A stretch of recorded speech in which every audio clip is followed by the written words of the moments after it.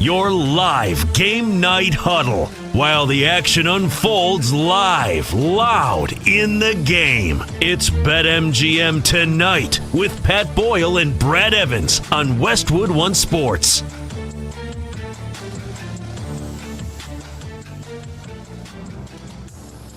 Hey-o!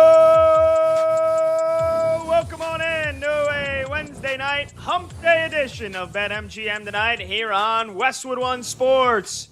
He's Brad Evans, and I'm Pat Boyle, and we are brought to you by BetMGM. Make it legendary. Download the app today. Please gamble responsibly.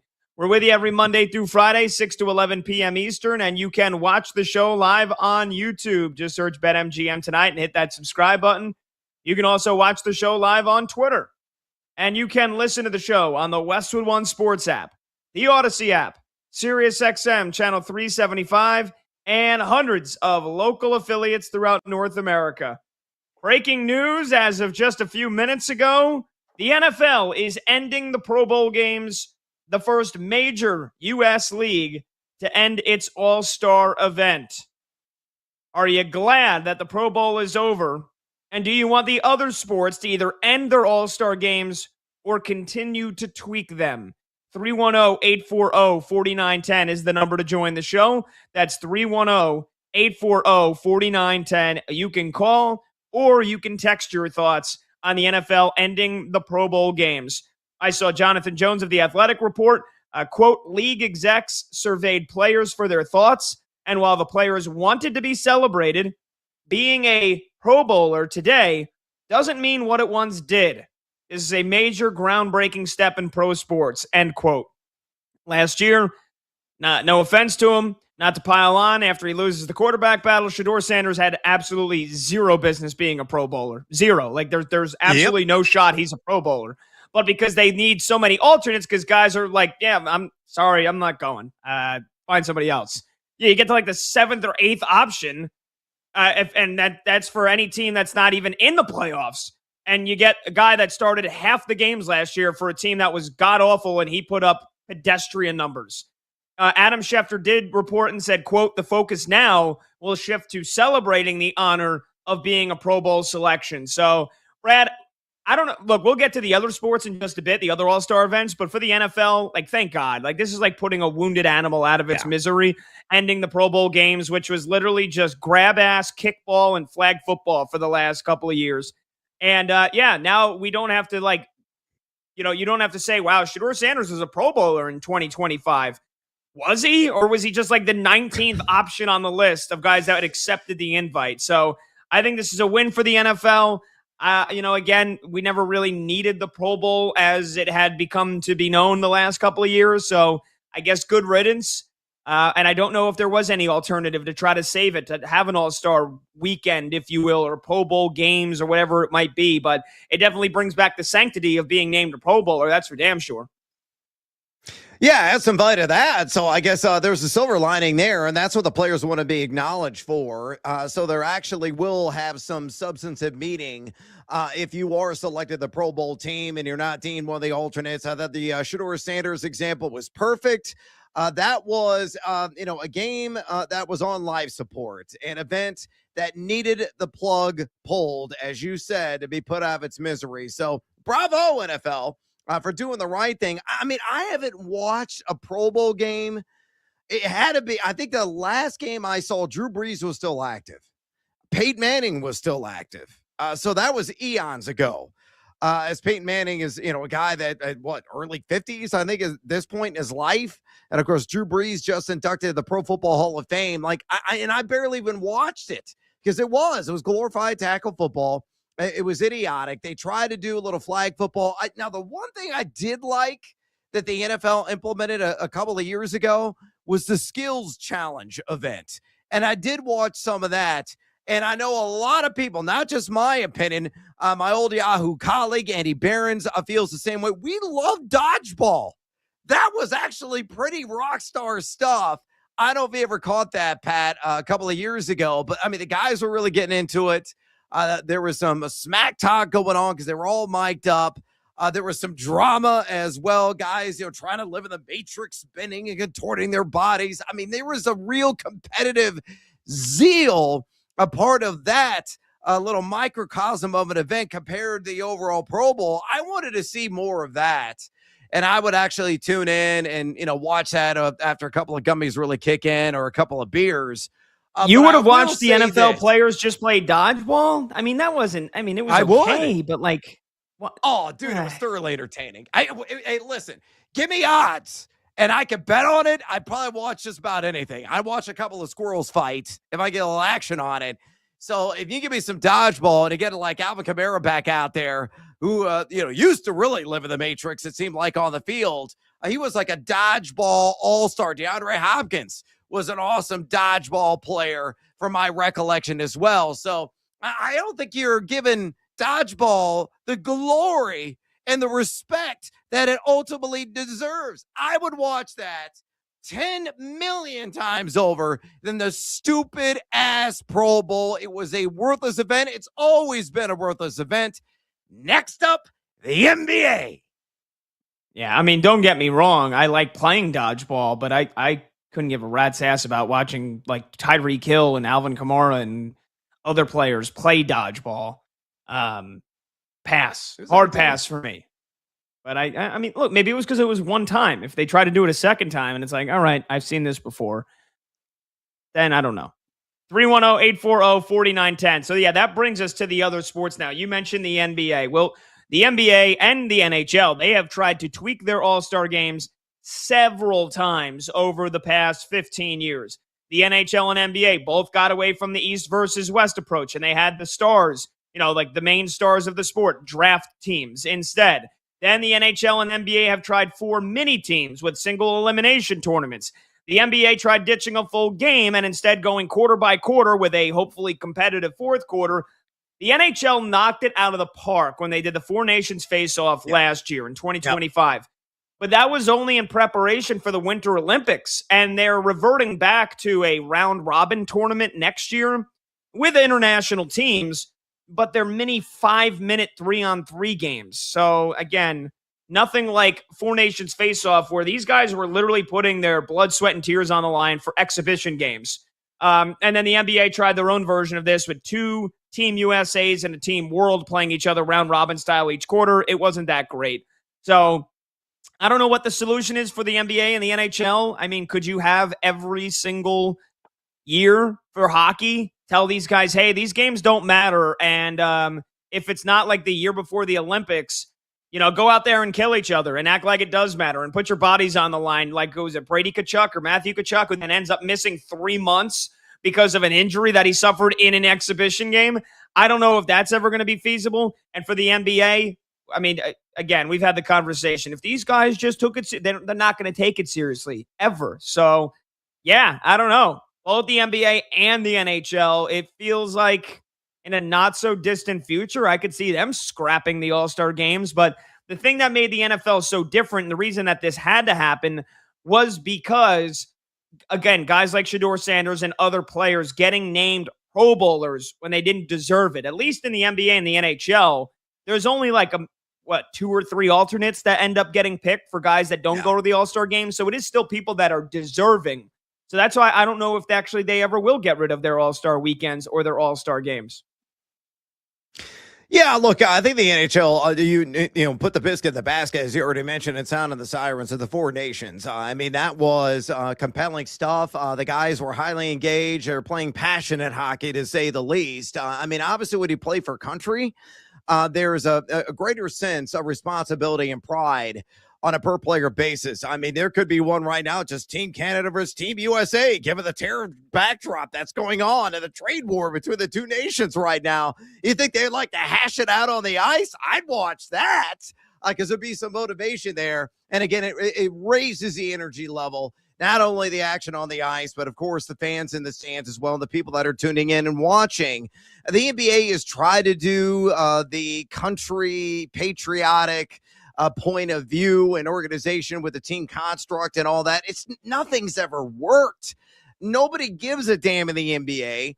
Everybody kind of like in the NFL, they're protecting their bodies. They're making sure they're not going to strain themselves, not going to push themselves too hard. There's no defense being played. It's just a dunk fest over and over again. If Nikola Jokic is out there throwing it down. You got to cancel the NBA All-Star festivities. I mean, that is a harbinger of terrible basketball right there as a prime example, because the guy has an outstanding, like, 5.5-inch vertical. But, yeah, the NBA, the one, I think only silver lining of the All-Star game is just bet the over. Because the total, no matter how high you set it, it could be like, 230.5. Somebody is going to crush the over because, again, defense, highly optional, usually finishes like 180 to 170. Ho hum. It's boring basketball. It's not remotely competitive. The NHL at least is getting some of it right, but the NBA has to be the next domino to fall. Put that game out of its stupid misery. Well, again, Brad, I give them credit for what they tried last year, or this, just this past February, right? They had the 2 Team USAs and the 1 Team World, and it was, before SGA got hurt, you were looking at a possible Team World of Wemby, and Luka got hurt. You were looking at Wemby, SGA, Luka, Giannis, and Jokic, and you had 3 of those guys are injured, right? We didn't see Giannis, we didn't see Luka, and we didn't see SGA. Imagine if that was a starting 5. That game might have been that event might have been more competitive. It might have been better. Might. I think it would make a big difference, and I think and here's what I said last year, or here's what I said in February. We talked about this, but like, you don't need the stupid round robin. Just do Team USA, our best players versus the Team World, and do a full game. None of this quarter by quarter garbage, right? I mean, if you do that and you can build it up and you tell these guys, hey, talk some smack, like, and at least take it a little bit serious, right? I mean, come on, like, these guys play in the summer, and I know they're playing pickup games that are more competitive than what the All-Star game looks like. So I think gone are the days of just jacking up half court threes and uncontested layups, and like you said, first team to 200 wins it. I think if you just do a Team USA versus Team World game in the NBA and you tell them, hey, guys, can you just freaking sell this, man? Can you just freaking sell it and play it hard for a little, even if it's only the second half, play the second half hard, and let's see if we can get a good competitive game, get some smack talk, get Wemby smack talking Jalen Brunson and the Knicks players, I'm looking at Anthony Edwards, get Ant-Man smack talking SGA, or Luka. Like, come on, they can easily drum that up and make that for an exciting event every year with how great the international players are in the NBA. So I disagree. I think the NBA can be saved. And then there's baseball, which is super boring every year. And they've stuck with the traditional National League versus American League game, which for over a decade now doesn't matter for World Series home field advantage anymore. It did from 2003 to 2016. I want baseball to get back to that. That's what I want. You can make the argument, well, with interleague play, the team with the best record really should be the number 1 seed and have home field advantage throughout the World Series. Yeah, but again, you have a cool little thing to do here. You want to take the All-Star game a little bit more serious. Guys will take their at-bats that much more serious because, again, this year was just a pitcher's fest. It's another, after one reliever after another coming in. They know they're only throwing 1 inning. They're getting work in. They're taking it serious. They're pumping 98. They're not throwing epheses up there, ready to be slammed back in their throat. But it just feels like the pitching has a major advantage because, I don't know. It doesn't feel like the hitters took their at-bats that seriously this All-Star game this season. So if you put home field advantage on the line, and then the drawback to that was, well, what about like a guy on the Rockies? What does he care? Okay, how many teams are realistically out of playoff contention at the All-Star break? Maybe 8? Very few. Look at the wild card standings with a month left to go in the season. There's still like 20 teams, 20 out of 30 that realistically have a shot at the playoffs. So I want the All-Star game to matter for baseball. That's how I would save it. And I already laid out my theory on the NBA All-Star game. But yeah, just going back to the news of the day, the news of the last 30 minutes here, NFL ending the Pro Bowl games, good riddance. Yeah, maybe the NBA, what they could do is, you're playing for charity. A team picks as a conglomerate, one charity they're going to play for. The other team picks their charity to play for. So you at least have some meaning behind it. It might be a motivational factor. Those guys want to go out there and perform to raise money for whatever cause that are important to them. Maybe that's the way you can add a little spice to it and help out people in the process. That makes a lot of sense to me. So Adam Silver maybe want to consider, throwing that on the table and see if the players would have an appetite for it. Yeah, I agree with you on the All-Star game in Major League Baseball. I used to watch it religiously. I really did. I haven't probably watched an entire All-Star game. God, it's been at least a decade, probably since it actually had some substance behind it with a home field advantage. And again, I remember those games that were highly competitive. Guys were out there giving mostly their all. Yes, even the Colorado Rockies players, even those players that are dregs of the keg like the LA Angels this season, they still want to go out there, represent their teams, represent their leagues, and hopefully they could benefit, maybe not them directly, but the people they're associated with in that moment in the end. So yeah, you just gotta have an ultimate goal. It can't be ratings. It can't necessarily be money driving it either. Like, oh, there's an added purse if this team wins the All-Star game for the players. No, they're already filthy rich anyway. Have it be something charitable. Just have some sort of meaning behind it and something that the guys can confidently take a victory lap on after the event wraps and be proud that they played in it. That's all we need. 310-840-4910. And remember last year, the MLB All-Star Game, the highlight was the swing-off, which Schwarber delivered for the National League. Yeah. But that's only if it ends in a tie. So either way, did you watch the Pro Bowl in the last 5 years? Are you glad it's ending like Brad and I are?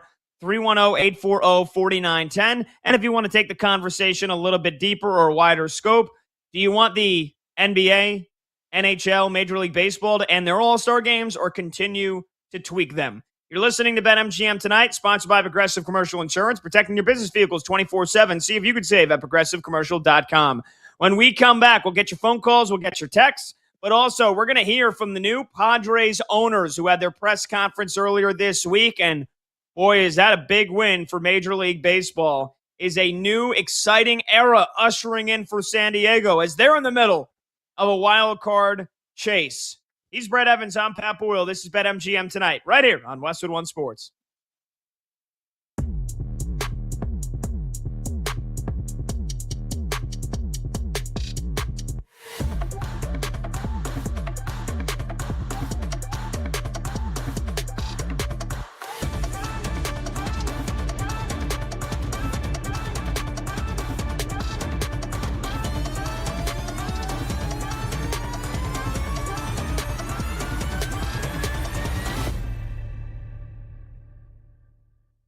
Haslam took control of the quarterback battle in Cleveland, right, Danny? Like, I have a hard time believing that Todd Monken sat down with his assistant coaches and said, you know what, the best thing for this team is to install Deshaun Watson as the starter, and then went to Andrew Berry and Jimmy Haslam and said, here's what we're going to do, guys. I very much believe, and it's cemented by the decision to start Watson week 1, that Jimmy Haslam went to Andrew Berry, and then Andrew Berry went to Todd Monken and said, hey, here's what we're going to do, whether you like it or not.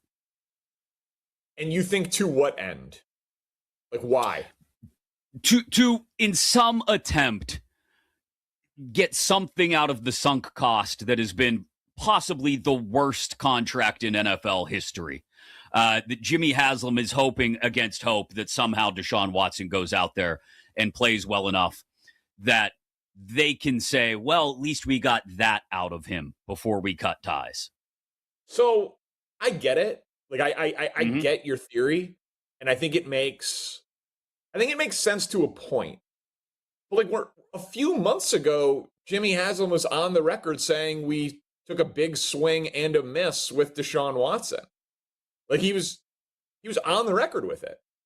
And they used 2 draft picks on a quarterback last year. And then after they made those draft picks with quarterbacks is when the owner said they made a huge miss on Deshaun Watson. So I think that it is very possible that Deshaun Watson is better than Shedeur Sanders. Flatly. Like, I think people overrate bad press conferences all of the time, and that was a bad press conference from Deshaun Watson. And to be very clear, that does not mean I think Deshaun Watson is good or is something that will be salvaged in Cleveland. I just happen to think that it is extremely likely that the former 12th overall pick, who's been in the league for 8 years or whatever it is at this point, who has a 4,800 yard season on his NFL resume, is better than a second-year, fifth-round pick. Like I haven't seen anything from Shedeur Sanders to suggest that he is a capable NFL starting quarterback. Now, does that mean that he has less value than Deshaun Watson to the Browns? No, because like Deshaun Watson will 100% not be on the Browns next year. And there is at least a chance that Shedeur Sanders will be competing for a job with a first-round pick or QB2 or whatever the case may be. But I do think it is easier to go from Deshaun to Shedeur than it is from Shedeur to Deshaun. And nothing from any of these guys in any of the preseason games, or frankly, the reports from reporters at Browns practice have seemed to indicate that either of these guys are any good. So I do think that Shedeur is obviously more likable. Like, that's obvious. But I think that the Browns are building a team that is ready for their next quarterback, but because of financial reasons, they can't move on from Deshaun quite yet. And since it's easier to go from Deshaun to Shedeur than the other way around, and 17 games is a really long time, I think the veteran is getting the first crack at it, especially with the first 2 games on the road, so he doesn't have to face the Browns crowd off of those comments in that preseason moment. So I think it's going to be, I think there's a chance you see 3 quarterbacks in Cleveland before this year is done. You know, the quarterback of the future is not on the roster. And so I think they're just going in order to start the year. Yeah, I'm curious to see. I don't know. How do you think it plays out as far as the game of quarterback musical chairs? Because it feels like it's set up, like you said, for Deshaun Watson to go out there and not have to deal with the tension of the Browns crowd the first 2 weeks, obviously. But and then maybe even show up against a Carolina team at home in the home opener week 3 and play well, right? And then the evil empire. If Deshaun is a 0, like if they get blown out by the Jags and the Bucks, and he's a 0, right? It's 1 touchdown against 4 turnovers and 2 double-digit non-competitive losses where the offense doesn't crack 300 total yards, right? Like if he's a 0, I think Shedeur starts the opener. If he's a 4 out of 10 and they are competitive but 0-2, my guess is he starts the opener and gets really booed.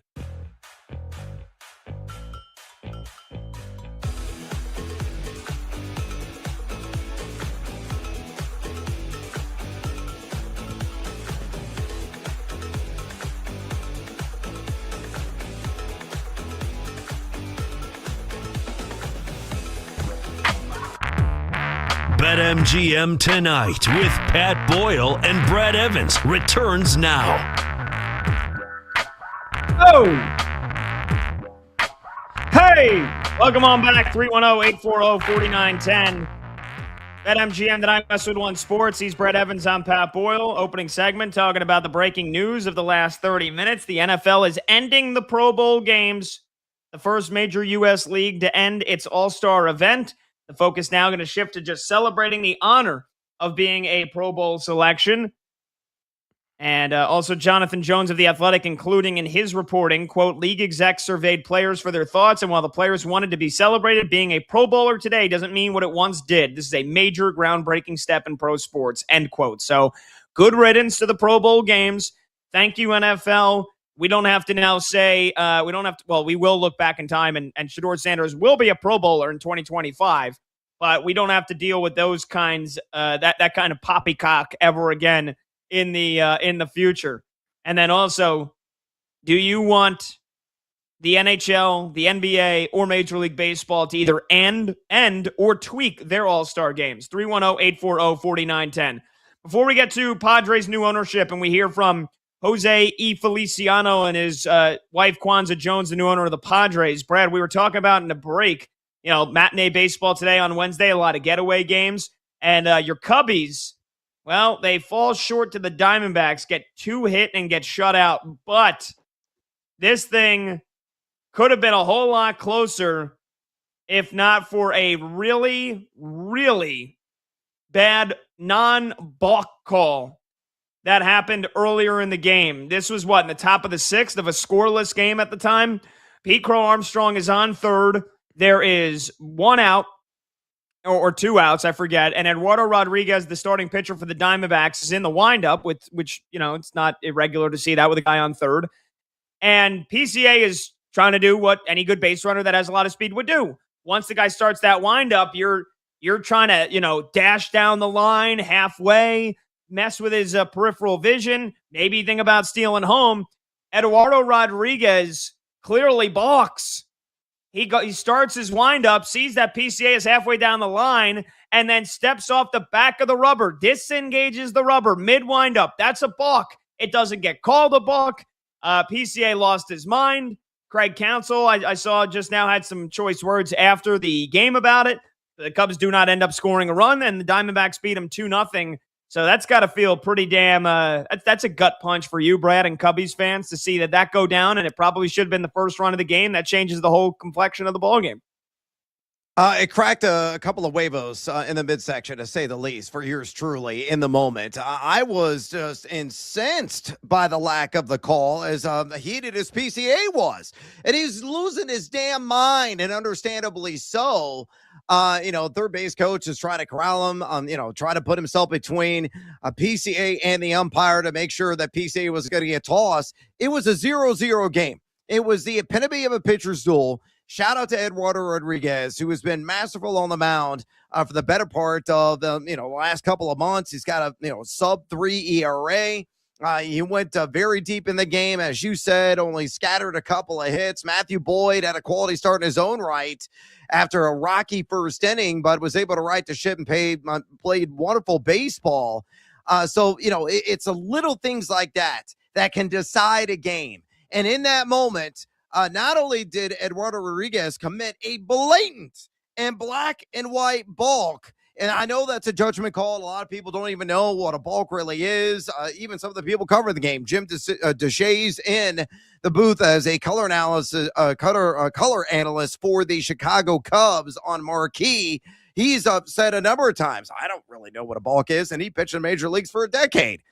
So again, it's a judgment call by every single ump that's out there, but that was, again, by definition, as clear as day a balk as his off his back foot, as you said, disengaged fully with the rubber. He's throwing off the dirt behind it in motion and still got it across the plate. Not only that, but the catcher, and there's a rule which I learned today, I didn't even realize it was something, a catcher can balk as well.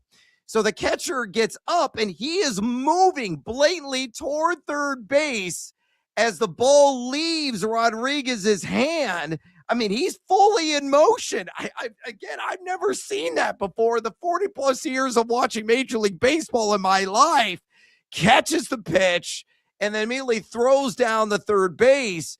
The third baseman wasn't covering PCA, but that was a kind of a warning shot of, I dare you to try to steal home. And then there was no call. So it could have been two balks. The obvious balk on Eduardo Rodriguez and an equally obvious balk on the catcher of the Arizona Diamondbacks as well. Both of those were not called. And as a result, PCA loses his damn mind. So does Craig Counsell. So is the Cubs third base coach. And, the umpires kind of let him talk. Because they gathered, they convened, and they had ultimately decided, there was no balk being called here at all. So they let the angst come out of the Cubs, and that kind of tells you everything, doesn't it? They seriously screwed the pooch on missing both of those ball calls, which could have swayed the game entirely. Yeah, big time. 310-840-4910. Combs puts the MLB balk rule in the show chat. 6.02, if there is a runner or runners, it is a balk when the pitcher, while touching his plate, makes any motion naturally associated with his pitch and fails to make such delivery. Well, I guess you could say he threw a pitch out, but no, it's the fact that he disengaged from the rubber while in the middle of his windup. You can't do that. You literally can't do that. And I know there's some pitchers that, like for me, Brad, my rocker step would be a step back. but you have to be engaged with the rubber with at least one foot at all times. And he takes his rocker step, his right foot is in front of the mound, and then steps off the back of the mound with his left foot. That's a balk. It's pretty clear and simple what a balk is. That's it. Combs also puts in the show chat, the pitcher makes any motion naturally associated with his pitch while he is not touching the pitcher's plate. There you go.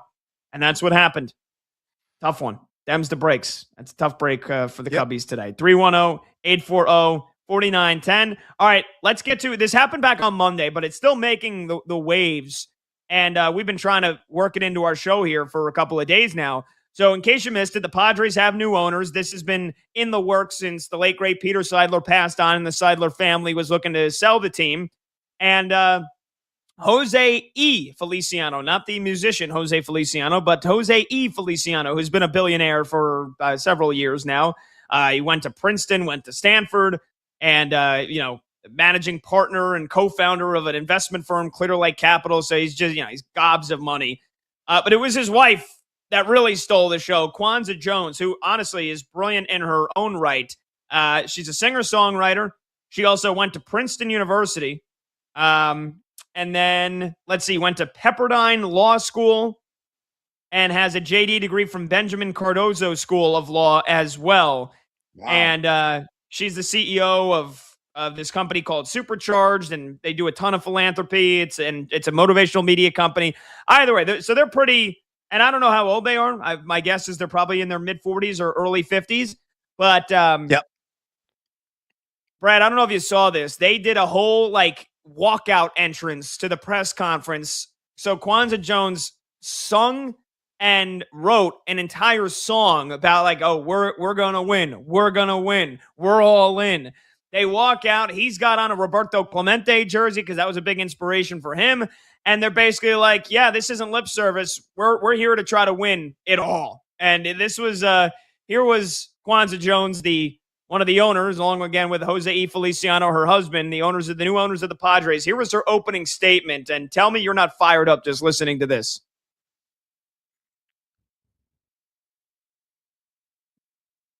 And go. And maybe not. Kwanzaa Jones opening statement, take two. So you all may be wondering, how does this work? Not the mic, this work. Thank you, Jose and Eric and AJ and all of the Padres team and all of you all for being here. When Jose mentioned we are, I'm paraphrasing, thrilled and overjoyed and excited, maybe those were my words, he said it with a little bit more reserve. I cannot even express it. It's very difficult for me to sit in my seat, but I'm going to stay here for just a minute because we've got to answer some questions. But I simply wanted to say thank you, because what happens, as you all know, and I say this often, no one succeeds alone. The Padres are not where we are. You see, now we're part of the family, so we get to say we. All those months when we couldn't quite say it yet, we're so excited now. We're not where we are without each other. We're not where we are without the leadership, without baseball operations, without the players, without the city, without the community, without the fans, without the front office, the back office, without the reporters and the press and the media. We need each other. And that's what Jose and I together have built a life on, understanding that it is together. It's pretty good stuff. Pretty good stuff, but Brad, let's hear another. This is where it really got good. Here is more of Kwanzaa Jones, again, the new owner with her husband, Jose Feliciano, and here is Kwanzaa Jones talking about going all in as the new owners of the Padres. And when we are all in, and you all heard the song as we walked in, we are all in. It's not lip service. Just as when you do the work that you do, and you do the work you do, and all of you all do the work that you do, we take it as a baseline that in everything everyone does, you're all in. And for Padres, we are. And we are absolutely committed to this organization, and we are absolutely overjoyed. And we understand, if you heard it, we're gonna win. We're gonna win. We're gonna win and win it all. We hope it's sooner rather than later. But again, I mean, we're gonna win. She's fired up, man. She's fired Yeah, up. man. Now, look, they had the money to prove it. $3.9 billion sale. That's the richest ever for a Major League Baseball team. Now, I mean, again, if the Yankees or the Dodgers were to get sold, it would blow that out of the water. But also, they've got the money to back it up. We knew that Peter Seidler was invested in winning, just this new era of Padres baseball. Again, where they've got record-setting attendance every single year. They've had over 3 million fans come to their ballpark since 2023. Just in 2022 was 2.9 million. I mean, they couldn't sniff 2.5 million in their team's history. You had to go all the way back to the Tony Gwynn years back in the early 2000s, the last time, and starting in 1998 when this team got to the World Series. And so when Peter Seidler injected so much money and made the commitment to winning big contracts to Fernando Tatis, big contracts to Xander Bogaerts, going after every big free agent pitcher and reliever and going in, it feels like at every trade deadline, well, they're looking for that elusive World Series title, but they've made the playoffs 3 out of the last 4 years. They got to the NLCS in 2022, and they're in good shape, at least right now, to make the playoffs again here. So with this new ownership in place, and it's not just these two, this married couple now, the Padres' new owners, they've been joined by the Buss brothers, the former Laker executives, and it feels like this could really maybe start to threaten the dynasty in the National League that has become the Dodgers, especially, Brad, with what we talked about last week, all the uncertainty right now around Mark Walter and the Dodgers ownership. This Padres fans got to be feeling like, hey, we're going to be here for the long haul. This team is going to be spending top 5 in payroll every year, and we're going to be a contender in the National League for years to come, right? Or they could be the New York Mets with Steve Cohen. No, they're not going to be the Mets. I truly believe that's not going to be the case. I mean, yeah, I know the Mets spent an incredible and exorbitant amount of cash, $300+ million, and they have been the dregs of the keg. They've been, not even close to like Keystone Light in terms of dregs of the keg. They've been terrible. And that organization is ultimately cursed. But the great thing about San Diego is this. One, as you already laid out, Petco Park is amazing. I've been to a couple of games there in my years on this planet, and I've thoroughly enjoyed attending. It's a beautiful ballpark. It's got a lot of character to it. So, yeah, as you mentioned, it can easily be well attended every single year. They're going to put butts in seats, especially with the upgrade, the product on the field. Too, the climate is ideal, right? You're a Mediterranean climate there in SoCal. The weather is always, 99 out of 100 times perfecto. Sunshine, brilliant sunshine, not overly hot temperatures, nice and cool in the evenings. It is an enjoyable experience. Got the Gaslamp District right down the street from Petco Park there in downtown San Diego as well. That's always a hot area full of bars spot and restaurants. Oh, it's a tremendous place, man. So, if I'm a big budget minded free agent and I'm hitting the market with this new ownership, with their excitement, with their zeal and their commitment to spending into a franchise they want to turn into a winner and win a World Series, you would think on your very short list, you might have like 3 to 5 teams. San Diego has got to be one. And they have some key players under contract that are still there. Like Fernando Tatis has suddenly found his power stroke again. He's launching. Their bullpen's been awesome for the most part all season long. Starting rotation's been pretty damn good as well. Like San Diego's very much in the mix, not only this year, but they're going to be in the mix for years to come. So, I would be exuberant. I would be ecstatic if I'm a San Diego Padres, if I'm a Friars fan right now with this new ownership and, all the entertainment and everything else that they're going to be bringing to the ballpark, it's just going to be an awesome, awesome experience for patrons that go to Petco. 310-840-4910, the phone number to join the show. We have a quick text here, Brad, to get to.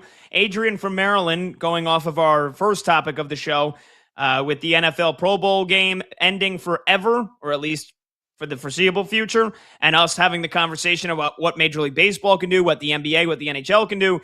Adrian from Maryland texts in, baseball is the ultimate all-star game. It's the only one that mirrors a regular season game. Yeah, but it's kind of boring. That's fair. But this year's game was boring. It is fair, but it was boring. And last year, if not for the swing off, would we even have been talking about it? So, I mean, just make it count. Who's against having the game count? Brad, would you be angry if all of a sudden the All-Star game counted for home field advantage in the World Series?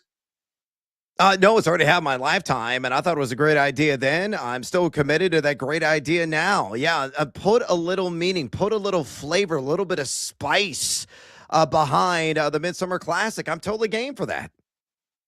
All right, great.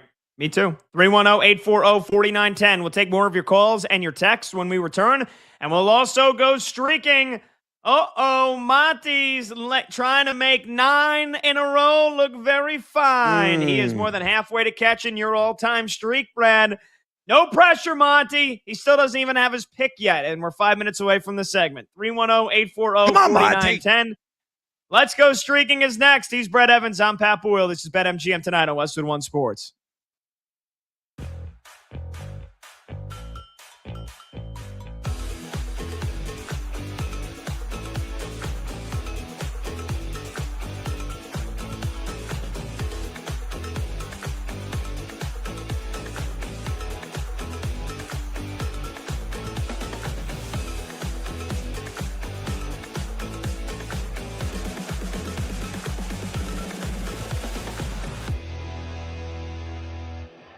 I'll power rank NFL regression candidates here on Westwood One Sports. I've got 5 in mind, so why not just jump into the list? And we'll count them down from 5 to 1.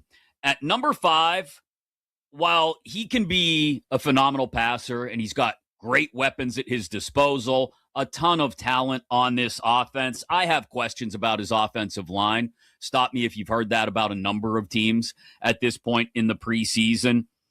Jared Goff at number 5 for me as a candidate for regression in 2026. When he's operating inside a clean pocket, things are great. And he doesn't necessarily melt down under pressure. He doesn't. He's actually, some years, been one of the better quarterbacks in the league despite pressure. But against these defenses, Brian Flores' defense in Minnesota, you would hope some increased pressure from the Bears defense and the number of turnovers they caused last year. Maybe that could be something to talk about as far as regression goes. And the Packers, once Micah Parsons is healthy, defenses that can create pressure, can get in Goff's face, know how to scheme against him. If anybody is generating immediate interior pressure, especially against Jared Goff, and busting up that pocket, not letting him work through progressions, turning up the speed on his decision-making, it could lead to a natural drop in some of that downfield accuracy that we've seen from Goff, even with all those weapons at his disposal. So my number 5 candidate for regression in the NFL in 2026, Jared Goff, Lions quarterback.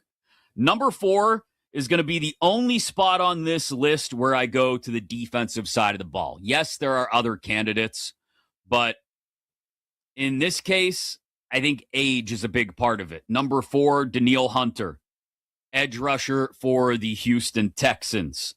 Pass rushers on the wrong side of 30. The drop-off can happen like that in an instant. Yes, he's working with Will Anderson Jr. on the other side. Yes, they felt nearly unstoppable last year. And yes, I still think the Texans' defense is going to be good. But I don't know if we get the same sack totals this year.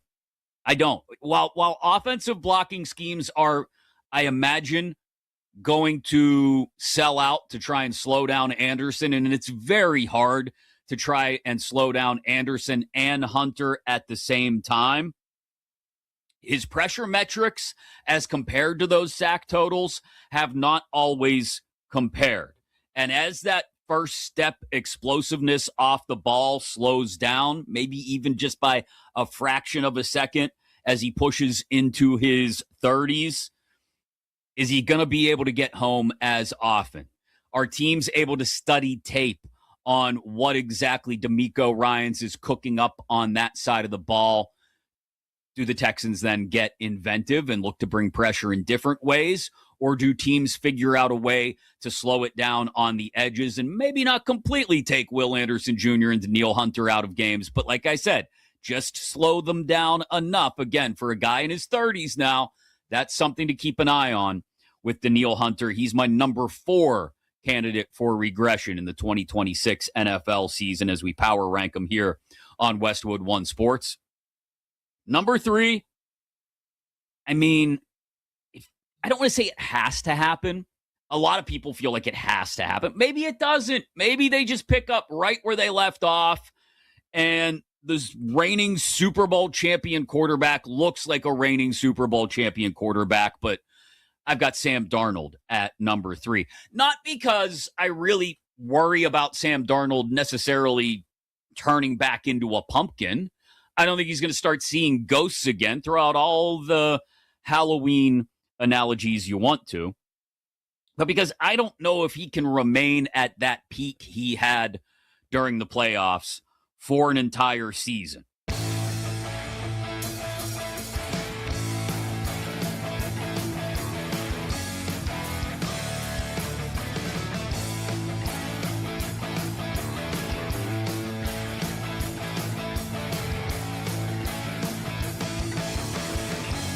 BetMGM Tonight with Pat Boyle and Brad Evans returns now.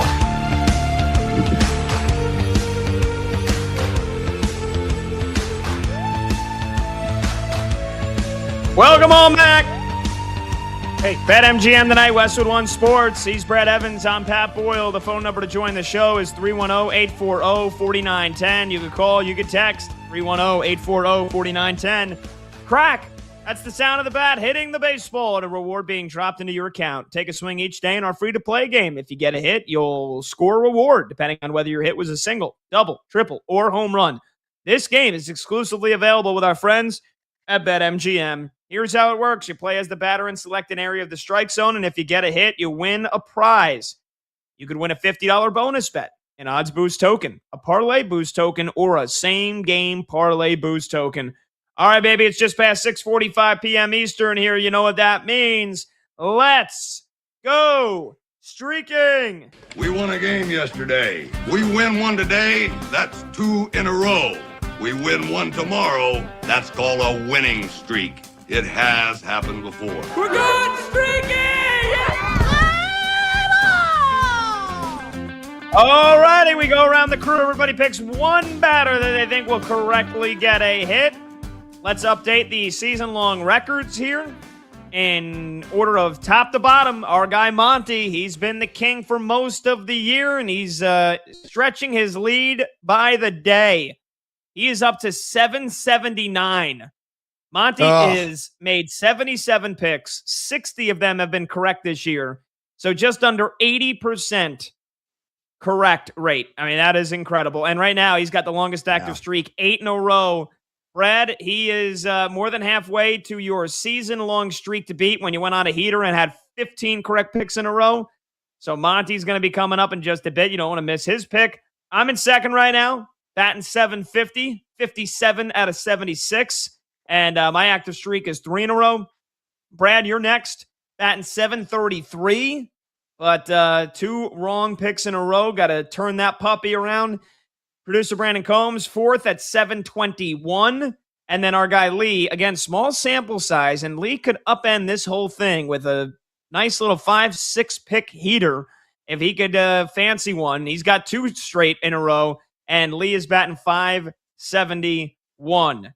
All righty. Without further ado, let's get it rocking and rolling here on a very busy Wednesday in Major League Baseball. I'll kick us off. I'm going for 4 in a row. Give me Cody Bellinger as the Yankees play the Houston Astros. Yesterday I went to the other side, took Dalton Varsho. Tonight I'm going with a Yankee. Peter Lambert on the mound. He's been a revelation this year, one of the unsung heroes for this Astros revival. But Cody Bellinger has faced him quite a bit, and he has owned him quite a bit. 4 for 9 lifetime with a home run. Bellinger in just his 3rd game back from his 2nd IL stint of the year, but he looks like he hasn't really missed a beat. Had a big home run last night. 2 hits in the 2 games since he's been back. And I mean, look, for what it's worth, if you want to go back to, the end of July when Bellinger was still playing, he is on an 8-game hitting streak, and he's gotten a hit in 15 of his last 16 games. So missing a month with a hamstring injury, not enough to slow down Bellinger. He's batting cleanup tonight in Yankee Stadium. Give me Cody Bellinger to get a hit and push my streak to 4. All right, Brad, who you rocking with? I'm going to go with the South Side. I'm going to go with the Randall Grichuk of the Chicago White Sox, a guy that tears lefties a new one, and he is going to be facing a southpaw pitcher tonight, the Texas Rangers' Mackenzie Gore, who he's got an outstanding history against, 5 for 9 lifetime against Gore. Grichuk has also gotten a hit in 6 of his last 9 games. Nice. He's batting .417 over the last 15 days. He's batting .320 against left-handers with a 1,017 OPS. And on top of that, Gore, a 5.42 road ERA. For the love of the baseball gods, Randall Grichuk, please give me a hit. I got to break out of this funk. All right, so it's Grichuk for Brad. Let's go to producer Brandon Combs, looking to make it 2 in a row. Combs, who is the man for you tonight? I'm going to go out to, I don't even know where it's at, but whatever ballpark the homeless A's are playing at, Sutter Health, the minor league ballpark that they play at. I'm going to take Minnesota Twins, Cody Clemens, lefty, going up against JT Ginn. JT Ginn has given up 108 hits in his 126 innings pitched. Out of those 108 hits, 68 of them have been to lefties. Cody Clemens hits for power. I like Cody Clemens in this ballpark against JT Ginn. All right, there you go. Cody's son, Roger's kid. No, actually. Yeah. All right, and finally, let's go to our VP, our video producer, Michael Montgomery, a.k.a. Monty, the owner and operator of batters-box.com. 8 in a row, looking to make it 9, the season-long king. Monty, no pressure. Who's the pick? No pressure for me or Gunnar Henderson tonight. Hopefully he kind of has a better year than he's had so far. We'll see. 7th highest rated hitter on my board today with an elite matchup against Michael McGreevy of the Cardinals. McGreevy really struggles with lefties, 44% hard hit rate, 11% barrel rate on the season. Henderson, like I said, kind of struggled this year, but as of late, doing better. Last 30 plate appearances against right-handed pitchers, hitting .292 with an .891 OPS and 82% contact rate. So definitely want him to put the ball in play and not swing and miss. 2 trends I like. 276 games with an elite rating for Gunnar, getting a hit 68% of the time. And then McGreevy has faced more than 50 hitters with an elite rating. 72% of them have gotten a hit. So the trends say it'll work out, but we'll see what happens. All right, and that game is at 7:45 p.m. Eastern at Busch Stadium. So we'll have all eyes on Gunnar Henderson and all eyes on Monty as he hopes to run his streak tonight. Finally, let's get to our guy in our Westwood One studios, Lee DeLapp. Hey, Lee, looking for 3 in a row. Hey, Who you taking? Hey, guys. I'm going with you, Brad, on the game against Mackenzie Gore in San Diego. In Chicago. What am I saying? Miguel Vargas. I'm going with my guy, Miguel Vargas. They've moved him for the 10th time this season from the 3-hole to the leadoff, which isn't great, but he is great against righties, and Gore struggles against righties. Vargas also does significantly better at night games and at home. So Miguel Vargas, my guy, tonight. Beautiful. Brad, if all 5 of those guys get hit, Bellinger, Grichuk, Clemens, Henderson, Vargas, what kind of odds, what kind of payout would we be looking at with our friends at BetMGM? What are the odds on that? Oh, you're looking at a cool plus 496. As always, fade or follow, that is up to you. All right, we're going to talk to the 11-year NFL veteran wide receiver and now newly retired Allen Robinson. Coming up next, going to talk to him about all things football and some of the former teams that he played with. Allen Robinson joins us next here on BetMGM Tonight.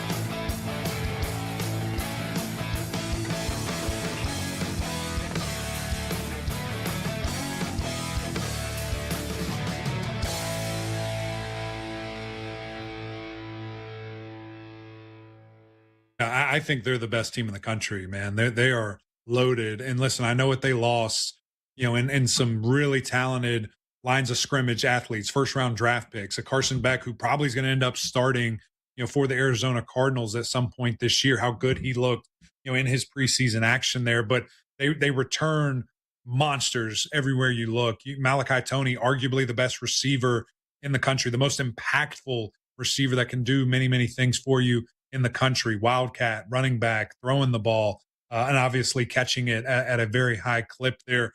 Mark Fletcher proved in that playoff run a year ago when they got to the national championship, he's one of the best backs in all of college football, and he's ready for more. That entire running back room, everybody's back there. You look on the defensive side of the ball, they lost Reuben Bain, who is a generational talent. They lost Akeem Ezador, who was fantastic. Bad news. They've got 2 5-stars waiting to fill their place. They bring in an all SEC caliber guy in Damon Wilson. Like there is so much talent on this team. And I didn't even reference the secondary yet that I think is going to have a couple of first round draft picks and a couple of first round draft pick defensive linemen that I've seen projected as well. So this team is loaded. And then you add the second best passer in the country a year ago in Darian Mensah in regards to passing yards and passing touchdowns. I think he's maybe not quite Cam Ward. I think he's better than Carson Beck. This is going to be the most explosive offense in the country with an elite defense. So the Hurricanes, absolutely, right back to national championship pursuit mode.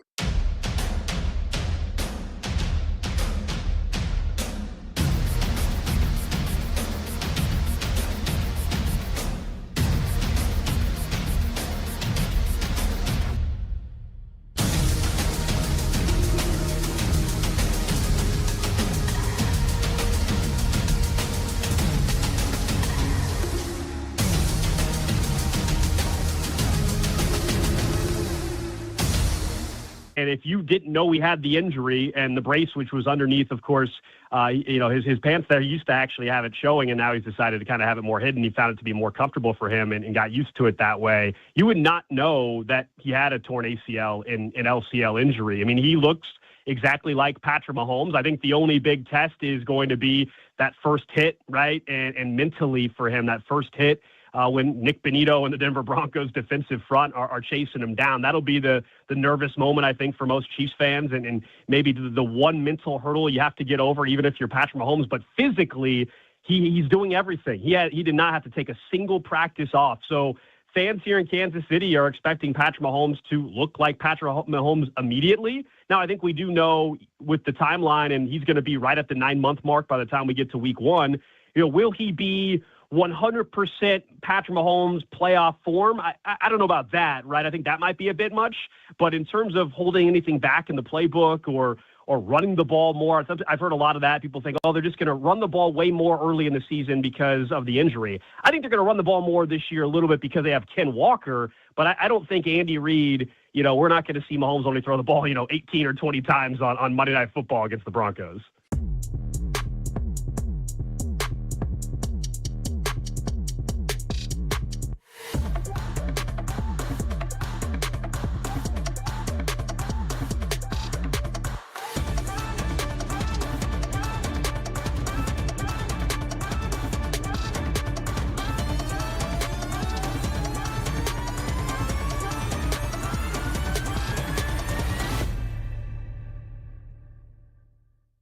This might be something I consider putting some future money down on, like right now, like as soon as I'm done talking to you. Dejon Stribling, 10-1 to win Offensive Rookie of the Year at BetMGM, given all the glowing reviews of his work at training camp and the positives we've seen out of the first 2 preseason games. When you consider the fact that Mendoza's looked a little shaky, and who knows when he's actually going to take over and start, considering, like I said, we think Cam Ward is going to take a step forward in Tennessee, but does that necessarily translate to a big Carnell Tate year? And considering, as much as I love him, pun intended, Jeremiah's status in Arizona, I don't think that's a bad look. 10-1. Offensive Rookie of the Year right now for Dejon Stribling at BetMGM. while the action unfolds live, loud in the game. It's BetMGM Tonight with Pat Boyle and Brad Evans on Westwood One Sports. Throws to Robinson in space, gets away from Reed, swings it back to the near side of the field. It's wide open. 40, 50, near side 45, cuts back to his right to the 40, 35, to the 30. Allen Robinson with a highlight film run to the 20, 10, 5, touchdown Penn State. Allen Robinson starts from the far side of the field, then swings it to the near side of the field, brings it back to the far side of the field, and Penn State's on the board. This is why he's all Big Ten. Allen Robinson heading to the corner, touchdown. Here's Hackenberg. He's going to go for it right here. And Robinson comes down with it at the 1-yard line. Another Nebraska blitz. LeBlanc throws off his back foot. It's caught by Allen Robinson. Inbounds at the 29-yard line of Nebraska. The San Francisco 49ers have traded the 61st pick to the Jacksonville Jaguars. And with the 61st pick in the 2014 NFL Draft, the Jacksonville Jaguars select Allen Robinson, wide receiver, Penn State. Allen Robinson, he's so quick off the ball. He's a possession type receiver. He's got the size and the speed that you love. First and 10 right here to get around Cornell outside. What a catch. Was he inbounds? It was a good try by Robinson. He stabs it. Nice catch. 16-yard pickup to the 34 of Houston. Run off the board. It's first and 20. Bortles to the air this time. Down the sideline for Robinson. He's got it. It's a foot race. Robinson and Browner. And it's Robinson who wins it. Touchdown Jacksonville. His 14th touchdown of the season. Goes to the end zone. He's got a man. And caught for the touchdown, Robinson. Action down the middle of the field. It is Robinson into the end zone. Touchdown, Chicago. There's heroes and there's legends. Heroes get remembered, but legends never die. This is my legacy,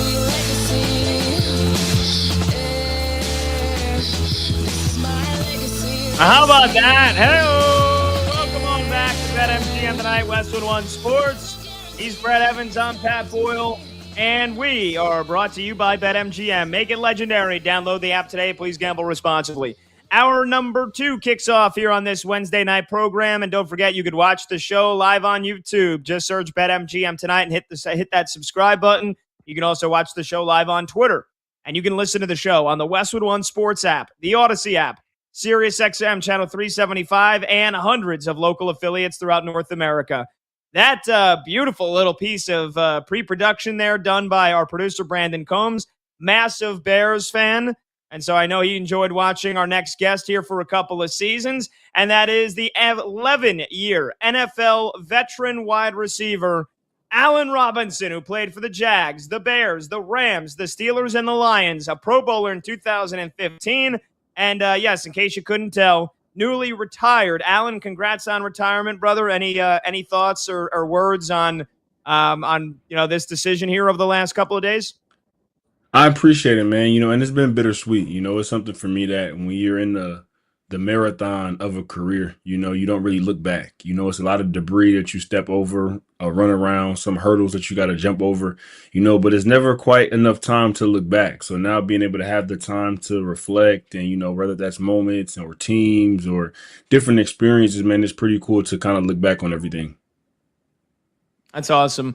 All right, let's get right into it, Allen. I know you played wide receiver, but let's start with some QB battles that have been the big news this week. In Cleveland, the Browns are going with Deshaun Watson, and Shedeur Sanders is going to be the backup. Do you think the Browns made the right decision going back to Deshaun Watson, and why? Well, firstly, I'll say are quarterback battles in the NFL ever really quarterback battles? And I say that as a person who played receiver, they tend to have their mind made up pretty early on, when it comes to QB1 and QB2 and how that's going to shake out. So I'm not surprised by any means. Obviously, we know what Deshaun Watson's contract is, but at the same time, I think that it's always the number one guy's job to lose, you know. So I don't think Shador did enough as far as in the preseason, in the games, to really be able to solidify that when you have a veteran quarterback who can maybe help develop some of the younger skill position guys that they've drafted over the past few years. You know, I think that's the direction that they went in. Okay. All right. So you think that this was basically predetermined before training camp even begun, that it was Deshaun Watson's job? Well, it was his job to lose, you know, and I don't think Shador did enough to Right. win the job. And obviously, as the season progresses, you know, if they aren't doing well, you could always bring him in, you know, rather than starting the younger guy and then trying to bring in the veteran. I think for them, you know, it will be a soft landing regardless if they aren't doing as well. They can come in and play some younger guys as they did last year and get a set of eyes on them going into next season. Okay, fair point. Alan, not necessarily, and this kind of goes exactly in line with what you were saying. I guess not necessarily a QB battle in Vegas because it seems inevitable that Kirk Cousins will be the starter for the Raiders, but new head coach Clint Kubiak hasn't named him the starter officially yet.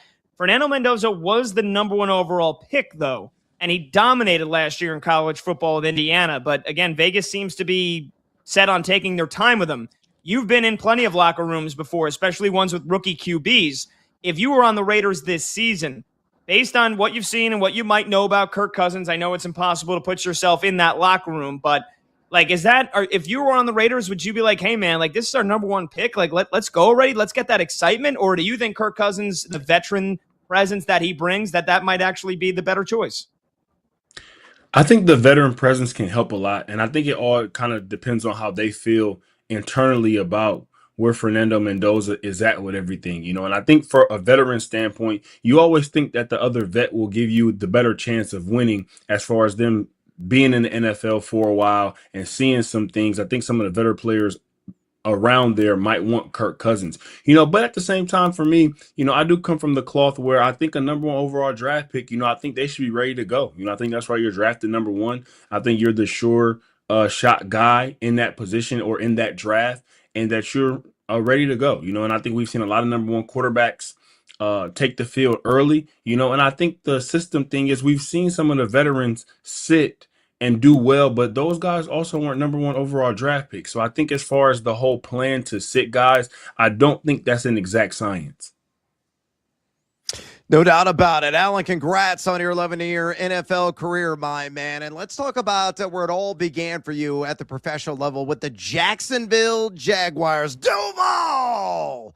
The analyst consensus right now seems very split on how this team will perform this year. The defense could be a bottom half unit, though the offense, as we all know, is capable of piling up the points under Liam Cohen's direction. Where do you stand on the Jags? If I said the over-under at 8.5 wins, what would you say? Also, are you buying into the Parker Washington hype? It is deafening right now in the fantasy football community. I will go over 8.5 wins. I think that when you look around at their division, I think their division is wide open. And I think for them, they have one of the more healthier and groups that are coming back together. When you look at bringing Trevor Lawrence back, Jacoby Meyer, you have Brian Thomas Jr., you have Parker Washington. You're bringing back the centerpieces of your offense in another year together. And also, those guys are healthy. When you look at Indianapolis Colts, you know, they just brought in Keenan Allen because one of their receivers has been down throughout training camp. You have a Daniel Jones who is coming off of an injury. I mean, obviously, we saw those guys have a lot of success early in last season, but you don't have some of the injury bugs or like Houston. Houston had a receiver go down in training camp. They have Tank Dell coming off an injury. So when you look across the board in their division, I think they're primed to be able to win the division just based on what's going on around them. Yeah, and I'm telling you, man, Parker Washington has been incredible so far in training camp, and a really good pickoff. Yeah, where he left off in the second half of last season. So, yeah, that offense should definitely hum. Now, let's talk about another team that you played for, my Chicago Bears. Thank you for your service there in the Windy City. There are many who believe Ben Johnson's crew are going to regress this season after last year's incredible breakout campaign. What are your thoughts on Rome Odunze, Luther Burden, who returned to a light practice today coming off that groin setback, and Colston Loveland? Do you think Johnson was sipping the good stuff when he said that this could be the highest scoring offense in NFL history. Scout Chicago, and I have fingers and toes crossed. You're going to say something positive. Don't let me down, Alan. Being honest, when it comes to regression, I think that can be looked at a couple of different ways. Do I think they'll have the same exact record as they did last year? I think that's pretty tough. But I think when you look at the overall relationship between Ben Johnson and Caleb Williams, I think that's going to get better.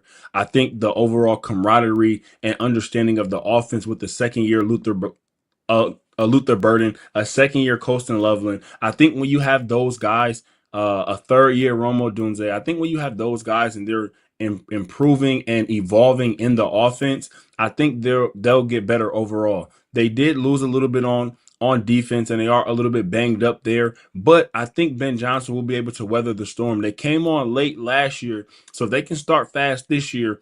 Ben Johnson is one of those coaches where once he gets around November, December, you're going to see his teams play their best ball. So I think if they can start out hot this year, they'll have a phenomenal season. Ooh. We're talking to the now former 11-year NFL veteran wide receiver Allen Robinson here on BetMGM tonight. Westwood One Sports. He's Brett Evans. I'm Pat Boyle. Allen played for the Jags, the Bears, the Rams, Steelers, and the Lions. Was a Pro Bowler in 2015. So, Allen, going with the big news, I don't know if you saw it about an hour ago, the NFL came down with breaking news right before the show that they are ending the Pro Bowl games, with certain players saying that being a Pro Bowler doesn't mean what it once did. No offense to him, Shedeur Sanders didn't belong as a Pro Bowler last year, but it was as a circumstance. They needed somebody to go to the Pro Bowl game. So you were a Pro Bowler in 2015. How do you feel about the news that the Pro Bowl is no more? I would agree as far as what it means to players. I think when you overall look at even with them adding games and even looking to add more games, I think that takes a little bit away from the Pro Bowl. It's already a long season. So when you look at now, after 17 games, after a potential 18 games, who wants to play in another game and just, have that kind of wear and tear on their body, no matter if it's flag or not. But for myself, I was able to have one of those experiences where the Pro Bowl was still in Hawaii. It was just a little bit different atmosphere around the Pro Bowl. Then, it was an honor to play to play with those guys across the league, to be out there in Hawaii, just to kind of, talk football for a week with some of the greats and some Hall of Famers being out there. So it was a phenomenal experience, but obviously that has changed over the years, and I'm not surprised. I don't think it'll go away forever. I think they may come back with a different kind of a modified version of something, being able to highlight some of the best guys around the league. But this is not a surprise to me because I do think some of the juice has been taken away from the Pro Bowl a little bit. Yeah, no doubt about it, Alan. Hopefully you enjoyed some Mai Tais while you're in Hawaii back in the day. Represent there the Pro Bowl as well. They're downright delicious on that part of the world. Alan, one of the last teams you played for, the LA Rams, are the prohibitive favorites to not only win the NFC, but also this year's Super Bowl.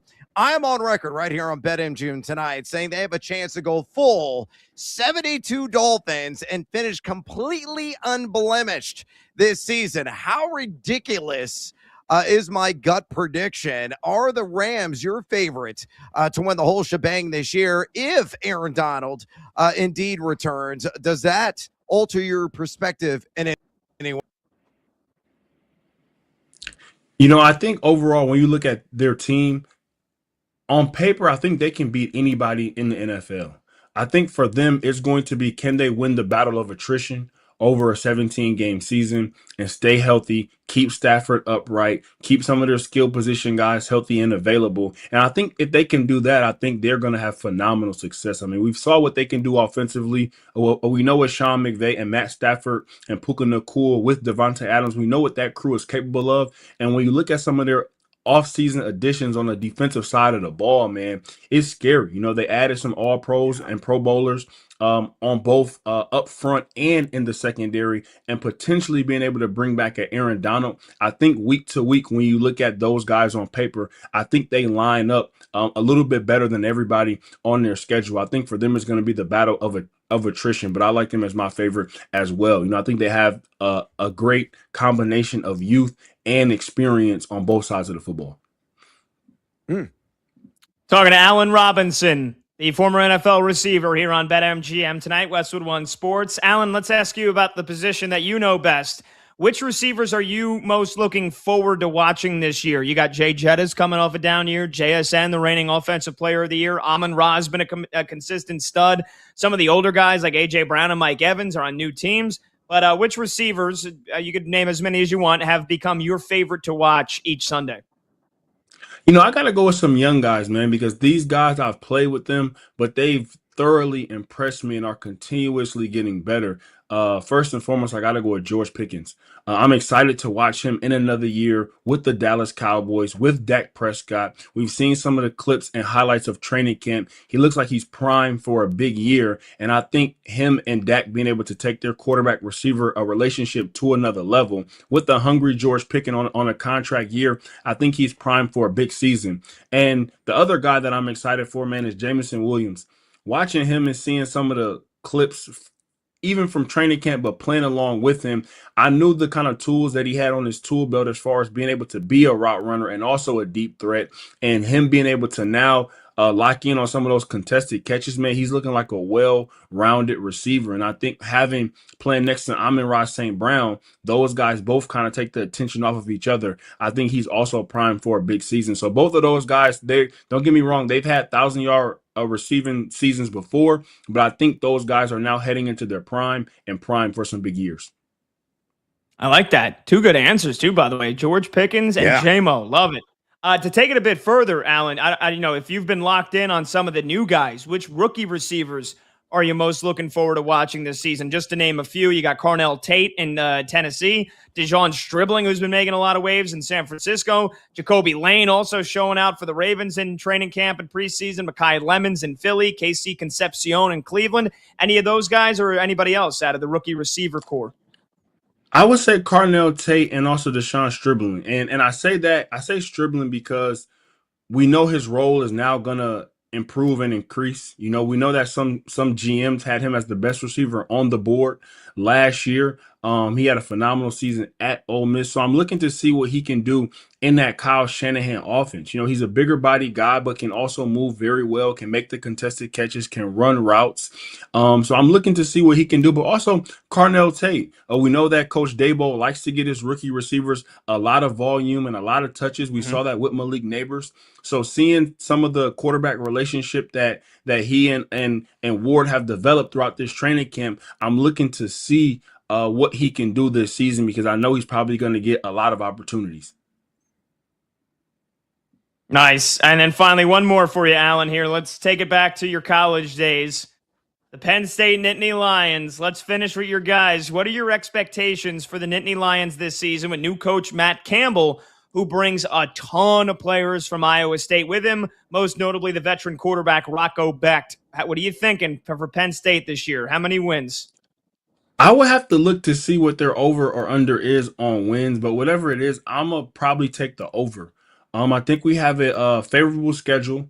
I love what Coach Matt Campbell is doing. I love the message that he preaches to the team.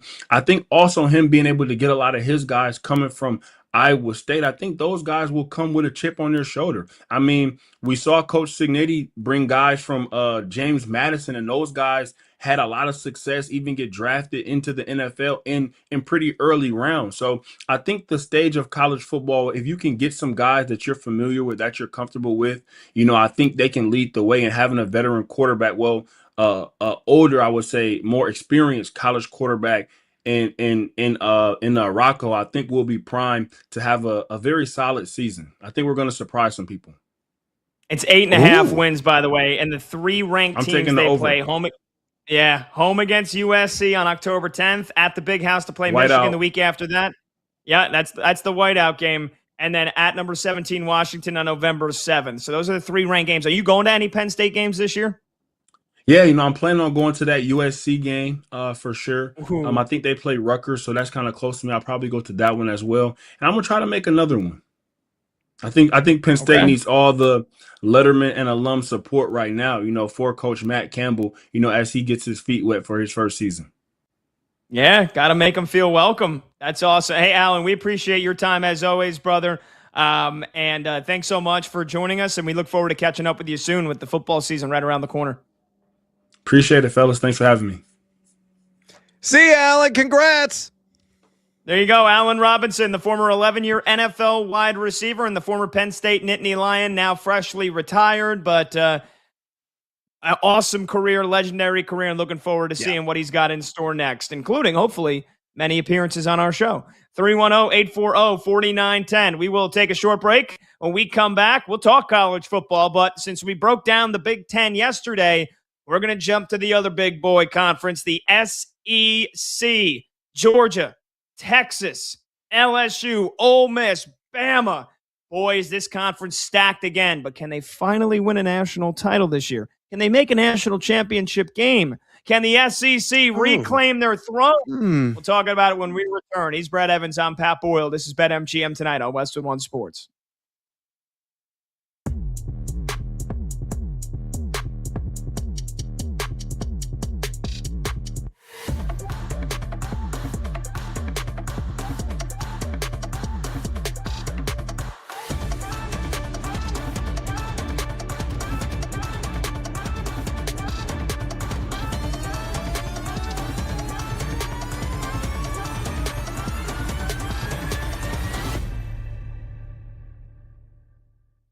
Haslam took control of the quarterback battle in Cleveland, right, Danny? Like, I have a hard time believing that Todd Monken sat down with his assistant coaches and said, you know what, the best thing for this team is to install Deshaun Watson as the starter, and then went to Andrew Berry and Jimmy Haslam and said, here's what we're going to do, guys. I very much believe, and it's cemented by the decision to start Watson week 1, that Jimmy Haslam went to Andrew Berry, and then Andrew Berry went to Todd Monken and said, hey, here's what we're going to do, whether you like it or not. And you think to what end? Like, why? To in some attempt, get something out of the sunk cost that has been possibly the worst contract in NFL history. That Jimmy Haslam is hoping against hope that somehow Deshaun Watson goes out there and plays well enough that they can say, well, at least we got that out of him before we cut ties. So I get it. Like, I get your theory, and I think it makes sense to a point. But like, a few months ago, Jimmy Haslam was on the record saying we took a big swing and a miss with Deshaun Watson. Like, he was on the record with it. And they used 2 draft picks on a quarterback last year. And then after they made those draft picks with quarterbacks is when the owner said they made a huge miss on Deshaun Watson. So I think that it is very possible that Deshaun Watson is better than Shedeur Sanders. Flatly.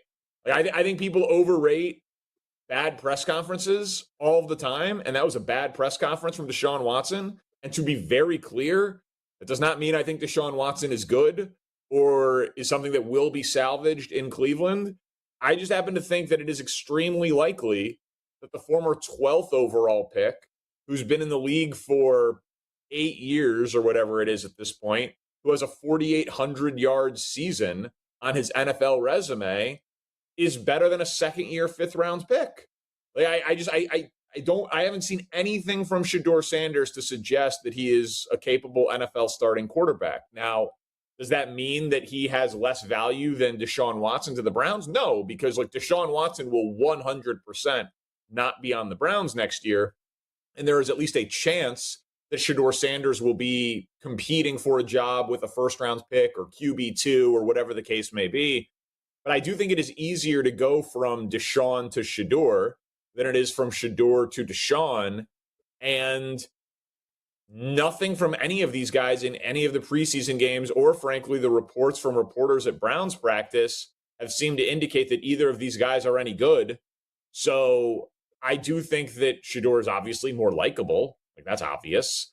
But I think that the Browns are building a team that is ready for their next quarterback, but because of financial reasons, they can't move on from Deshaun quite yet.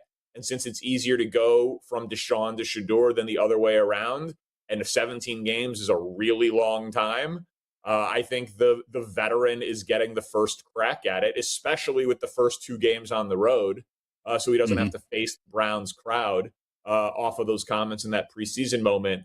So I think there's a chance you see 3 quarterbacks in Cleveland before this year is done. The quarterback of the future is not on the roster. And so I think they're just going in order to start the year. Yeah, I'm curious to see. I don't know. How do you think it plays out as far as the game of quarterback musical chairs? Because it feels like it's set up, like you said, for Deshaun Watson to go out there and not have to deal with the tension of the Browns crowd the first 2 weeks, obviously. But and then maybe even show up against the Carolina team at home in the home opener week 3 and play well, right? And then the Evil Empire. If Deshaun is a 0, like if they get blown out by the Jags and the Bucks, and he's a 0, right? It's 1 touchdown against 4 turnovers and 2 double-digit non-competitive losses where the offense doesn't crack 300 total yards, right? Like if he's a 0, I think Shedeur starts the opener. If he's a 4 out of 10 and they are competitive but 0-2, my guess is he starts the opener and gets really booed.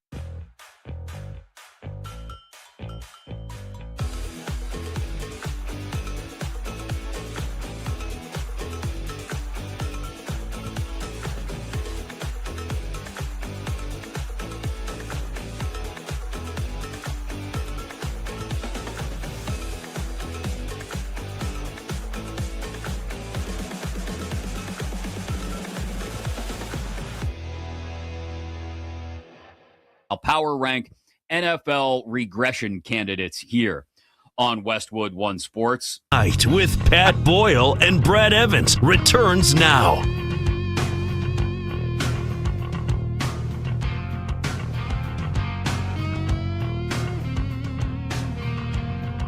Oh! Hey! Ho! Hey! Welcome on back. BetMGM tonight, Westwood One Sports. He's Brad Evans. I'm Pat Boyle.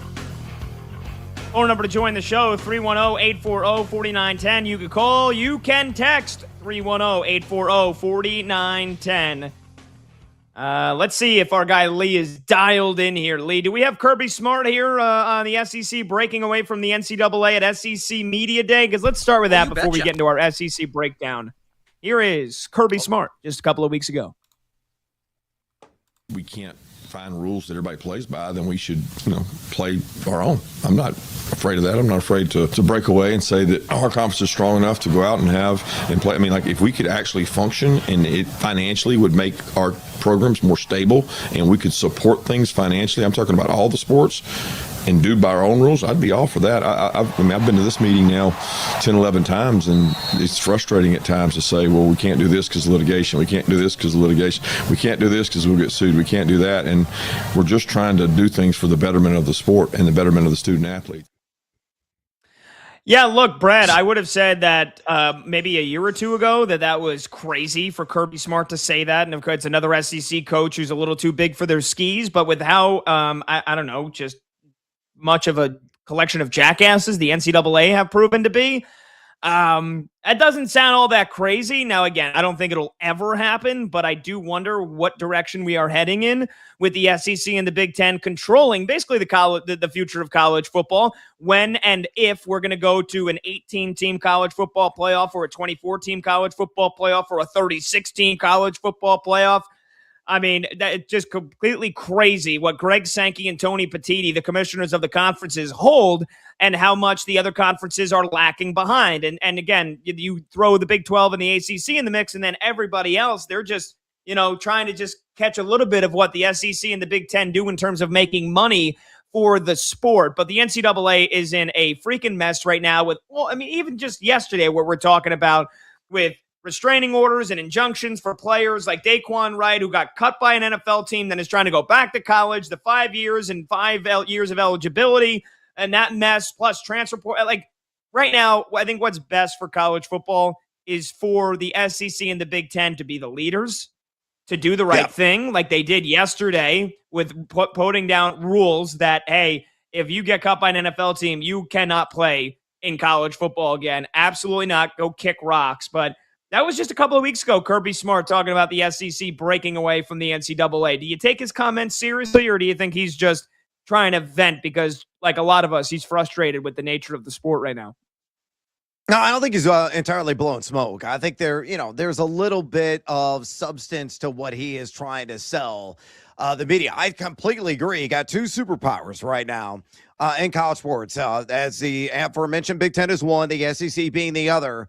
I mean, the Big 12 is just the next step down. They're still part of the royal court, so to speak, with a pair of kings there. They're the Prince League, though a very outstanding league in a multitude of sports, especially in basketball, also in football.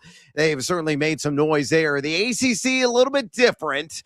I still think consolidation ain't over yet. I still think the ACC may be on its last leg to a certain extent. I wouldn't be at all surprised if that conference dissolves in the next, say, 3 to 5 years.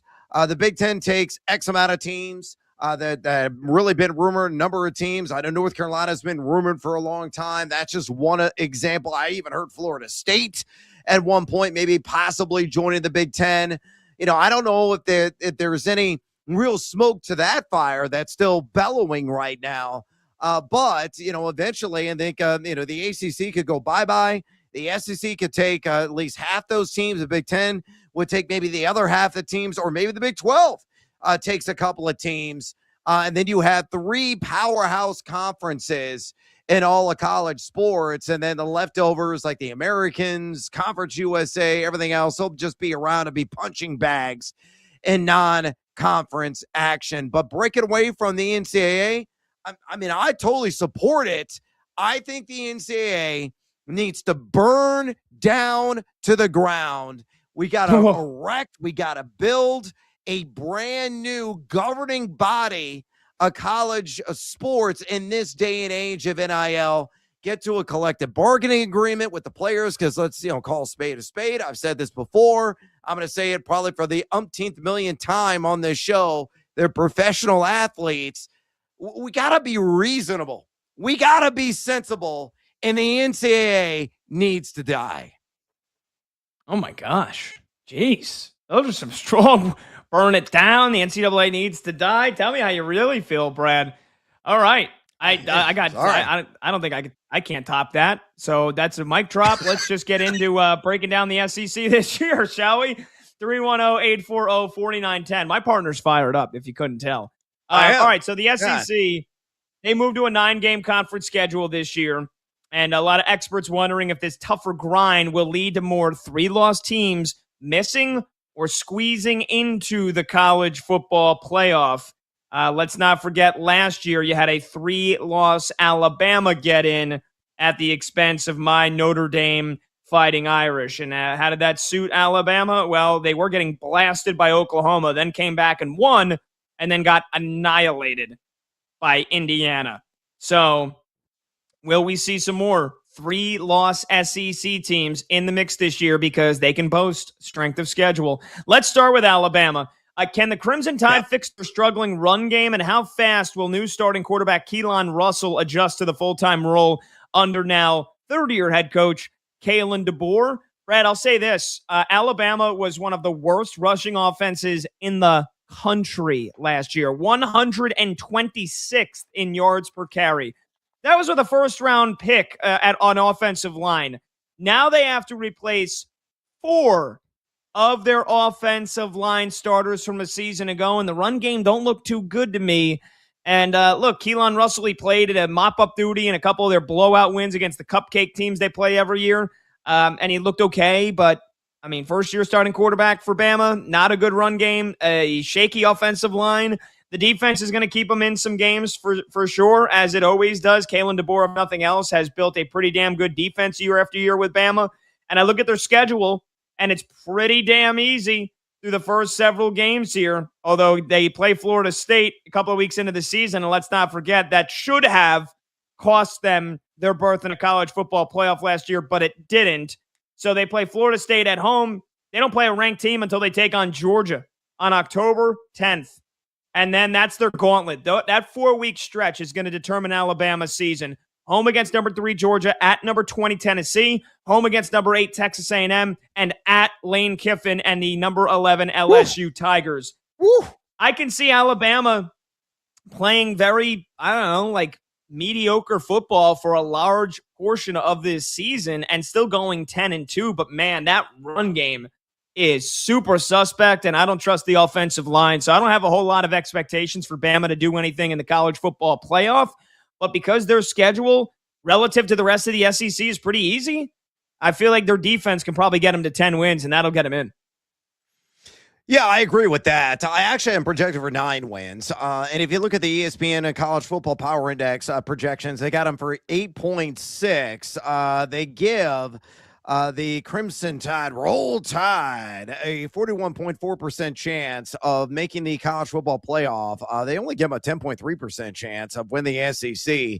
On top of that, an 8.1% chance of reaching a national title game and a 3.8% chance of winning that national title. They have the 15th hardest overall projected strength of schedule. You know, you got a true freshman at quarterback. And we'll have to see about that. And I agree, man, that the biggest issue with this team, just glancing at the roster, is that offensive line. You got a redshirt freshman starting at left tackle.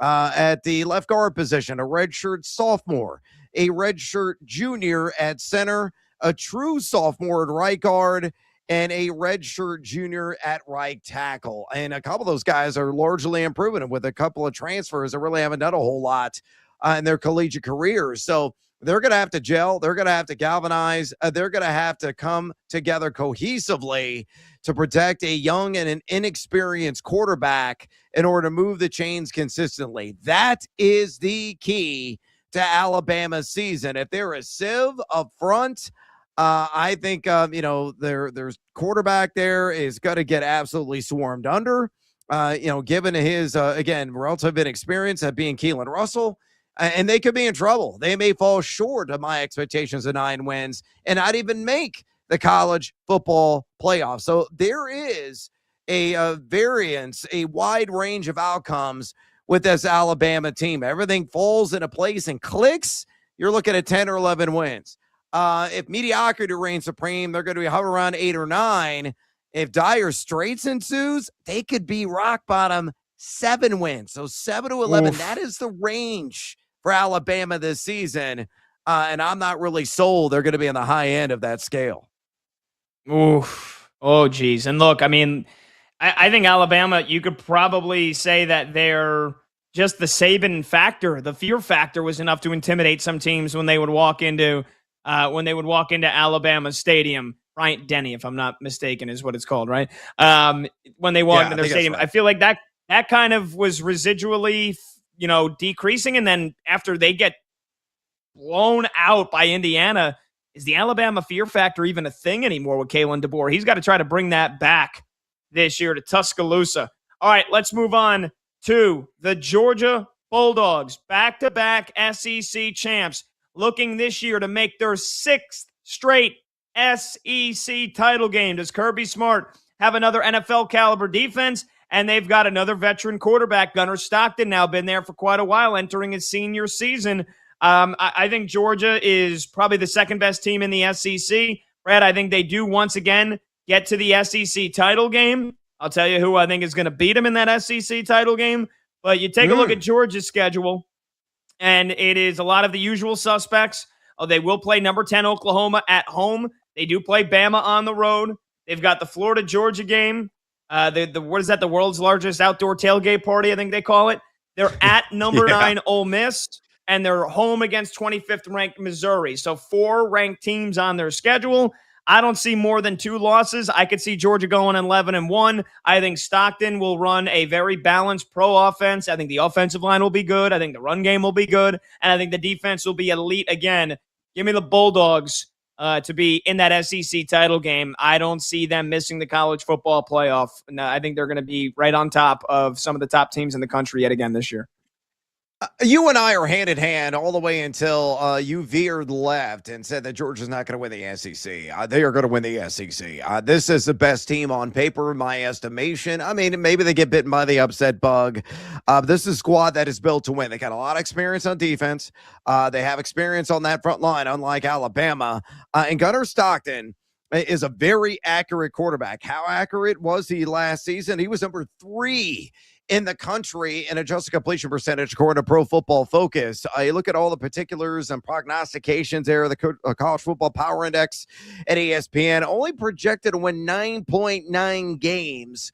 The algorithm there at ESPN, I think it's underselling it a little bit, though. A 23.3% chance of winning the SEC, 63.9% chance of making the college football playoff, 17.1% chance of reaching the national title game, and a 9.6% chance of hoisting the hardware for the whole enchilada in the end. That's pretty hefty. So, again, with the experienced quarterback, accurate passer, the other weapons they have on roster, offensive, defensively, I think Georgia is the real deal. Holyfield, the Bulldogs are going to be barking.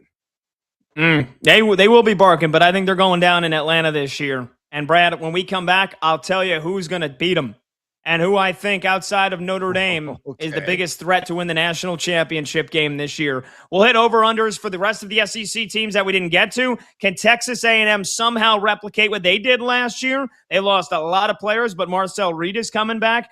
What does Lane Kiffin offer Baton Rouge in year one? And can Pete Golding continue the magic in Oxford with the Ole Miss Rebels? We'll hit the rest of the conference when we come back. 310-840-4910. He's Brett Evans. I'm Pat Boyle. This is BetMGM tonight on Westwood One Sports.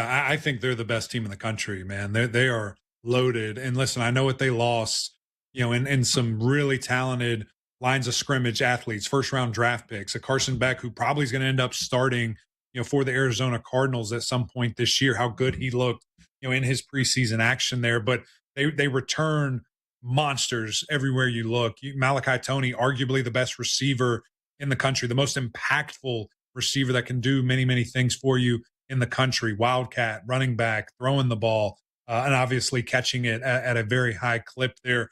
Mark Fletcher proved in that playoff run a year ago when they got to the national championship, he's one of the best backs in all of college football, and he's ready for more. That entire running back room, everybody's back there. You look on the defensive side of the ball, they lost Reuben Bain, who is a generational talent. They lost Akeem Ezador, who was fantastic. Bad news. They've got 2 5-stars waiting to fill their place. They bring in an all SEC caliber guy in Damon Wilson. There is so much talent on this team. And I didn't even reference the secondary yet that I think is going to have a couple of first-round draft picks and a couple of first-round draft pick defensive linemen that I've seen projected as well. So this team is loaded. And then you add the second-best passer in the country a year ago in Darian Mensah in regards to passing yards and passing touchdowns. I think he's maybe not quite Cam Ward. I think he's better than Carson Beck. This is going to be the most explosive offense in the country with an elite defense. So the Hurricanes, absolutely, right back to national championship pursuit mode.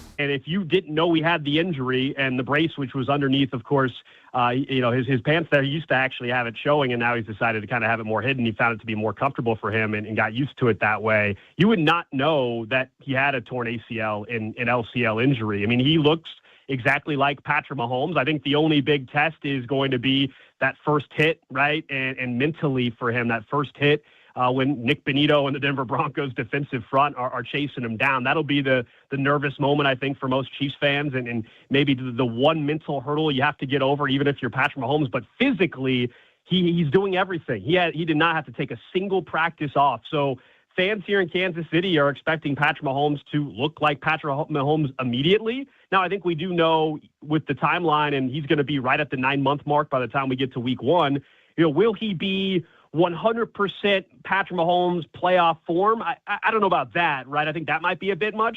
But in terms of holding anything back in the playbook or running the ball more, I've heard a lot of that. People think, they're just going to run the ball way more early in the season because of the injury. I think they're going to run the ball more this year a little bit because they have Ken Walker, but I don't think Andy Reid, we're not going to see Mahomes only throw the ball, 18 or 20 times on Monday Night Football against the Broncos.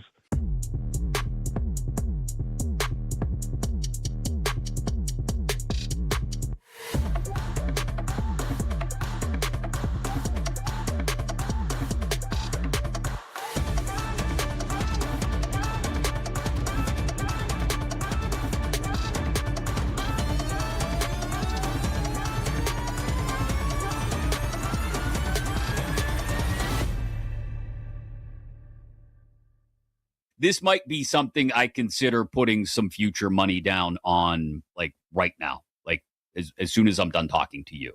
Dejon Stribling, 10-1 to win Offensive Rookie of the Year at BetMGM, given all the glowing reviews of his work at training camp and the positives we've seen out of the first 2 preseason games. When you consider the fact that Mendoza's looked a little shaky, and who knows when he's actually going to take over and start, considering, like I said, we think Cam Ward is going to take a step forward in Tennessee, but does that necessarily translate to a big Carnell Tate year? And considering, as much as I love him, pun intended, Jeremiah's status in Arizona, I don't think that's a bad look. 10-1. Offensive Rookie of the Year right now for Dejon Stribling at BetMGM.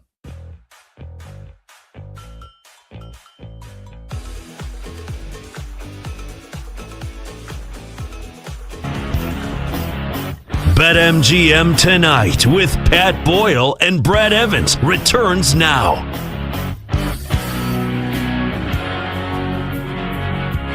Oh, no, no. Welcome on back. BetMGM Tonight, Westwood One Sports. He's Brad Evans. I'm Pat Boyle. The phone number to join the show is 310-840-4910. That's 310-840-4910. Coming up at the top of the hour, we'll play The Price is Right or Wrong. Yet again, brand new game that we debuted yesterday. We also got the Geo Sports game coming up next hour, so we're going to have some fun, and we want you to be a part of it. On the phones, on the text lines, 310-840-4910. Right now, we're talking a whole lot of SEC. College football returns on Saturday, baby. And we've got some good games, but the real fun is going to start in about 10 days from now when week 1 kicks off with a couple of blockbuster games. By the way, you looking for bigger potential payouts? Use your BetMGM Any Sport Parlay Boost token to increase the odds on an eligible parlay and take your wager to the next level. Here's how it works. You opt in the promotion, claim your Parlay Boost token, and apply it to an eligible parlay wager across supported sports. If your boosted parlay wins, you'll receive an enhanced payout. Build it. Boost it. BetMGM it. All right, Brad, we broke down Alabama and Georgia before in the last segment, and I told you going into this segment, you think Georgia's going to win the SEC title again? I think they're getting beat because I think they're getting beat by the Texas Longhorns. I'm all in on Sark. I'm all in on Sark and Arch and the Texas Longhorns this year. They've got the most talented roster, in my opinion. Yes, I was all in on Arch Manning last year. I thought he'd hit the ground running. He struggled. He bombed. He failed in the first couple of games of the season. He got better as the year went on, and Texas finished 10-3. This year, Texas, I don't know. I don't know if you saw it, Brad. I know you've seen it because I know we've talked about it. Texas gets to play Ohio State at home. They don't have to go to the Horseshoe. They play number 1 Ohio State at home week 2. They go on the road to play Tennessee, Missouri, LSU, and Texas A&M. Yes, it's a tough schedule. They're going to play 7 ranked teams, in totality. And they've got the Red River Shootout against Oklahoma, and they're home against number 9 Ole Miss. It's a grueling schedule. But if there's anything we've learned about Steve Sarkisian and the Texas Longhorns, as easy as it has been in the past to dunk on Steve Sarkisian, and as easy as it has been to dunk on the Texas Longhorns, hook 'em, horns down. I think they return to greatness this year. I think the offensive line is a juggernaut. I think they've got maybe the best defense in the entire country, and they've got some bona fide weapons alongside Arch Manning. He ain't going to struggle this year. He is going to be a Heisman finalist alongside my guy C.J. Carr from Notre Dame. And I think that the Texas Longhorns have their day in Atlanta. I think they stop the Bulldogs in their tracks, and I think the Longhorns win the SEC this year, Brad, and mostly because, again, of Arch Manning. He's coming, so you better get ready for him. You're sipping a lot of margaritas there in downtown Austin along the Colorado River. It's not the same Colorado River that you may know and love. Look it up. I was a geography minor in college. ILL. Okay, let me break this down for you with the hook'em horns. You're barking for Bevo. I understand it. You and Matthew McConaughey probably playing the bongos naked right now in your own mind. I totally get it. Lord knows I would love to do the same thing. But Arch Manning has got to make tremendous improvements in his game. He's obviously got the pedigree. We know the story. There are a lot of people projecting him to be the number 1 overall draft pick in this year's NFL draft. But last season, he was only number 72 in the nation in adjusted completion percentage. That's not great. That's no bueno. So definitely got to make some strides in that category. He's going to be challenged. You mentioned it. I mean, Texas has a murderer's row schedule, the 3rd toughest schedule of any team in college football this season. ESPN's College Football Power Index has them projected to win 9.8 games, 29.7% chance to win the SEC, 70.2% chance of making the college football playoff, 22.5% chance, better than Georgia, of reaching the national title game, with a 12.8% chance of winning a title. I still feel that the Georgia Bulldogs are the better team on paper, but I agree with you that it seems like they're on a collision course, UGA, UT, to meet one another for the SEC title. And honestly, if there's going to be one of those teams representing the SEC in the college football playoff, both of them are probably going to be in the playoff, they're going to have the best chance to knock off Ohio State or whatever Big Ten team may be trying to run roughshod through the bracket like Indiana did last year. So if there is a school or a pair of schools that are going to save face for the SEC, and in spite of their recent embarrassment against my beloved Big Ten, it's either Georgia or Texas. I'll give you that, but I still feel that Georgia hoists the hardware and wears a crown in this conference this year. All right, let's go rapid fire through a couple of teams here with their over or under win total this year. How about Lane Kiffin, Baton Rouge, LSU, their total 8.5 wins. Their ranked teams that they play at number 9 Ole Miss. Oh boy, is that going to be a good one. The return to Oxford. Home against number 8 Texas A&M. Home against 13th ranked Bama. Home against 5th ranked Texas. And at number 20 Tennessee. Brad, LSU brings Sam Leavitt with him to LSU, or gets Sam Leavitt to come be his quarterback. And he brings a whole lot of other incredible transfer portal players to Baton Rouge. Is it enough to get them over their win total? I think LSU is going to go 8-4, so I will take the under at -105. I think maybe by year 2, Lane Kiffin does what Lane Kiffin normally does, and that is have one of the best teams in the country. Year 1, it's usually a filling out process. I don't think they're going to be that great. I'm going under on LSU. I am too, and I'll even take it down another level. I think they only won 7 games this season. Sam Leavitt last season, Arizona State, 138th in the country, just completion percentage, 11th toughest overall strength of schedule for Go Tigers. And he mentioned the overhaul of the roster. Are they going to be able to come together quickly enough? I ain't buying it. I would love to see disaster unfold in Baton Rouge because I am not a fan of Lane Kiffin. No, and I know everybody and their mother is going to have that date circled, September 26th, a month from now, when they go to play Ole Miss, and he goes back to Oxford. All right, really quickly, 20 seconds or less. Texas A&M, Mike Elko, total 8.5 wins. They've got to revamp a defense, and a lot of the team that had 10 NFL draft picks. Marcel Reed, another year of experience. I think it's a step back for A&M. I'm going under 8.5 wins. What do you think about the Aggies? I concur, Captain. Again, Marcel Reed, 73 just completion percentage last year, and number 9 toughest strength of schedule. I think 8 wins at most. All right, the price is right or wrong when we come back. He's Brett Evans. I'm Pat Boyle. This is BetMGM Tonight on Westwood One Sports. This is Westwood One's.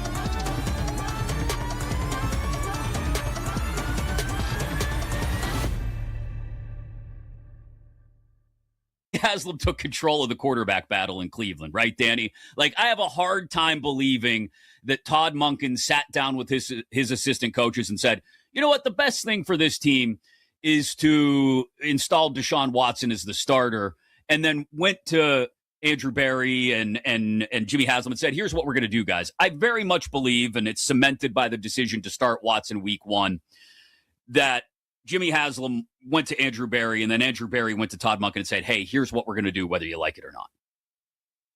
And you think to what end? Like, why? To in some attempt, get something out of the sunk cost that has been possibly the worst contract in NFL history. That Jimmy Haslam is hoping against hope that somehow Deshaun Watson goes out there and plays well enough that they can say, well, at least we got that out of him before we cut ties. So I get it. Like, I get your theory, and I think it makes sense to a point. But like, a few months ago, Jimmy Haslam was on the record saying we took a big swing and a miss with Deshaun Watson. Like, he was on the record with it. And they used 2 draft picks on a quarterback last year. And then after they made those draft picks with quarterbacks is when the owner said they made a huge miss on Deshaun Watson. So I think that it is very possible that Deshaun Watson is better than Shedeur Sanders. Flatly. Like, I think people overrate bad press conferences all of the time, and that was a bad press conference from Deshaun Watson. And to be very clear, that does not mean I think Deshaun Watson is good or is something that will be salvaged in Cleveland. I just happen to think that it is extremely likely that the former 12th overall pick, who's been in the league for 8 years or whatever it is at this point, who has a 4,800-yard season on his NFL resume, is better than a second-year, fifth-round pick. Like, I haven't seen anything from Shedeur Sanders to suggest that he is a capable NFL starting quarterback. Now, does that mean that he has less value than Deshaun Watson to the Browns? No, because like Deshaun Watson will 100% not be on the Browns next year. And there is at least a chance that Shedeur Sanders will be competing for a job with a first-round pick or QB2 or whatever the case may be. But I do think it is easier to go from Deshaun to Shedeur than it is from Shedeur to Deshaun. And nothing from any of these guys in any of the preseason games, or frankly, the reports from reporters at Browns practice have seemed to indicate that either of these guys are any good. So I do think that Shedeur is obviously more likable. Like, that's obvious. But I think that the Browns are building a team that is ready for their next quarterback, but because of financial reasons, they can't move on from Deshaun quite yet. And since it's easier to go from Deshaun to Shedeur than the other way around, and 17 games is a really long time, I think the veteran is getting the first crack at it, especially with the first 2 games on the road, so he doesn't have to face the Browns crowd off of those comments in that preseason moment. So I think there's a chance you see 3 quarterbacks in Cleveland before this year is done. You know, the quarterback of the future is not on the roster. And so I think they're just going in order to start the year. Yeah, I'm curious to see. I don't know. How do you think it plays out as far as the game of quarterback musical chairs? Because it feels like it's set up, like you said, for Deshaun Watson to go out there and not have to deal with the tension of the Browns crowd the first 2 weeks, obviously.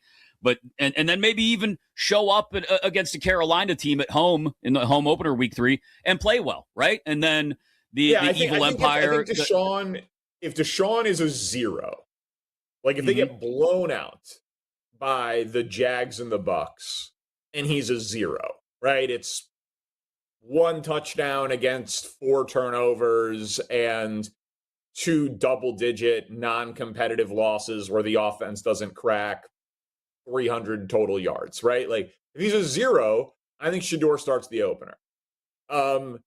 If he's a 4 out of 10 and they are competitive but 0-2, my guess is he starts the opener and gets really booed.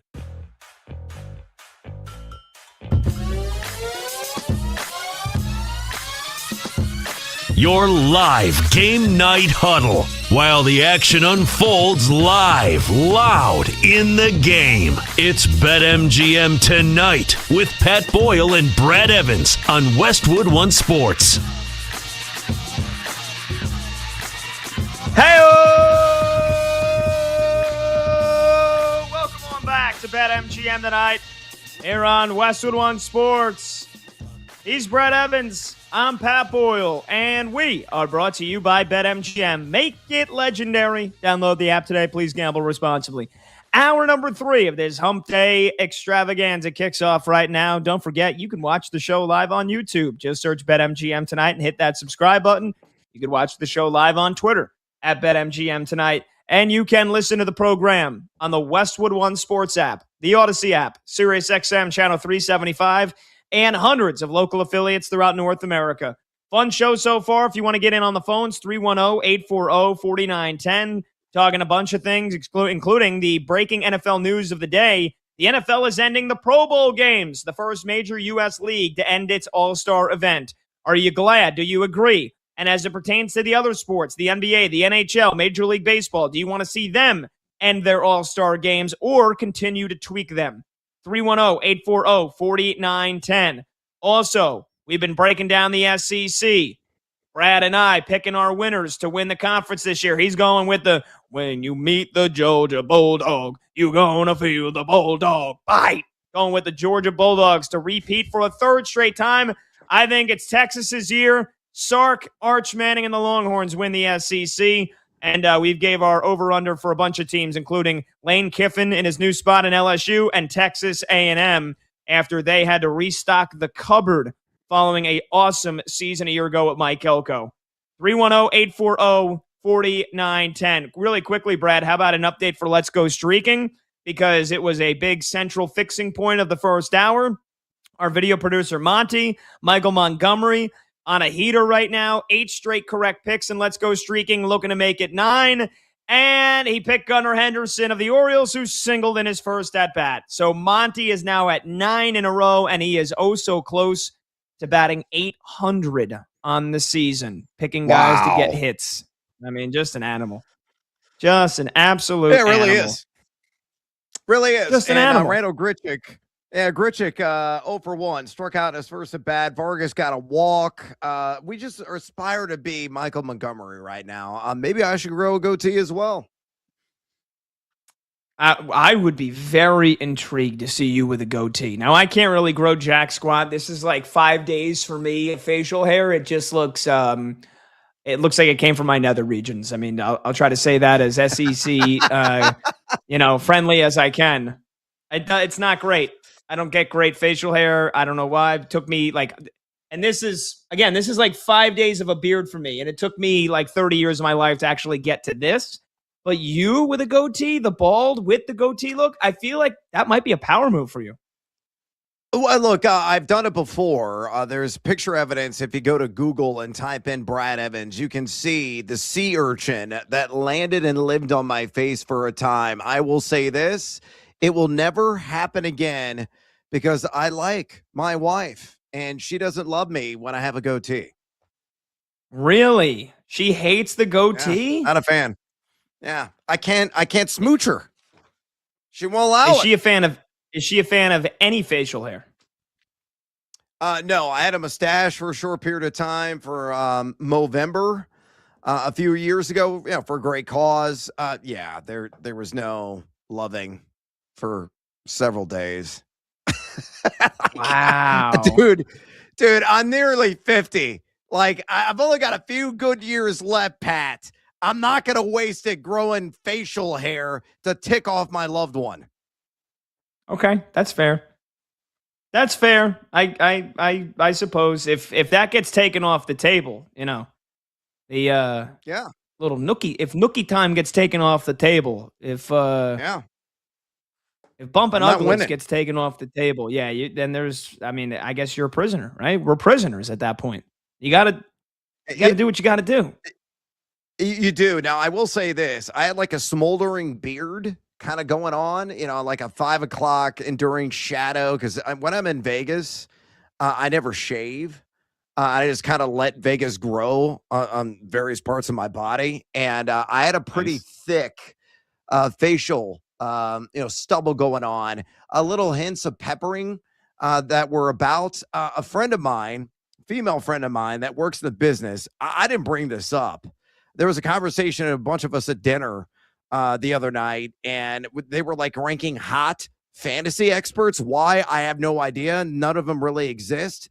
And she goes, "Hey, Brad, I talked to a couple of ladies here.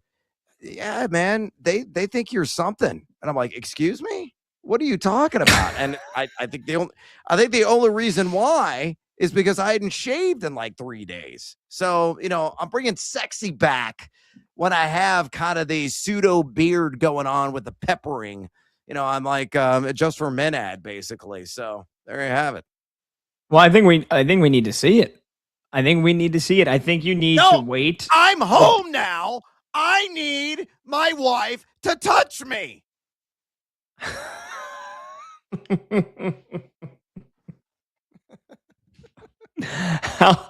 That's a drop. How long would it take you to grow a beard like that? Not very long. I would say 3-4 days. A decent one. No, I mean it'd probably take I could probably have a pretty thick facial salad within 7 to 10 days. Yeah, I guess that's too long to wait. That's too long because I was gonna say maybe the next time you you guys get it on, then you could maybe pick like, all right, maybe a week is what you're averaging. I mean I don't know, not to peek behind the curtain here, but like you could say, all right, 7 days I'll grow that facial hair, knowing that on average I'm probably not gonna get it anyway, and then I'll shave it, and then that'll actually make me more heroic. Like, hey babe, look what I did. I shaved that beard that you hated so much. But if it's 7 to 10 days, maybe not. So, hey, it's your life. It's your world. I don't want to mess with it. I'm not practicing abstinence. No, you're not. And you don't want to be if you don't have to. 310-840-4910. All right, let's get to the Price is Right or Wrong game that we started yesterday and we're having a lot of fun with. So, Brad, for anybody that missed it yesterday, what is the premise of this new game? Yeah, the premise of the new game, very simple. Our outstanding producer, Brandon Combs, invented it. We're looking tonight at fantasy football ADPs. The second biggest draft weekend of the fantasy football season is coming up this weekend. So we're going to look at where guys are going in drafts, and we're going to decide if the price is right or it's wrong. Simple as that. All right, beautiful. Let's get producer Brandon Combs in the mix. Combs, kick us off here, brother. Who is up first? Nice. And Combs is muted, so we can't hear anything he's saying. We just get to hear the beautiful he's probably cutting audio. Song of the Price is Right. I was just saying that after the first 7 minutes of this segment, I don't know how we're going to top this, but we're going to try. We're going to try. New drops incoming for sure. All right. Mm-hmm. Let's start here. Deshaun Stribling. Brad has been talking this guy up. If his wife fails to go at him, I'm sure Deshaun Stribling might have a go at him. Deshaun Stribling, wide receiver for San Francisco. Wide receiver 44. Pick 111.5. Plus 36.5 spots in the last 7 days is what he's jumped. Brad, is the price right or is the price wrong for Deshaun Stribling? The price is right, but we're inching closer to the ceiling for the strip club, the distribulator. I got dad jokes for days. Those are making the rounds right now in fantasy football circles. Look, I like the guy's physicality, high pointing ability, the various route branches on the tree that he possesses. 6'2", 210 pounds. Had an excellent 7.3 yak per reception last season at Ole Miss. And Mike Evans ain't healthy right now, folks. Shanahan's been talking up. Brock Purdy's been talking about. He's going to primarily play the Z spot, though he can play at the Y, can play at the X, can play him all over. I'm on record for saying it. I will say it again. He will lead the Niners in receptions and yards this season, but I think his high price point is round 6. Not quite there yet. Little bit of room, but it's starting to get a bit out of control. So don't extend the go gadget arm, though the price is indeed right at WR44. Yeah, I mean, I guess I would tend to agree. He's been awesome so far in training camp and preseason. And on top of that, you had the injury in the beginning of camp to Ricky Pearsall, and which looks like a season-ending injury. And now, we have uncertainty about George Kittle. He claims he's coming back and he's going to be ready for week 1. He was activated off the PUP list, so that's certainly good news. So in terms of just pass catchers, I know George Kittle obviously at tight end, but then you've also got the uncertainty around Mike Evans right now, who has barely practiced so far in this preseason, right. And he's got a myriad of issues. A groin injury now is the most recent one, which is considered minor, and he plans to be ready for the week 1 game against the Rams in Australia. That was according to Jeremy Fowler, but there's a lot of question marks, and we know that 49ers injury bug bites often and bites hard. So, yeah, I think DeJon Stribling, if you drafted maybe 2 weeks ago, you could have got him in, rounds 9 or 10. But, now that he has jumped up on a lot of people's radars, you don't want to overreach for him. But, right, Brad? I mean, if he's there, let's say round number 9, I mean, I feel like at that point you definitely got to jump on him. No, he'll be gone.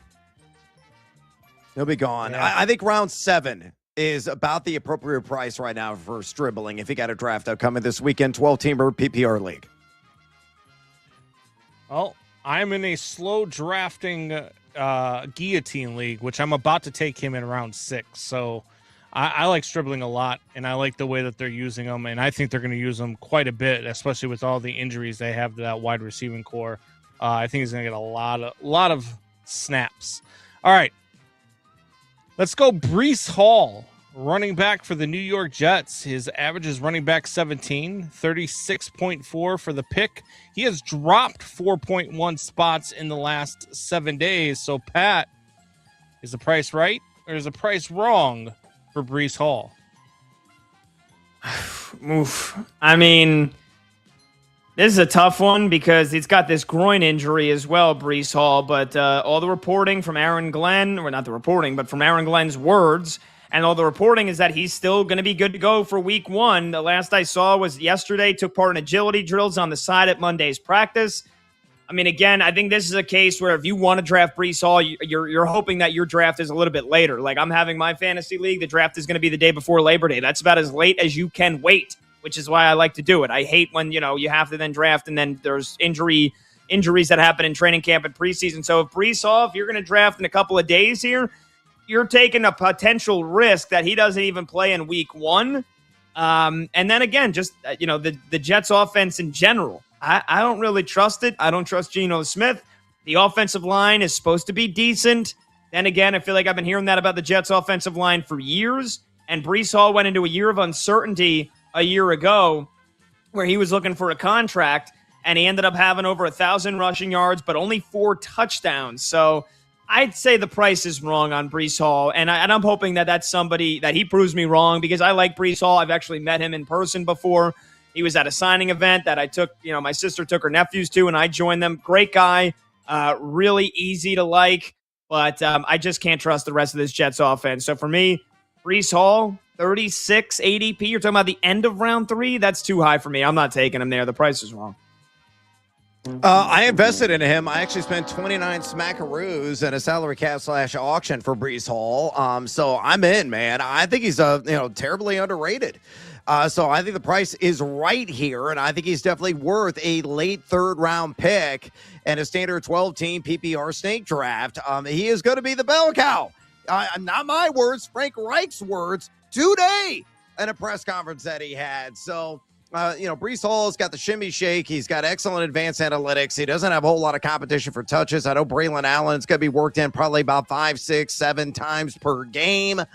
But he is going to be the main man. And the defense should be a top 12 unit. So maybe you'll have the occasional positive game script. Even if that is not the case, he's a guy who can rely with his hands playing in catch-up mode. And this offense should be at least semi-competent with Geno Smith. So again, the price is right for dance hall days. Yeah, I have to agree with Pat here. For me, the price is wrong, mostly because he's a Jet, and I don't trust any New York Jets when it comes to fantasy football. You never know what you're going to get, so I would stay away from Breece Hall. All right, moving on. Isaiah Likely, tight end for the New York Giants. He's tight end 13. Goes an average 115.2, but he has dropped 6 spots in the last 7 days. I know Pat's going to have a lot to say about his guy, Isaiah Likely, but Brad, let's start with. The price is wrong, but let me explain myself. He should be significantly higher in my estimation. I think Isaiah Likely is going to finish as a top 10 fantasy football tight end. He is widely regarded, and according to the local reports, boots on the ground, that he is the second most favored weapon throughout training camp and the preseason for this franchise. Malik Neighbors definitely trending in the right direction. Because he's trending in the right direction, that's why people kind of jumped off the bandwagon a little bit with Likely. He was underutilized with the Baltimore Ravens. He has essentially become a bigger version working out of the slot as Wan'Dale Robinson, a guy that racked the receptions last year. So again, in a PPR points per reception format, I'll say this. I'm going to fearlessly forecast 70 receptions, at least 750 yards, and 5 to 7 touchdowns for Isaiah Likely. That, if he accumulates, those numbers will be a top 10 finish at the tight end position. The price is wrong because he should be higher. Yeah, 100%. 100% should be higher. This isn't Giants bias here. This isn't big blue bias coming through the blue lenses of my glasses. I mean, we've seen that Brad laid it all out there pretty damn good here, how the Baltimore Ravens used him over the last couple of years. What looked like was like, why are they not throwing the ball to Mark Andrews? And then it was like, wow, just because Isaiah Likely is just that damn good. Then again, took a big step back last year, as did a lot of the Ravens offense. And he played banged up to start the year and then kind of really got a slow start and never got into the main equation of the Ravens offense, especially with Lamar Jackson missing several games because of injury. He's only 26. I've heard nothing but great things so far from Matt Nagy and the Giants about Isaiah Likely in the preseason so far. And again, you look at this Giants depth chart here. Behind him, it's Theo Johnson, who, look, I liked Theo Johnson when he came out of Penn State as a rookie, but in 2 years, he's struggled to really get going. He did have 5 touchdown catches last season. Jackson Dart did seem to like him, but he's going to like Isaiah Likely a whole lot better. That, plus the fact that outside of Malik Neighbors, I really don't trust anybody in that Giants receiving core in the red zone. Isaiah Likely will be target number 2 right behind Malik Neighbors. So, yeah, I agree, Brad. I think this is way, way too low. Tight end 13? Yep. Again, with an average draft position of 115, that is the 10th round. If he's still there in the 10th round, grab Isaiah Likely, because I think he's going to go for at least 800 yards and 7 to 8 touchdowns this season. The price is way wrong. It should be higher. I agree with Brad. Yeah, we're all in synergy on this one because I agree, too. The price is wrong. He should definitely be higher. I like Isaiah Likely a lot this year. He is somebody that I'm looking to steal in like round 8 or 9 of fantasy drafts if he's still around. All right, let's go Caleb Williams, Iceman. Please, let's not show the picture from yesterday. Quarterback of my Chicago Bears. Quarterback number 7, 70.9 average draft pick. He has risen 8.6 spots in the last 7 days. Pat, I already know where you're going. Is the price right or is the price wrong for one Caleb Williams? No, I think it's right. I mean, he finished 6th last year. Yeah, he finished 6th last year in fantasy rankings for quarterbacks, and they've got him at 7. I mean, again, I know that the likelihood to say, well, Lamar Jackson will bounce back. Well, Joe Burrow will stay healthy. Okay. Well, Patrick Mahomes will bounce back and stay healthy. Okay, but there's also a bunch of other quarterbacks that could get hurt or could take a step back this year. And you know that I think the Bears are going to regress as a team. It's mostly because of that defense. They've got a good run game. I think Colston Loveland is an animal, and Caleb has shown that he occasionally can run the football. And I don't even think he ran as much as he probably could last year. He ran for 388 rushing yards and 3 touchdowns. So we know that in fantasy football, a quarterback that can use his legs and scamper to the end zone is that much more valuable. And so Caleb Williams, just under 4,000 yards last year, 27 touchdowns. I think he probably puts up similar numbers. He probably crosses that 4,000-yard threshold.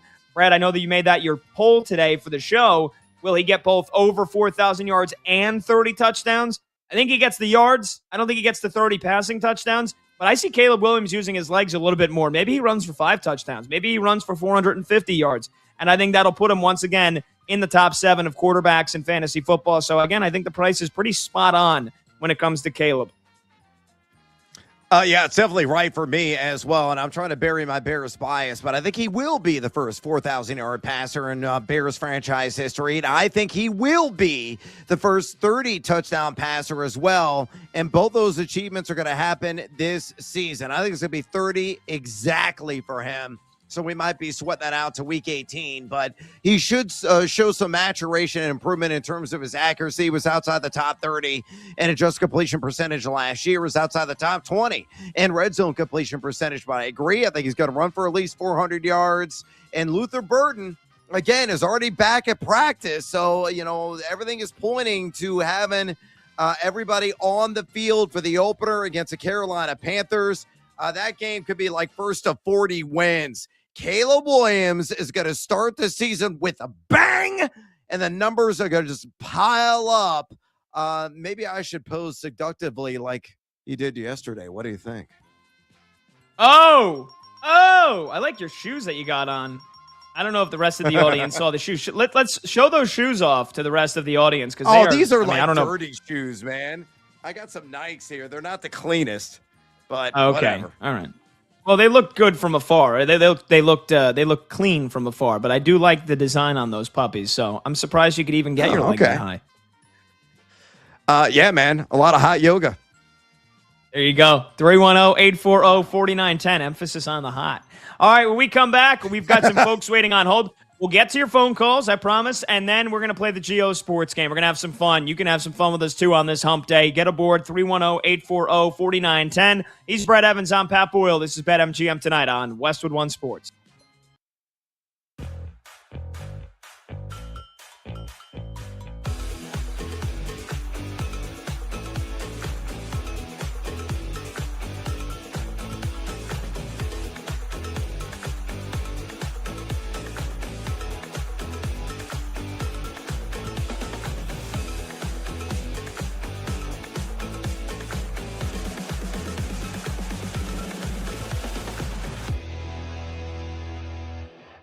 I'll power rank NFL regression candidates here on Westwood One Sports. I've got 5 in mind, so why not just jump into the list? And we'll count them down from 5 to 1. At number 5, while he can be a phenomenal passer and he's got great weapons at his disposal, a ton of talent on this offense, I have questions about his offensive line. Stop me if you've heard that about a number of teams at this point in the preseason. Jared Goff at number 5 for me as a candidate for regression in 2026. When he's operating inside a clean pocket, things are great. And he doesn't necessarily melt down under pressure. He doesn't. He's actually some years been one of the better quarterbacks in the league despite pressure. But against these defenses, Brian Flores' defense in Minnesota, you would hope some increased pressure from the Bears' defense and the number of turnovers they caused last year. Maybe that could be something to talk about as far as regression goes. And the Packers, once Micah Parsons is healthy, defenses that can create pressure, can get in Goff's face, know how to scheme against him. If anybody is generating immediate interior pressure, especially against Jared Goff, and busting up that pocket, not letting him work through progressions, turning up the speed on his decision-making, it could lead to a natural drop in some of that downfield accuracy that we've seen from Goff, even with all those weapons at his disposal. So my number 5 candidate for regression in the NFL in 2026, Jared Goff, Lions quarterback. Number 4 is going to be the only spot on this list where I go to the defensive side of the ball. Yes, there are other candidates, but in this case, I think age is a big part of it. Number 4, Danielle Hunter, edge rusher for the Houston Texans. Pass rushers on the wrong side of 30. The drop-off can happen like that in an instant. Yes, he's working with Will Anderson Jr. on the other side. Yes, they felt nearly unstoppable last year. And yes, I still think the Texans' defense is going to be good. But I don't know if we get the same sack totals this year. I don't. While offensive blocking schemes are, I imagine, going to sell out to try and slow down Anderson, and it's very hard to try and slow down Anderson and Hunter at the same time. His pressure metrics as compared to those sack totals have not always compared. And as that first step explosiveness off the ball slows down, maybe even just by a fraction of a second as he pushes into his 30s, is he going to be able to get home as often? Are teams able to study tape on what exactly D'Amico Ryans is cooking up on that side of the ball? Do the Texans then get inventive and look to bring pressure in different ways? Or do teams figure out a way to slow it down on the edges and maybe not completely take Will Anderson Jr. and Danielle Hunter out of games? But like I said, just slow them down enough. Again, for a guy in his 30s now, that's something to keep an eye on with Danielle Hunter. He's my number 4 candidate for regression in the 2026 NFL season as we power rank him here on Westwood One Sports. Number 3, I mean, I don't want to say it has to happen. A lot of people feel like it has to happen. Maybe it doesn't. Maybe they just pick up right where they left off, and this reigning Super Bowl champion quarterback looks like a reigning Super Bowl champion quarterback, but I've got Sam Darnold at number 3. Not because I really worry about Sam Darnold necessarily turning back into a pumpkin. I don't think he's going to start seeing ghosts again. Throw out all the Halloween analogies you want to. But because I don't know if he can remain at that peak he had during the playoffs for an entire season.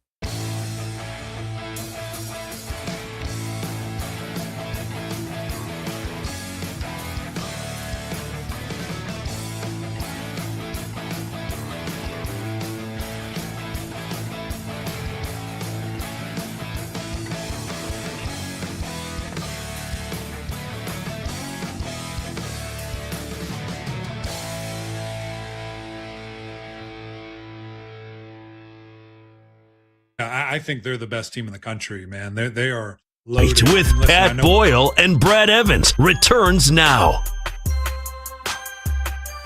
I remember this song. My God. Just like every Vine, I guess this was the early days of TikTok. I don't know if it was Vine or TikTok, but like every one of those dances that you could throw into a song. Run a man on Ebby. Oh. 310. Yeah. 310-840-4910. Just insufferable. I do like the song, though. BetMGM tonight, Westwood One Sports. He's Brad Evans. I'm Pat Boyle. We're going to play the Geo Sports game here in a couple of minutes, but let's get to your phone calls. Chance in Alabama wanted to weigh in on our SEC preview and prediction for this 2026 season. Chance, what's going on, brother? How you doing? Look, if you book, roll tide. Roll damn tide.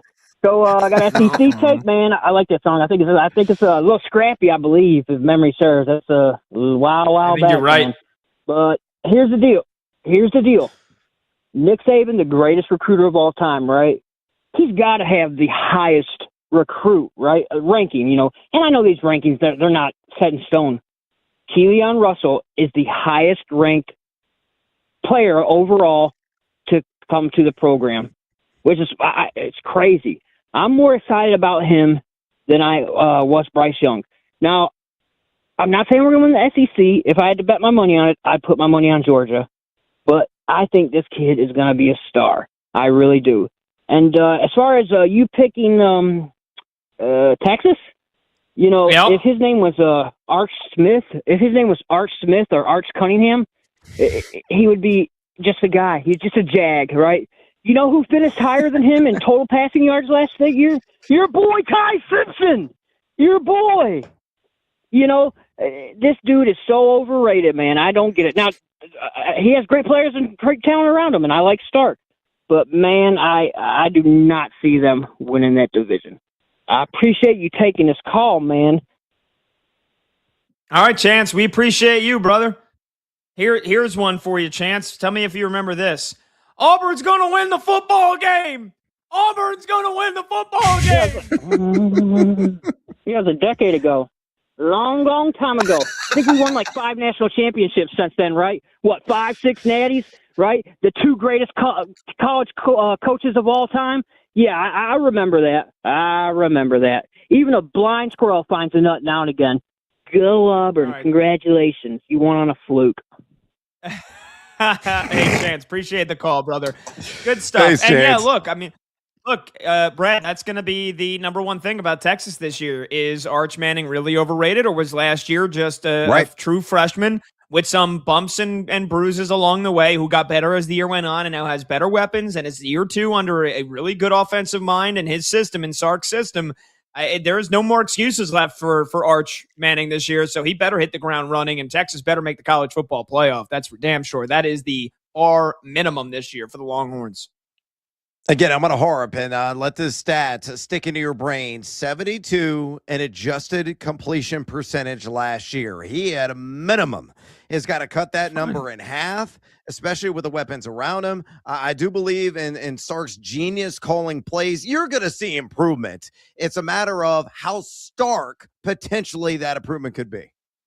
Okay. I think it's going to be big improvement, exponential improvement. All right, 310-840-4910.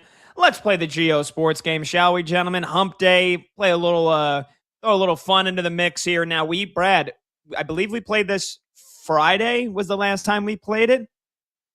Were you on the show with the last time we played the Geo Sports game last week? No, I didn't play it last week. We got a perfect score, the second perfect score of the Geo Sports game history on BetMGM tonight. So we're looking for numero trace, and we're looking for the second one in a row. So let's get producer Brandon Combs in the mix. Let's get video producer Michael Montgomery, a.k.a. Monty, now 9 in a row for his Let's Go Streaking picks in the mix. And let's play a little Geo Sports. And you can play along with us, especially if you're watching live on YouTube, Twitter, or Twitch. Monty, Combs, whoever's asking the questions, take us away. That's all Monty. Of course. Come on, Pat.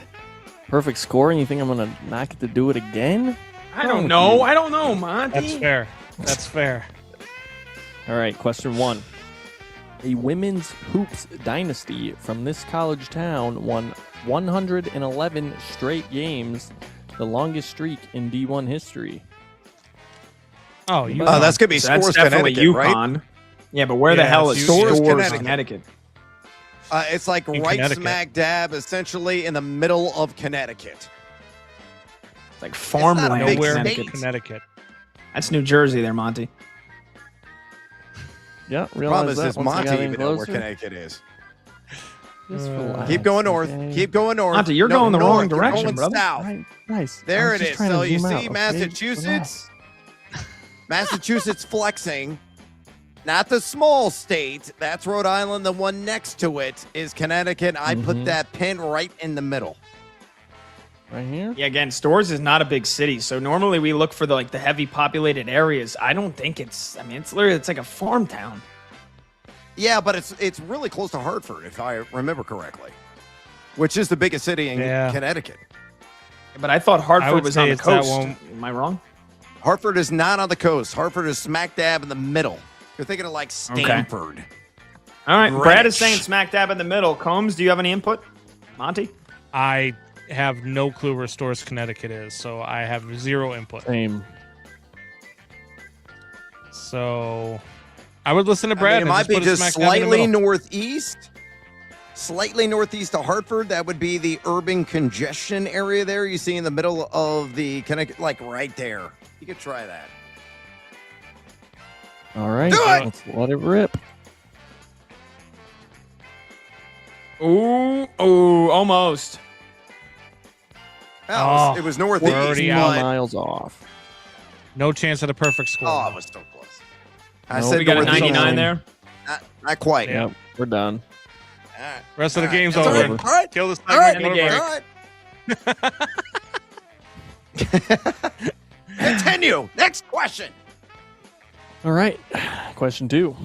After 4 Stanley Cups in Edmonton, Wayne Gretzky was traded to this city in a 1988 deal that shocked the sports world. That would be the LA Los Kings? Angeles Kings.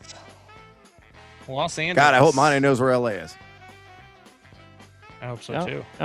yeah, We're right there. and the Kings in play at the there. Crypt. There it is. Right, so Yeah. where in Los Angeles? Like, do we get Big credit if we're like a couple, like 2 miles or 5 miles away? I But think it's it's in right, LA? right up on the right on the coast over there, Monty. Like, yeah, like a little bit further, like northeast of that. We'll just say hi to Lee and just click. Yeah, like Oh right yeah, around there. Lee's in where L. are we Lee's in clicking? Culver City. Lee, you know where LA is and the Crypt is on the map, don't you? Sure do, but I ain't gonna help you on this one, you guys. I want to see how close you could get. Yeah, out of town. Wow. Thanks, Lee. You got to go just Lee said, "Screw you guys." You got to go just slightly south and where you were, Monty. Where you were. Yeah, I mean, you're in the vicinity. Maybe go slightly north of that. Slightly north. Yeah. There you That go. seems like that's like downtown LA-ish. I think it's yeah. I think You they're guys a little with me bit on that? further north of that, but it's somewhere in there. Yeah. Yeah, just plan it. I'm gonna do what I Lee's want. gonna laugh. Right I'm there. gonna do what I want to do, he says. Boom. 99, 15 miles Oh! away. Oh! Or inland. Wow. I didn't know it was that Come far. on, Lee. Damn it, You Lee. needed his help. Damn it, Lee. Yeah, you weren't too bad. We blame You're Lee. right that LA does stretch to the coast, but you're looking. It was right there at Staples Center, so yeah, that's inland. You guys still call it All Staples right. Center? Does anybody in LA call it the Crypt or the Crypto or Not a single Crypto.com? person. If you call it Crypto.com Arena, then you're an idiot and an out of towner, and Oh. you don't belong here. No, Staples. Pat's Nice. an idiot. Noted. Always. I don't right. call it that. I mean, I would love to. I'll He call said- it the Staples Center. I would love to call it the Staples Center. I mean, Pat's an Yeah, East You Coaster. can definitely call it the Staples Center. Always. Everyone's gonna know what you mean when you say the Staples Center. All right, great. People I who didn't live know in what LA, Sears Tower. if you said Crypto.com Arena, they wouldn't know what you're talking about. It's like Comiskey Park here in Chicago. Yeah, also known as a rate field. Not even guaranteed rate, just rate. Nobody's With the arrow it's always pointing gonna be Dodger Stadium. Nobody's calling it All right, whatever Monty. it is now. Uniqlo Field. Nope. All right, Monty, what's up? Next, Monty. Only other name. Yeah. Question 3. Paul Brown made his name coaching high school football in this town where newborn fans get a tiny football. Oh my God. That's in Ohio. I don't remember the town though. Is it? Is it Canton? Yeah, The tiny I want to town? say Cleveland, or I don't know if it's. Yeah, but I they think it's like said near tiny Cleveland. town. High school Yeah, but tiny it's- town. That was in the it's clues, outside of- right? Nope. Nope. I'll read it again. Paul Brown made his name coaching high school football in this town where newborn fans get a tiny football. Yeah, Well, that's I don't think it's Cleveland. exactly Cleveland, but I think it's outside of Cleveland. But it's like a suburb of Cleveland.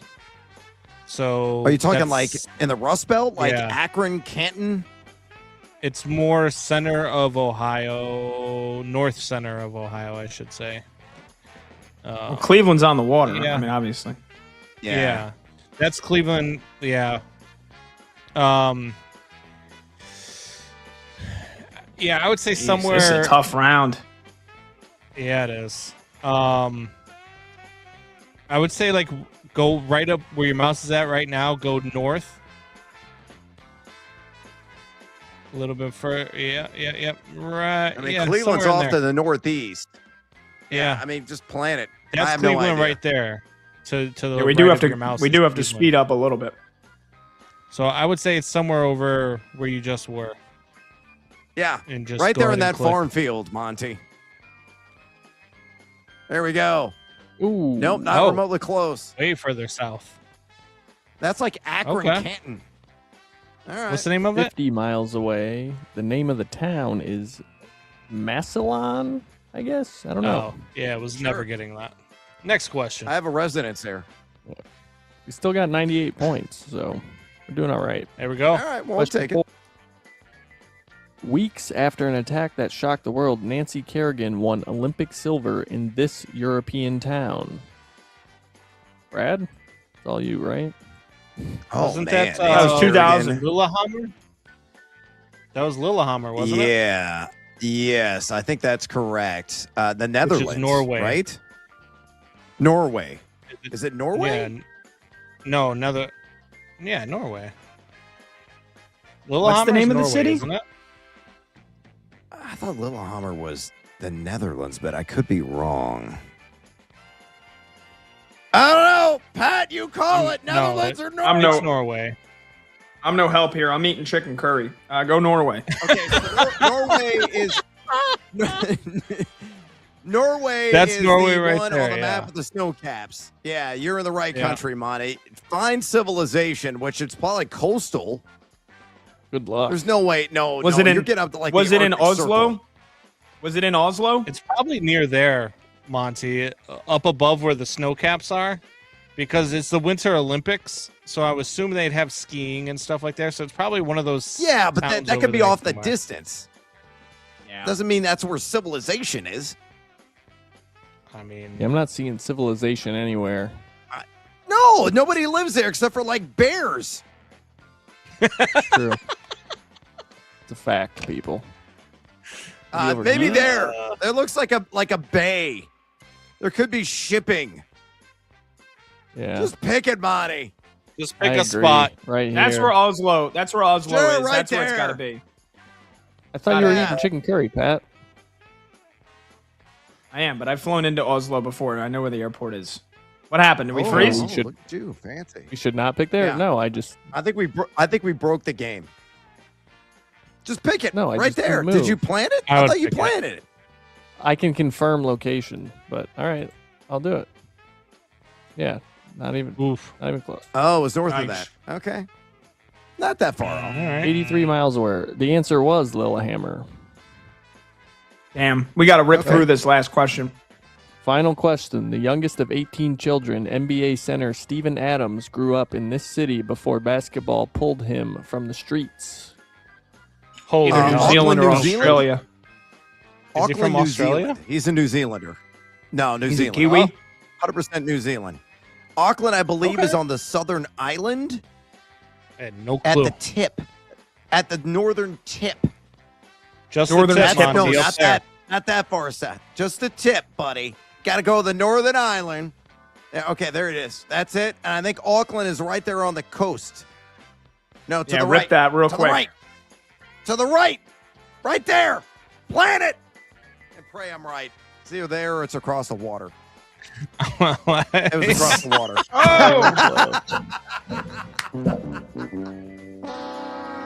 I'm in Christchurch. Not our best round. Oh. See what happens when we bring Brad back to this game? Oh, We those got are tough questions. Yeah. Yeah, they were. Yeah, they were. All right, we got to Tough break. I went to That's not Champaign, Brad's fault. Illinois. I was a complete liability that round. 310-840-4910. We'll do buy or BS when we come back. BetMGM tonight, Westwood One Sports.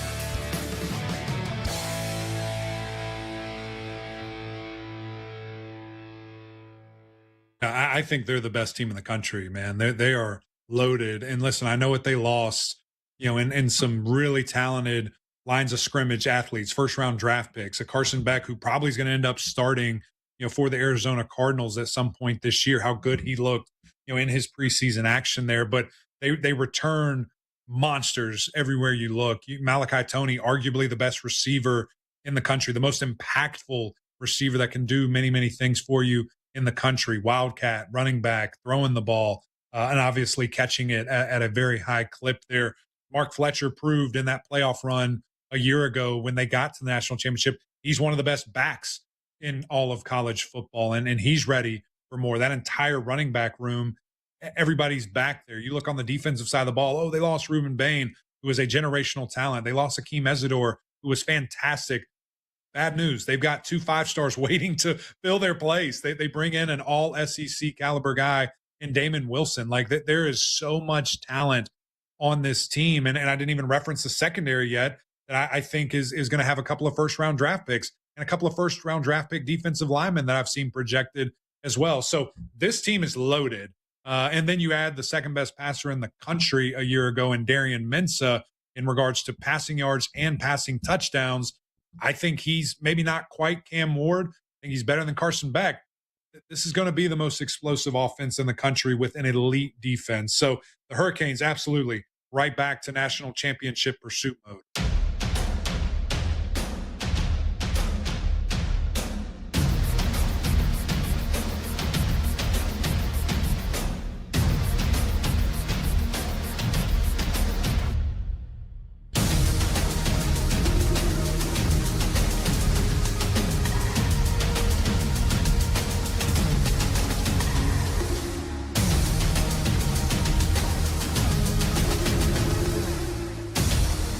And if you didn't know he had the injury and the brace, which was underneath, of course, his pants there, he used to actually have it showing, and now he's decided to kind of have it more hidden. He found it to be more comfortable for him and got used to it that way. You would not know that he had a torn ACL in an LCL injury. I mean, he looks exactly like Patrick Mahomes. I think the only big test is going to be that first hit, right? And mentally for him, that first hit, when Nick Bonito and the Denver Broncos defensive front are chasing him down. That'll be the nervous moment, I think, for most Chiefs fans, and maybe the one mental hurdle you have to get over, even if you're Patrick Mahomes. But physically, he's doing everything. He did not have to take a single practice off. So fans here in Kansas City are expecting Patrick Mahomes to look like Patrick Mahomes immediately. Now, I think we do know with the timeline, and he's going to be right at the 9-month mark by the time we get to week 1, will he be 100% Patrick Mahomes playoff form? I don't know about that, right? I think that might be a bit much. But in terms of holding anything back in the playbook or running the ball more, I've heard a lot of that. People think, they're just going to run the ball way more early in the season because of the injury. I think they're going to run the ball more this year a little bit because they have Ken Walker. But I don't think Andy Reid, we're not going to see Mahomes only throw the ball, 18 or 20 times on Monday Night Football against the Broncos.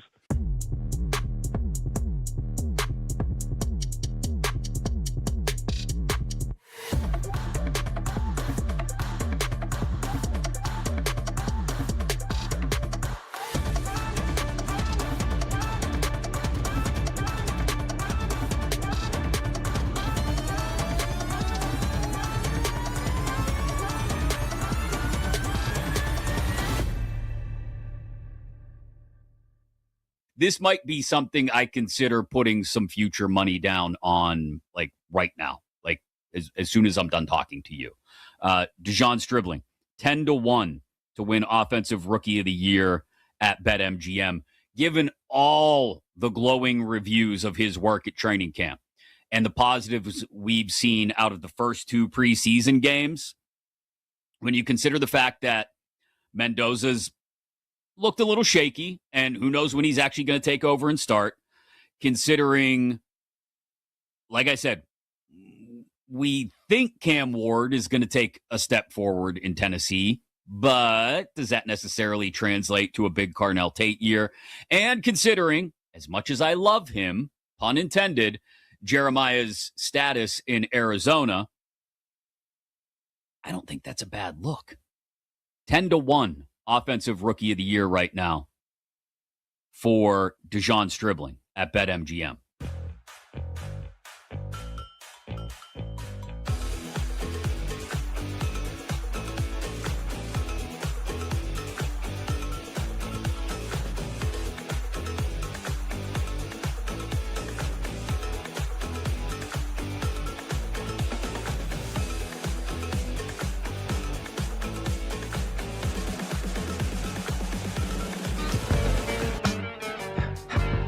BetMGM Tonight with Pat Boyle and Brad Evans returns now.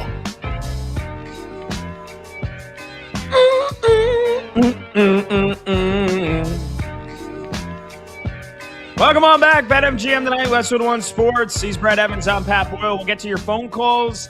If not in the next 5 minutes, absolutely at the top of the hour, 310-840-4910, because we've got some folks on hold.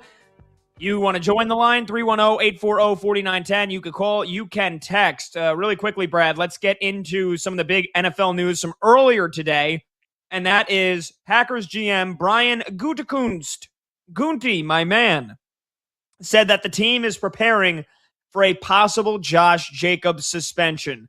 And again, the latest with Josh Jacobs is that he was arrested in May on domestic abuse charges.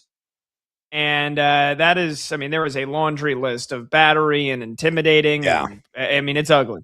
It's really ugly. So, again, I think everybody knows at this point that there is a possible suspension that could be coming to Josh Jacobs. Brad, I'll let you take it here. What are the implications for this for both the Packers, their offense, their running back room, and for us as fantasy football players with a lot of drafts coming up in the next couple of days? Yeah, I mean, this little news bite was certainly making the rounds today, and a lot of people are shivering in their sneakers as a result, expecting that Jacobs is going to miss time during the regular season. That is far from a guarantee. We've seen these instances play out before. Whether a guy is guilty or not, they're going to be, involved in due process, as every American citizen should be. And, I'll be surprised if anything actually happens at all this season. Last I checked, I'm not really sure official charges have been filed.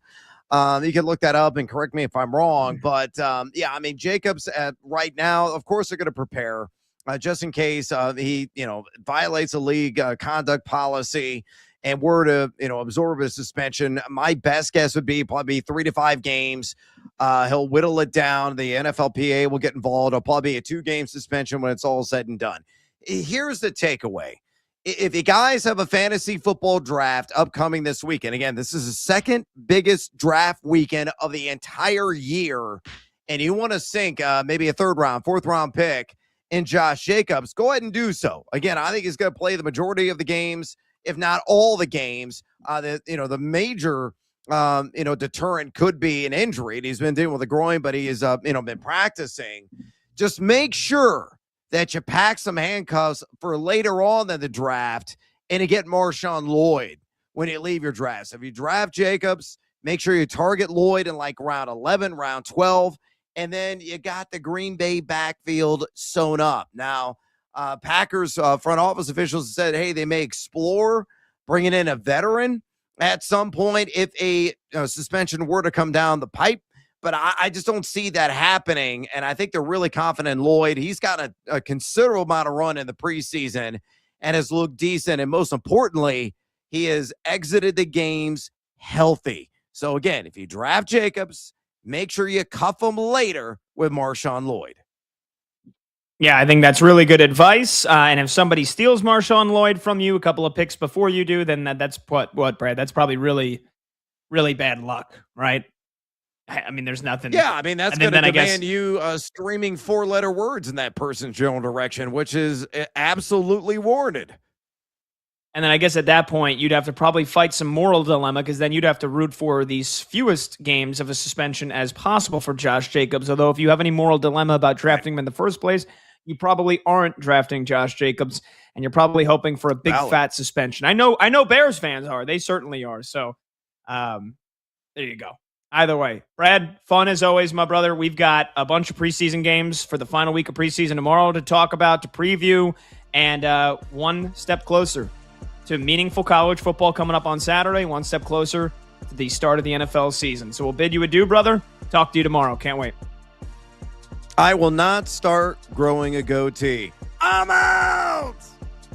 Coming up next, your phone calls, 310-840-4910, and we'll kick off the next hour with a little hot or cold, baby. I'm Pat Boyle. This is BetMGM Tonight on Westwood One Sports.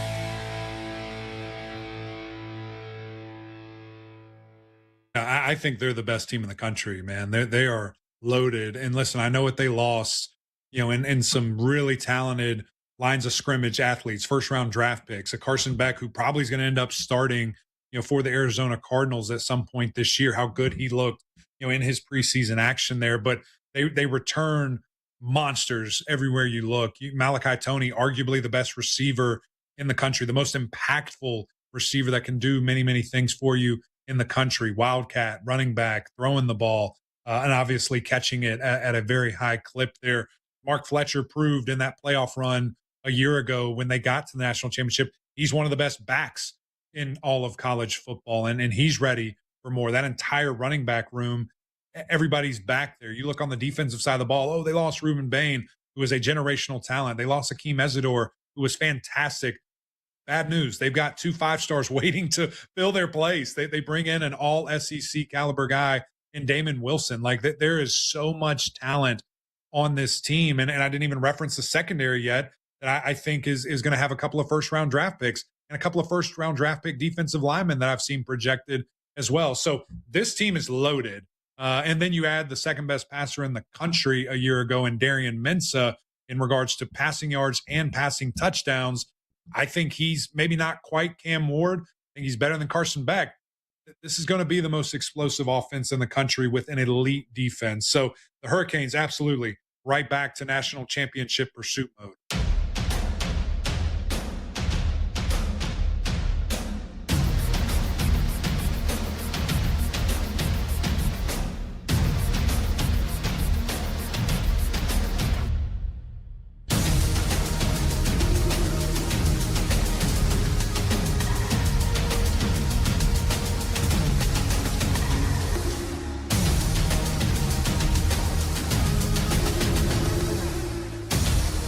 And if you didn't know he had the injury and the brace, which was underneath, of course, his pants there, he used to actually have it showing, and now he's decided to kind of have it more hidden. He found it to be more comfortable for him and got used to it that way. You would not know that he had a torn ACL in an LCL injury. I mean, he looks exactly like Patrick Mahomes. I think the only big test is going to be that first hit, right? And mentally for him, that first hit, when Nick Bonito and the Denver Broncos defensive front are chasing him down. That'll be the nervous moment, I think, for most Chiefs fans, and maybe the one mental hurdle you have to get over, even if you're Patrick Mahomes. But physically, he's doing everything. He did not have to take a single practice off. So fans here in Kansas City are expecting Patrick Mahomes to look like Patrick Mahomes immediately. Now, I think we do know with the timeline, and he's going to be right at the 9-month mark by the time we get to week 1, will he be 100% Patrick Mahomes playoff form? I don't know about that, right? I think that might be a bit much.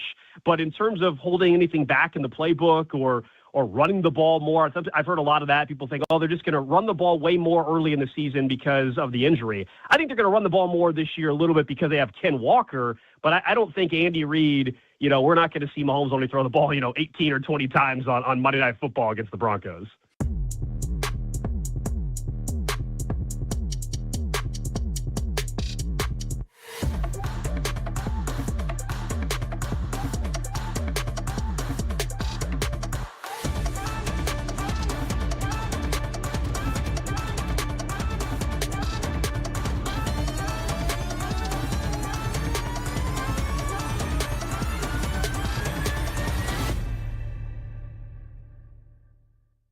This might be something I consider putting some future money down on, like right now, like as soon as I'm done talking to you. Dejon Stribling, 10-1 to win Offensive Rookie of the Year at BetMGM, given all the glowing reviews of his work at training camp and the positives we've seen out of the first 2 preseason games.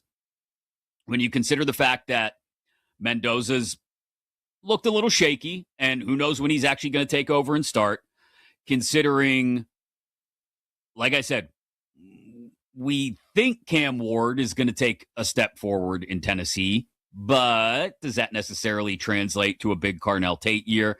And considering, as much as I love him, pun intended, Jeremiah's status in Arizona, I don't think that's a bad look. 10-1. Offensive Rookie of the Year right now for Dejon Stribling at BetMGM. all opinions, all the time. Is it hot or is it cold? You decide right now on BetMGM Tonight After Dark.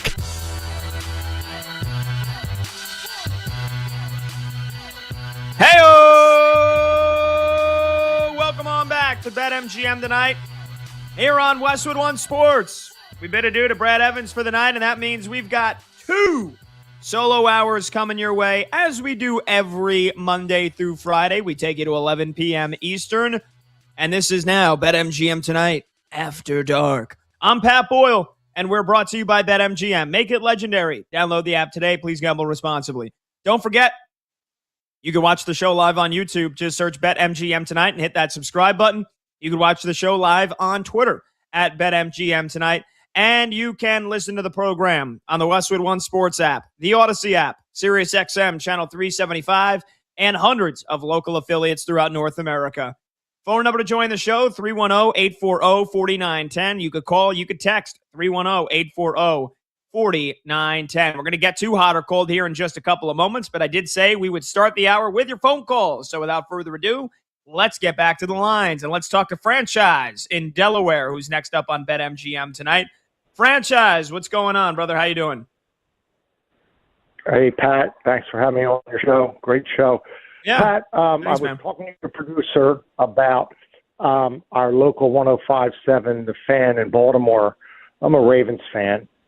And I heard my morning show host, Rob Long, say that he predicts 14-3 for the Baltimore Ravens and a Super Bowl berth, winning the AFC Championship. Now, could you please take a peek at their schedule? Week 1 at the Ursays, at the Indianapolis Ursays, the crucial Week 1 game. We have choked away our Week 1 game the last 2 years under Harbaugh with big leads. That's key to win that first game at the Ursays, the Indianapolis Ursays, 1 o'clock game Sunday. Take a peek at their schedule. If we could run it down, I don't know how much time you have, but 14-3 is very, very optimistic. Would you agree? It is. It's absolutely optimistic, and I'll keep you here so we can do a little back and forth, Franchise, and I'll go through the schedule as quickly as I can. I just want to let you know, with our friends at BetMGM, the projected win total for the Ravens is 11.5, but to go over that is plus money, plus 130. So again, they're projected by the odds makers to get either 11 or 12 wins. I also don't see it. Now, again, I'm kind of skeptical of the Ravens this year. I think 14 wins is absolutely ridiculous. Yes, at the Colts Week 1, home against the Saints Week 2. They play the Cowboys in Rio, in Brazil, in Week 3. And then the Titans Week 4. Look, I can absolutely see the Ravens getting off to like a 6-0 start because then they play the Falcons Week 5 on the road on Sunday Night Football and the Brownies Week 6 on the road. It's not out of the realm of possibility to think the Ravens can't start the year 6-0. But then again, yes, new regime, new era, Jesse Minter, John Harbaugh, the king of blowing double-digit leads in the fourth quarter in years past. So you would think, all right, well, they've got to improve upon that ugly stat, but are they an overall better team with Jesse Minter? That's the biggest question marks for me, Franchise. It's the new head coach, the young, new first-time head coach calling the defensive plays, and it's also the very young, first-time new offensive play caller, offensive coordinator in Declan Doyle that I really don't believe in all that much. So after that, Bengals at home, Bills on the road, Jaguars at home, Chargers at home. Those are 4 tough games. At Carolina, at Houston, Week 11, Week 12, bye week in 13, and then you finish the year against the Bucs, at the Steelers, against the Browns, at the Bengals, and home against the Steelers. Lamar Jackson has to play every single game, and you have to have relatively few injuries for this team to win 14 games. I just think that the defense was a big problem last year, especially the secondary.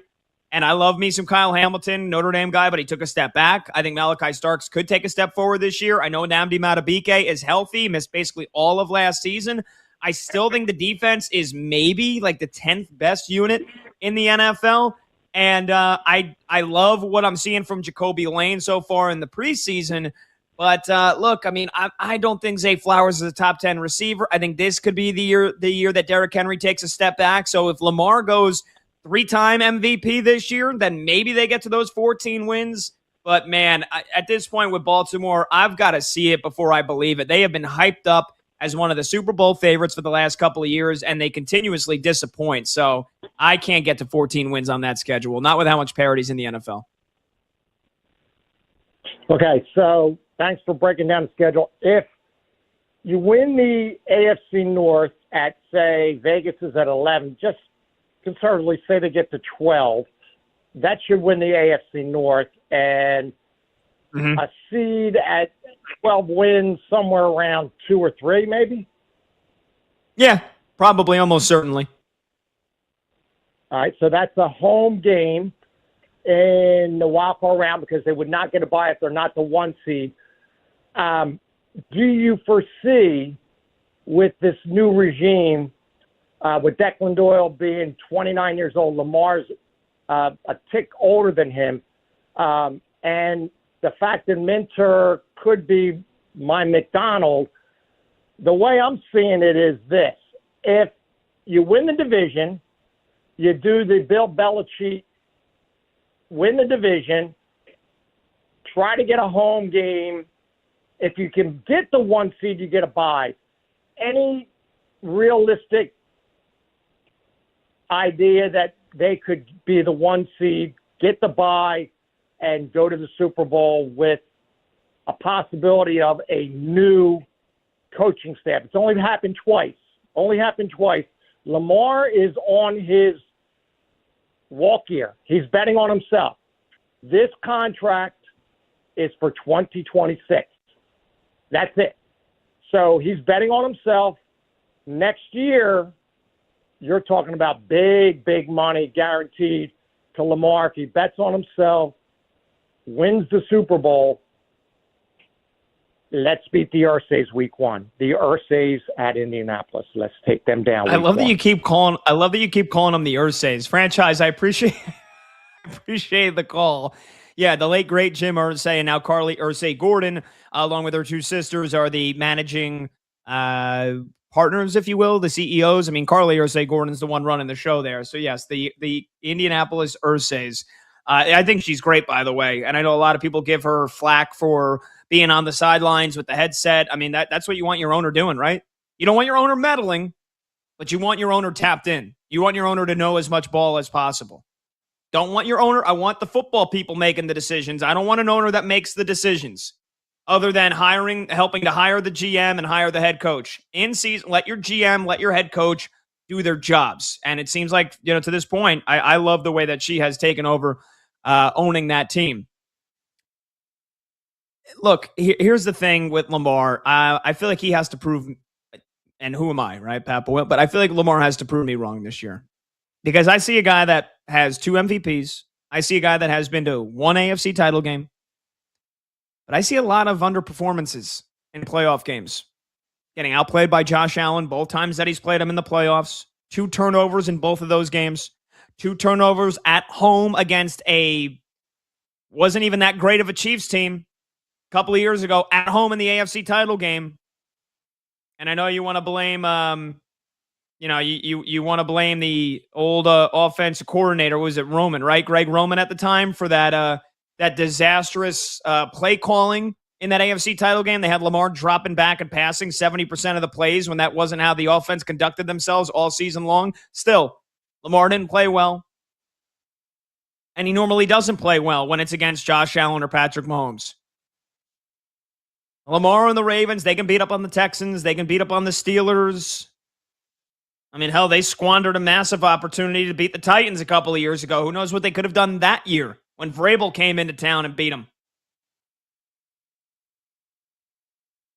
So Lamar is a guy that has all the talent in the world, can win a 3rd MVP this year, but I mean, he has played, I wouldn't say some of his worst, but he has often not brought his best to the table in the postseason. And there was that one year as well where he wasn't healthy in the postseason. They had to go to Snoop Huntley for a playoff game. This is a big year for Lamar.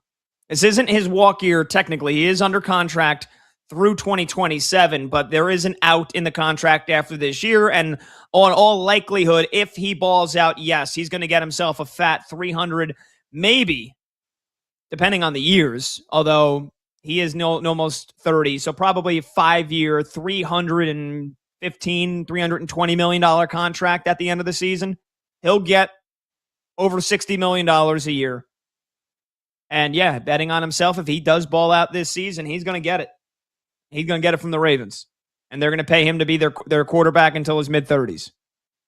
And that's possible that's possible with what he can do in the regular season. But I need to see it in the playoffs. Once and for all. Once and for all.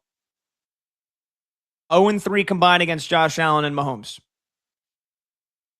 Now you might say, well, Pat, this is a brand new AFC. This thing's wide open. Because it was last year, and maybe you don't think that the Chiefs bounce back this year. Maybe you think Denver is still the class, and they've got an amazing defense, and they looked like they might have been going to the Super Bowl last year if Bo Nix didn't fracture his ankle. I don't have Bo Nix in the top 10 of quarterbacks. And I mean, look, if you've watched football long enough, you know that the best quarterback doesn't always get to the Super Bowl. But I think a lot of the reasons why the Ravens have fallen short in the last few years in the postseason is because Lamar did not play his best game and had multiple turnovers in those games. I wouldn't be shocked. Here's where I might sound like a Ravens hater. I wouldn't be shocked if they missed the playoffs again. Because of the new play callers, including the head coach, Jesse Minter. I mean, look, he's been a defensive whiz everywhere he's gone. With Jim Harbaugh in Los Angeles, with Jim Harbaugh in Michigan. But if every great coordinator became a great head coach, we wouldn't have head coaches get fired every single year. We wouldn't. I'm not saying Jesse Minter won't be a great head coach. There's a lot of pressure that he's walking into. And I really don't believe in the first-time play caller in Declan Doyle at 29 years old. And I don't want to be a reverse ageist. I love what youth movement when guys that are young or that have great minds get a great opportunity and get their chances. I think the Ravens' ceiling is high. I also think their floor is a lot lower than a lot of people think. Sooner or later, Derrick Henry's going to take a step back. You lost Tyler Linderbaum, the anchor of that offensive line. You know, you look at these tackles.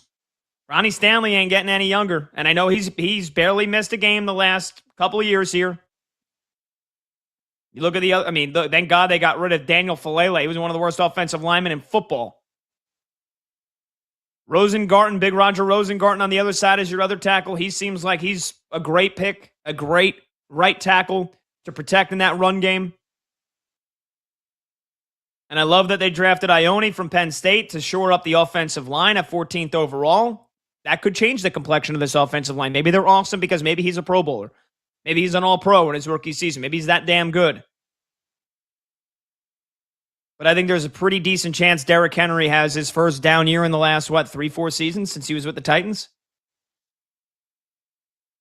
Jacoby Lane, I think, is the X factor for Baltimore. I think he is the key that unlocks everything.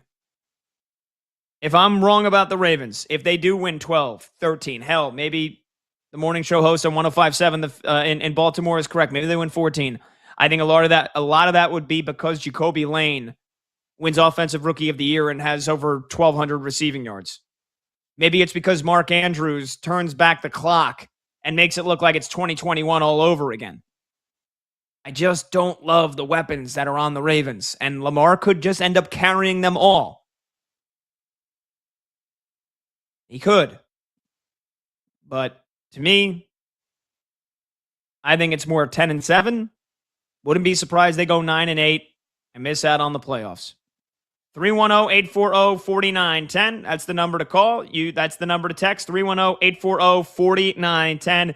We will get more of your phone calls in just a bit, but I do want to get to hot or cold here and get the first item on the docket cooking. So let's get producer Brandon Combs in the mix, and let's do some hot or cold. Combs, what's going on, brother? How you doing?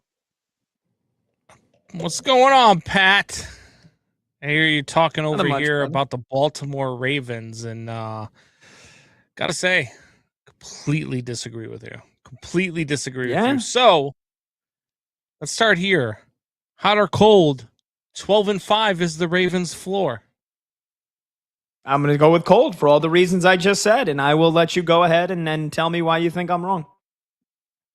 I mean, I have no reason to think that they would be less than that, because when you look at their schedule is not very tough. I mean, they might be 6-0 before they get to that run where they go Bengals, Bills, Jaguars, Chargers.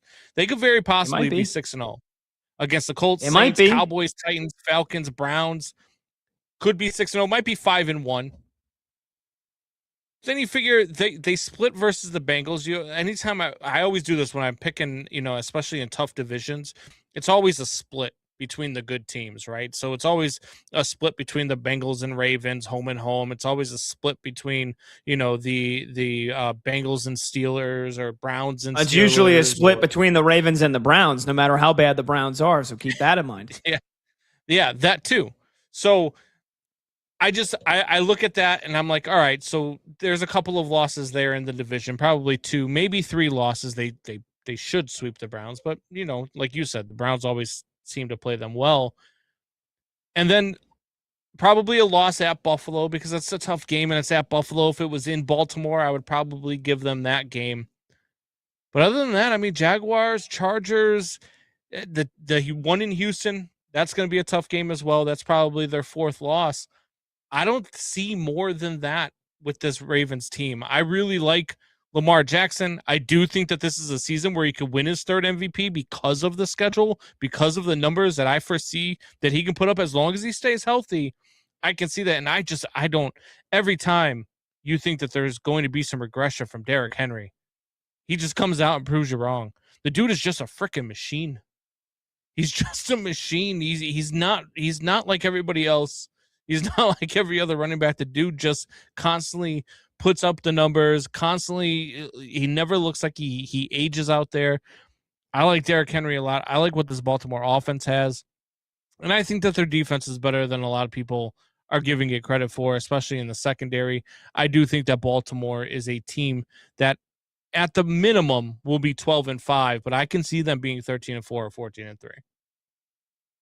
And you love Tyler Linderbaum more than I feel like anybody. You're not worried about his departure and what that could do to this offensive line. And like I said, maybe Ione from Penn State, the right guard, maybe he does immediately step into this offensive line and he's a mainstay. Maybe he's borderline all-pro. What if he's not? What if he's actually a turnstile? I mean, right? Yeah, I mean, the NFL draft, there's a lot of picks that are busts in the first round. Just because they're linemen doesn't make it any more of a short pick. Yeah, I understand, but I mean, they also got the Pochis, who's going to be their starting center, the kid from LSU. Yeah, I think their line's going to be just fine. Like, he's not Tyler Linderbaum, and Tyler Linderbaum's almost irreplaceable as far as talent level goes when it comes to centers, but I still think that this offensive line is going to be good enough, and especially when you've got a mobile quarterback in Lamar, when you've got a beast in Derrick Henry running through that line, I just think it changes things for you. And I think that sometimes stuff like that makes the offensive line look better than what it actually is. So I think that their offensive line is actually one of those that's just all it has to do is be good enough, right? With those weapons behind them, all you got to do is be good enough. And I think that that's where you're at. I think Lamar is a guy who can run for, 600, 700 yards this season. I can see him putting up MVP type passing numbers. I can see him throwing for 30 touchdowns. I can see him throwing for 5,000 yards. I can see all of that stuff with Lamar Jackson. So I like this team, and I love the schedule that they have, because to me, I look at all of the NFL schedules, and out of all of them, I think that the Ravens probably have the easiest schedule in the league. And that is why our friends at BetMGM have their win total at 11.5, which is tied for the highest total in the league, right? What is the Rams? The Rams get to 12. No, the Rams is 11.5. At 11.5, yeah. Let me double check. 11.5 is a lot. Yeah, I don't think. Yeah, I don't know. I don't remember last. Maybe the Chiefs like a couple years ago you had a 12.5. So yeah, it is the Ravens and the Rams both at 11.5, and then it's Bills, Lions, Chiefs, Eagles, and Niners all at 10.5. And so there you go. All right. Well, you're not worried at all about first-time head coach, first-time 29-year-old play caller either? You just think they're going to just groove, fit right into place, no issues, no speed bumps? That easy schedule in the beginning of the year is going to allow them to iron out some of the kinks? Yeah, I think Baltimore is the real deal. This might be the time we finally get to see Lamar in a Super Bowl. I hope so. Either him or Josh Allen, please. One of those guys. Yeah. Either or. Give me a Josh Allen, I Lamar agree. Jackson AFC title game, but I would think that's not going to happen.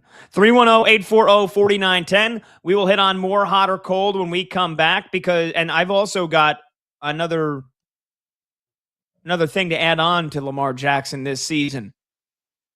Will he get back to his old ways?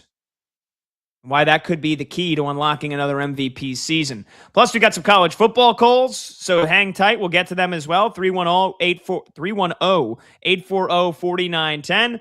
I'm Pat Boyle. That's producer Brandon Combs. This is BetMGM tonight on Westwood One Sports.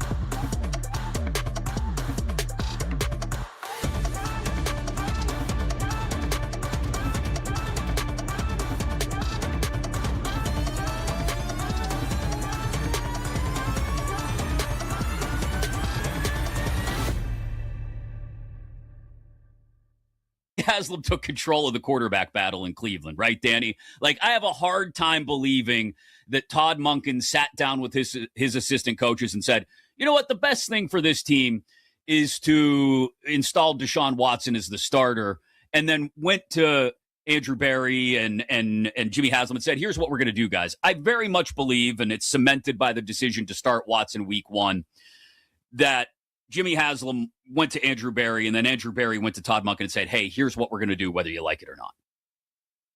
And you think to what end? Like, why? To in some attempt, get something out of the sunk cost that has been possibly the worst contract in NFL history.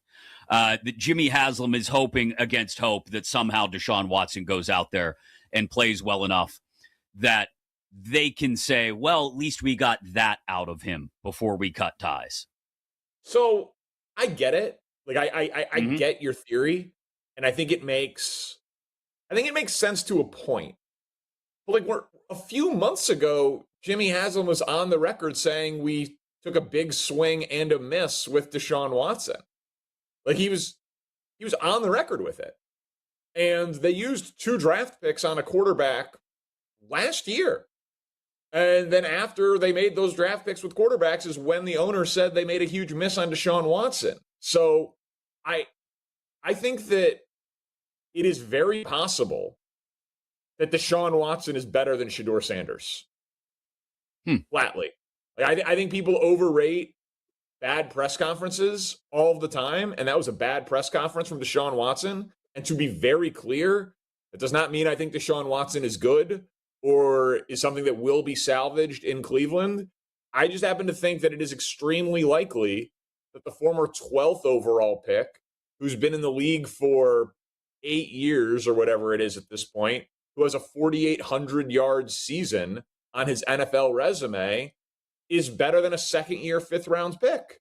Like I haven't seen anything from Shedeur Sanders to suggest that he is a capable NFL starting quarterback. Now, does that mean that he has less value than Deshaun Watson to the Browns? No, because like Deshaun Watson will 100% not be on the Browns next year. And there is at least a chance that Shedeur Sanders will be competing for a job with a first-round pick or QB2 or whatever the case may be.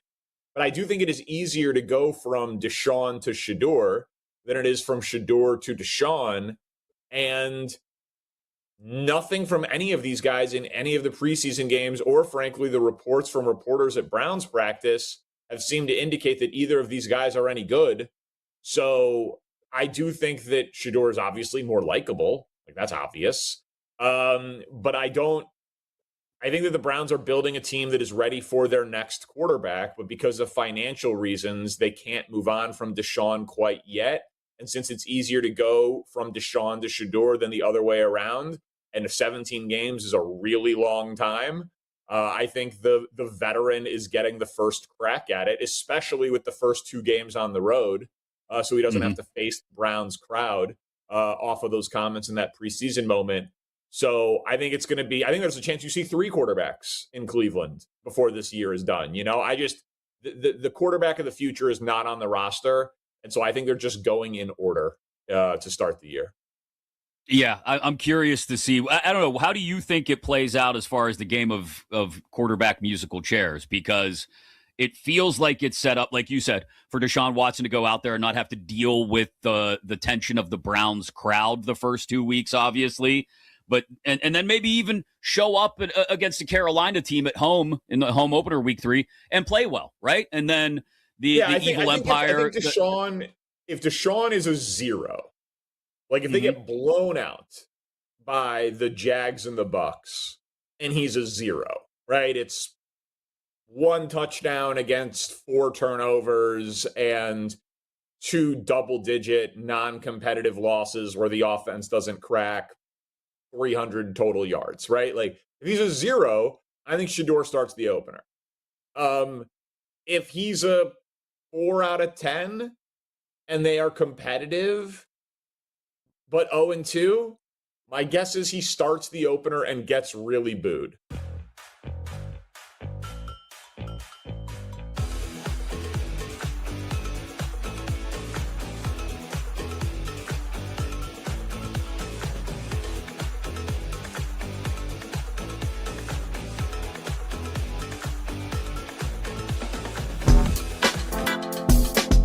BetMGM tonight, After Dark, with Pat Boyle, is back.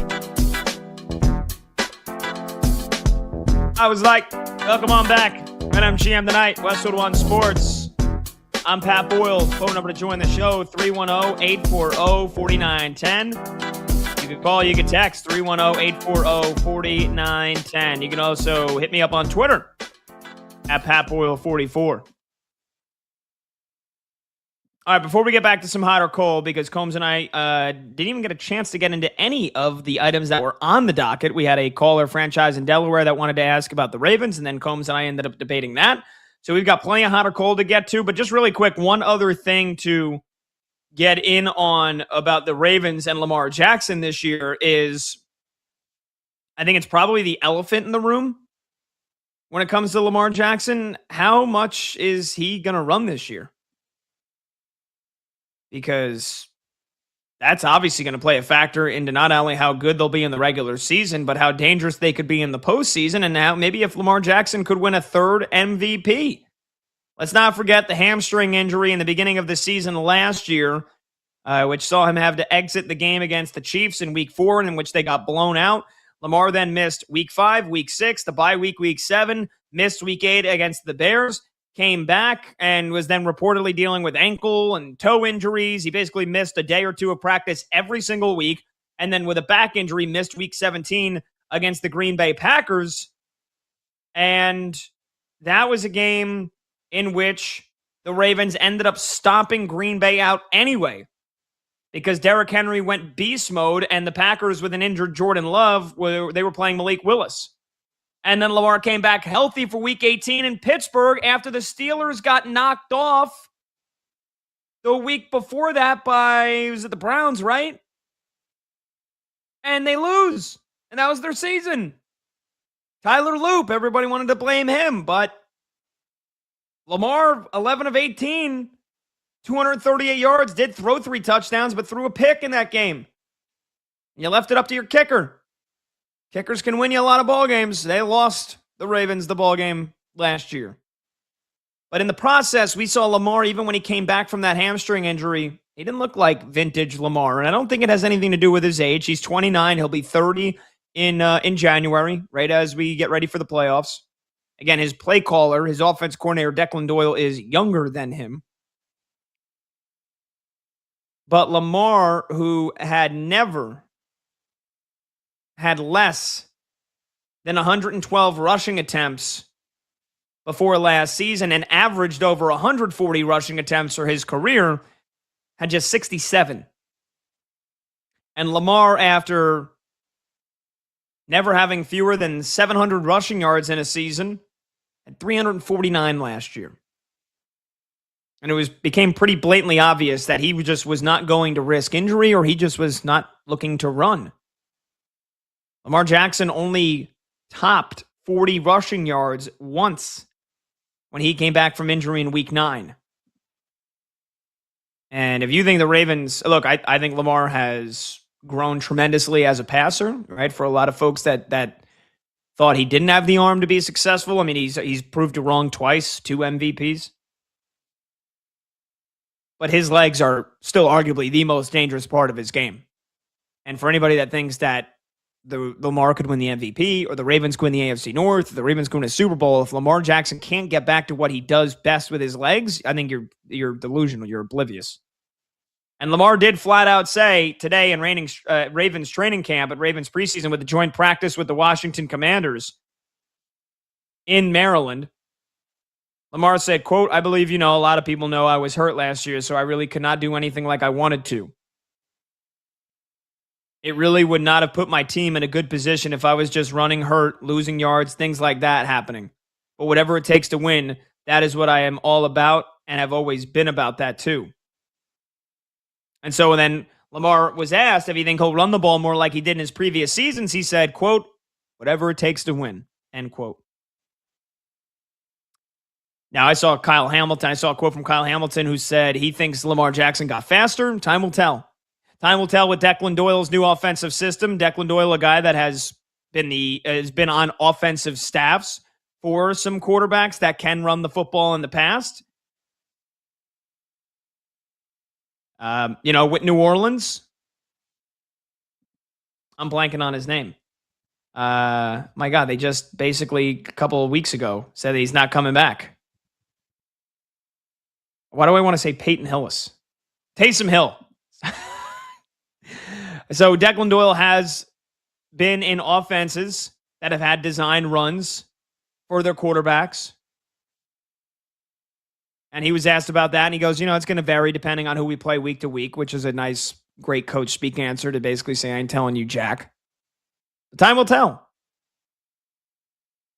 And I feel like as we get older, and maybe these opportunities for Lamar Jackson to get to a Super Bowl become more precious by the year, is it something that just naturally, as he gets older, that he'll run less? And again, he's only 29. He's not 30 yet. Kyle Hamilton said he looks faster. With all the injuries that he has suffered throughout his career, not a ton, but enough to the point where it's become part of his resume, especially last year. Does Lamar take extra caution? Are there certain games where he won't run the ball 11, 12 times for 70 yards because, God forbid, he takes one hit that he doesn't need to? And trying to go balls out to try to win a game in week 4 maybe isn't as important as making sure you're healthy for the entire season. I don't know. I think that's the elephant in the room, though, for Baltimore. How much is Lamar going to run this year? Will he get back to his old ways? I'm very interested to see. 310-840-4910. All right, let's get back to a little hot or cold here. Let's get producer Brandon Combs back in the mix. Combs, what's up, man? What's going on, Pat? Look, we had a texter who texted in on this, so let's start with this one with hot or cold. Josh Jacobs should be suspended for a minimum of 6 games. Hot or cold? Yeah, I mean, again, we touched on this before, and Brad did mention it correctly. Formal charges still have not been officially filed by the Brown County District Attorney's Office, but he was arrested and faces 1 felony count and 4 misdemeanors: strangulation and suffocation, battery, criminal damage to property, disorderly conduct, and intimidation of a victim.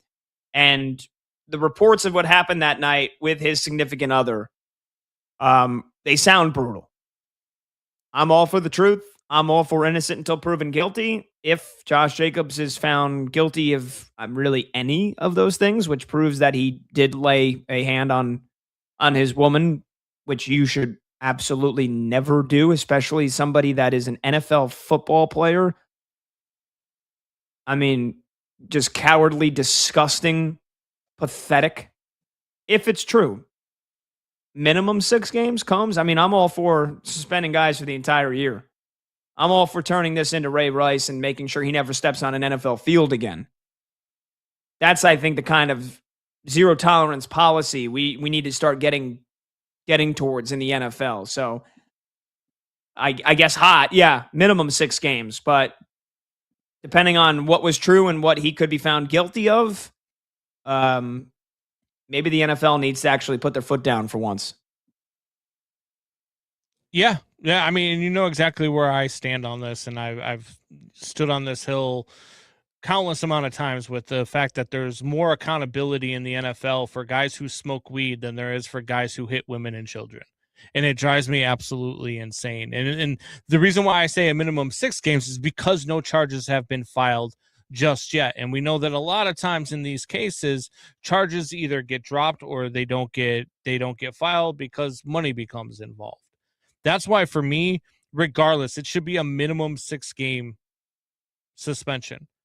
Because if you're anybody, and I don't care that it's not just about this is Josh Jacobs and the fact that he's a Packer and I'm a Bears fan, that has nothing to do with this. What it has to do with it around this league is that we all too many times these guys get away with this stuff, and then they come back and they play games and they get to do what they're paid to do, and we know what they've done off the field. And then what's going to happen is that next offseason, because nothing happened to him, it's going to happen again.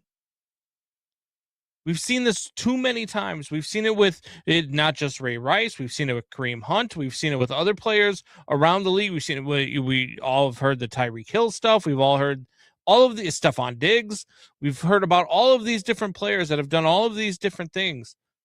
And I understand that sometimes, these accusations can be false. And I get that. And there should be repercussions for that too, for anybody who files a false claim. But what you're seeing here with Josh Jacobs and the accusations, I mean, we've talked about this before. Sometimes, there's that old adage, right? You can't make this bleep up. Well, There's a lot here. And there's a lot here for it to be made up. There's something there. There's a reason why he was arrested for it. They don't just arrest you just because somebody says something. There has to be proof to arrest you. Yep. And the fact that you got arrested for it should result in a 6-game suspension at a minimum. At a minimum. Yeah, again, I'd like to see how I want formal charges filed. If it was enough to arrest him, I don't know why things like this take so long to play out. That's why I'm not a lawyer. I think the legal system at times is baffling here in this country. But I guess we'll leave it at that. I think formal charges need to be filed. And I think at times, I don't know. I don't want to speak out of turn. Maybe an arrest doesn't necessarily prove that 100% of what you're being charged with is true. And I don't want to sound like I'm defending Josh Jacobs in the slightest, but I just, I want there should be no reason it's been 3 months why there haven't been any formal charges filed. Like what is the holdup? That's what I would like to know. But the NFL, we know that they normally take their time with this thing. And I just hope for the sake of due process and justice that we get this moving along at some point, right? Yeah. And again, not that I care a lick about Josh Jacobs' well-being if he is guilty on these counts, even one of them. If he did what he has been charged with doing or arrested with doing, then I don't think he should see a football field at all this year. But for the Packers, I think you would kind of hope to get some answers, because if he is going to be suspended 6 games, you'd probably rather have that between weeks 3 and 8 versus weeks 12 to 18. So I would like to get sped up a little bit. Yeah, I mean, look, if he's guilty, he should never wear pads again. Plain and simple. I mean, it's just I don't disagree at all. And how, if you're a teammate of his, how do you perceive this guy in the locker room? How do you look at this guy when he's around your daughter? How do you perceive this guy when he's around your wife and your family? How do you stand for this in NFL locker rooms? I just don't get it. I don't understand. Drives me That would be a nuts. great sociology test to see how that plays out in NFL locker rooms when something like this does happen. By the way, we do have a texter. Steven from Buffalo texts in, if this turns out to be true about Jacobs, just like Ray Rice, he should be out of the league. I agree. But unfortunately, history would tell us that that is not often the case. We also have another, I think this is also Steven in Buffalo texting in, Pat Boyle looking ripped on his Insta story, lifting the weights today. Keep it up, King. Thanks, Steven. Appreciate it, man. You post on your Insta story and look, I love Monty to death, but Monty, this text has been up there for like 10 minutes now, and you were quick to get we were quick to get the photo of Caleb Williams yesterday. I don't know why this isn't in a side by side with us right now. What did you post that a texter Well, I don't know. is texting in? First of all, Monty, does Monty have Instagram? Do you follow me on Instagram, Monty? That would be a whole thing for him to then have to pull that. I mean, it disappears after 24 hours. I can send Monty the video and he can put it on the show if he wants. We can come back from break with that. I will just tell you, it was me deadlifting. What? You go to the gym and you post videos of yourself? Are you a 21-year-old girl? Like, what is going on? That you go to the gym and you take photos and videos of yourself lifting? What about the Chicago Bears posting a video? Lifting? What about the Chicago Bears posting a video of Ben Johnson benching? And you love that. Oh, look at Ben Johnson. He's so jacked. That's my head coach. I love it. I could care less about Ben Johnson lifting. I said he looked jacked when he took his shirt off in the locker room and was hyping everybody up. Yeah, because I want to run through a wall for the guy. But you're not a head coach of the Chicago Bears, Pat. But you think they probably asked him, hey, coach, we got you that. Hey, coach, you want us to record you bench pressing and we're going to post it on our social channels? Ben Johnson, if he said no, they wouldn't have done it. He obviously wanted that. Is he a 21-year-old girl?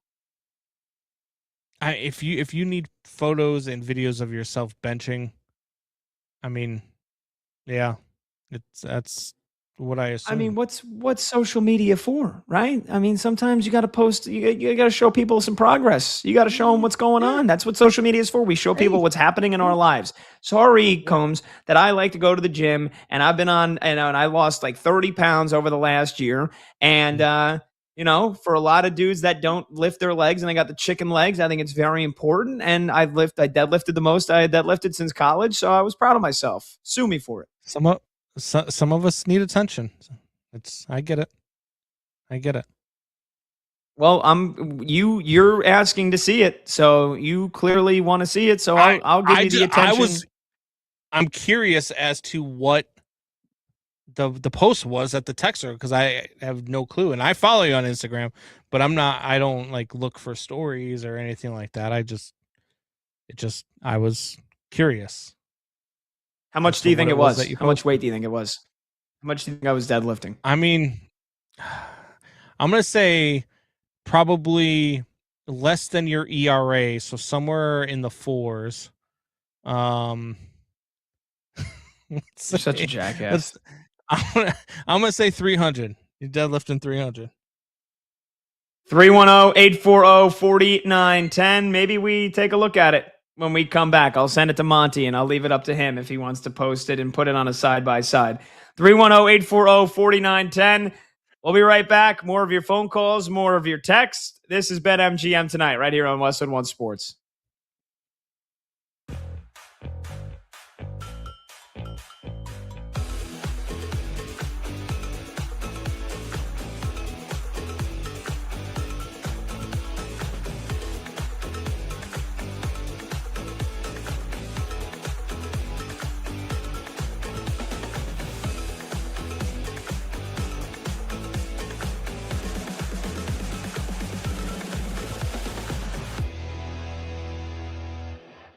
I'll power rank NFL regression candidates here on Westwood One Sports. I've got 5 in mind, so why not just jump into the list? And we'll count them down from 5 to 1. At number 5, while he can be a phenomenal passer and he's got great weapons at his disposal, a ton of talent on this offense, I have questions about his offensive line, Stop me if you've heard that about a number of teams at this point in the preseason. Jared Goff at number 5 for me as a candidate for regression in 2026. When he's operating inside a clean pocket, things are great. And he doesn't necessarily melt down under pressure. He doesn't. He's actually, some years, been one of the better quarterbacks in the league despite pressure. But against these defenses, Brian Flores' defense in Minnesota, you would hope some increased pressure from the Bears' defense and the number of turnovers they caused last year. Maybe that could be something to talk about as far as regression goes. And the Packers, once Micah Parsons is healthy, defenses that can create pressure, can get in Goff's face, know how to scheme against him. If anybody is generating immediate interior pressure, especially against Jared Goff, and busting up that pocket, not letting him work through progressions, turning up the speed on his decision-making, it could lead to a natural drop in some of that downfield accuracy that we've seen from Goff, even with all those weapons at his disposal. So my number 5 candidate for regression in the NFL in 2026, Jared Goff, Lions quarterback. Number 4 is going to be the only spot on this list where I go to the defensive side of the ball. Yes, there are other candidates, but in this case, I think age is a big part of it. Number 4, Danielle Hunter, edge rusher for the Houston Texans. Pass rushers on the wrong side of 30. The drop-off can happen like that in an instant. Yes, he's working with Will Anderson Jr. on the other side. Yes, they felt nearly unstoppable last year. And yes, I still think the Texans defense is going to be good. But I don't know if we get the same sack totals this year. I don't. While offensive blocking schemes are, I imagine, going to sell out to try and slow down Anderson, and it's very hard to try and slow down Anderson and Hunter at the same time, his pressure metrics as compared to those sack totals have not always compared. And as that first step explosiveness off the ball slows down, maybe even just by a fraction of a second as he pushes into his 30s, is he going to be able to get home as often? Are teams able to study tape on what exactly DeMeco Ryans is cooking up on that side of the ball? Do the Texans then get inventive and look to bring pressure in different ways? Or do teams figure out a way to slow it down on the edges and maybe not completely take Will Anderson Jr. and Danielle Hunter out of games, but like I said, just slow them down enough? Again, for a guy in his 30s now, that's something to keep an eye on with Danielle Hunter. He's my number 4 candidate for regression in the 2026 NFL season as we power rank him here on Westwood One Sports. Number 3, I mean, I don't want to say it has to happen.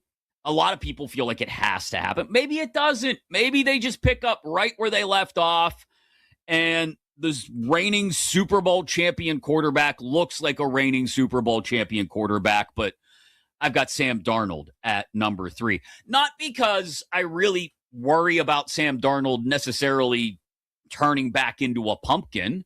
I don't think he's going to start seeing ghosts again throughout all the Halloween analogies you want to, but because I don't know if he can remain at that peak he had during the playoffs for an entire season.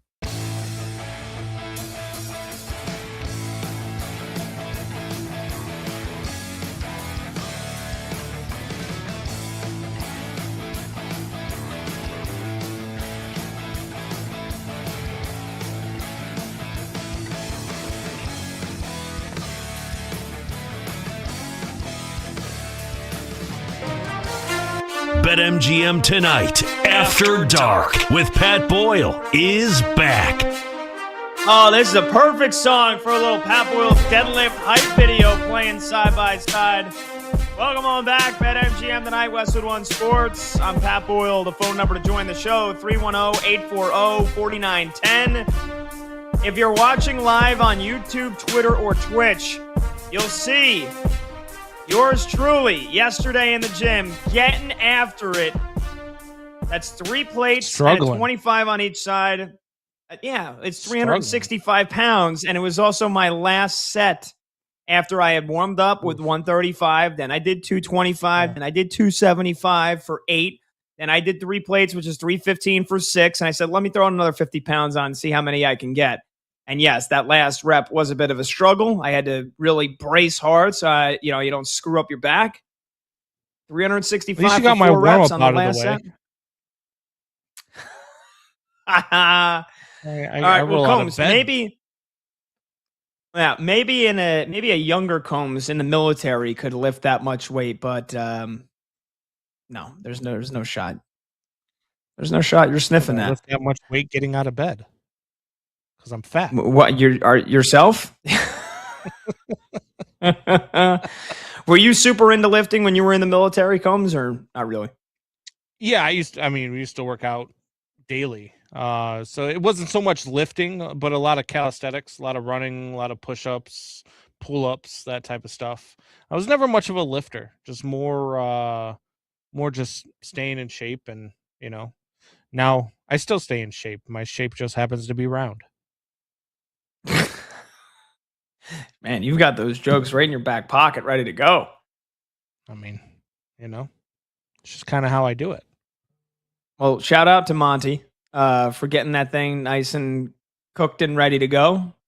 I think that's great. And shout out, by the way, that wasn't Steven in Buffalo. We had 2 Buffalo numbers text last segment. Steven from Buffalo was the one that texted about Josh Jacobs, and then we did have a separate 716 number that is a Buffalo area code without a name or anything, but that was the one that said looking ripped on my Insta story. So whoever you are, we appreciate you. Thanks for following. Thanks for checking out the stuff. And thanks for, go ahead. I've always wondered this, Pat.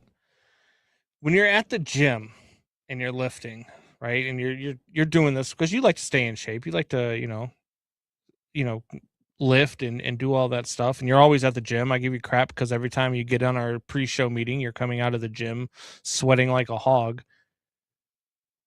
What goes into the thought process? Like, what prompts you to be like, you know what, I'm about to lift?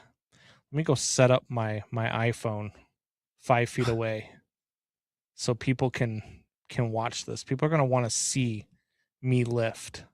What goes it like? What is the thought process there? Like, what triggers that thought?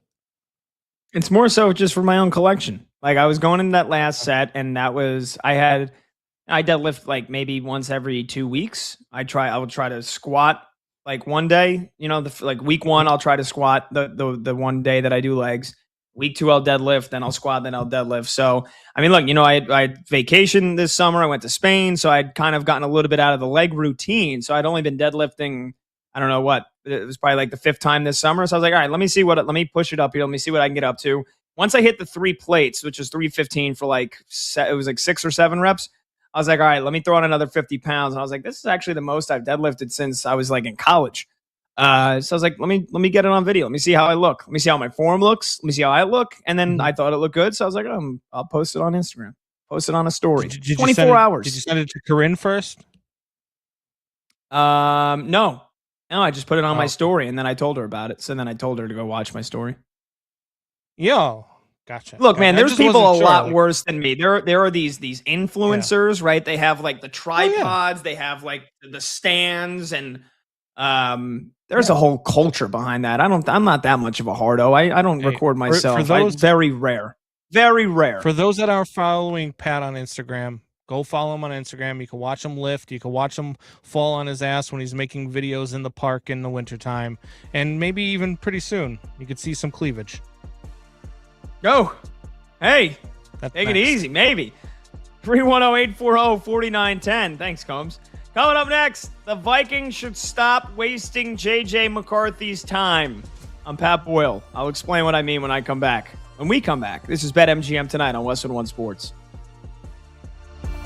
So hot right now.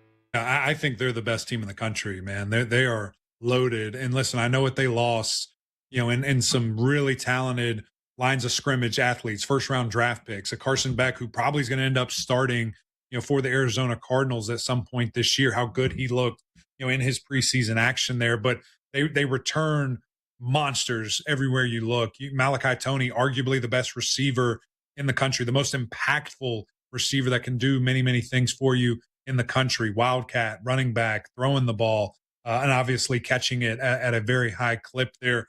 Mark Fletcher proved in that playoff run a year ago when they got to the national championship, he's one of the best backs in all of college football, and he's ready for more. That entire running back room, everybody's back there. You look on the defensive side of the ball, oh, they lost Reuben Bain, who is a generational talent. They lost Akeem Ezador, who was fantastic. Bad news. They've got 2 5-stars waiting to fill their place. They bring in an all SEC caliber guy in Damon Wilson. Like there is so much talent on this team. And I didn't even reference the secondary yet that I think is going to have a couple of first round draft picks and a couple of first round draft pick defensive linemen that I've seen projected as well. So this team is loaded. And then you add the second best passer in the country a year ago in Darian Mensah in regards to passing yards and passing touchdowns. I think he's maybe not quite Cam Ward. I think he's better than Carson Beck. This is going to be the most explosive offense in the country with an elite defense. So the Hurricanes, absolutely right back to national championship pursuit mode.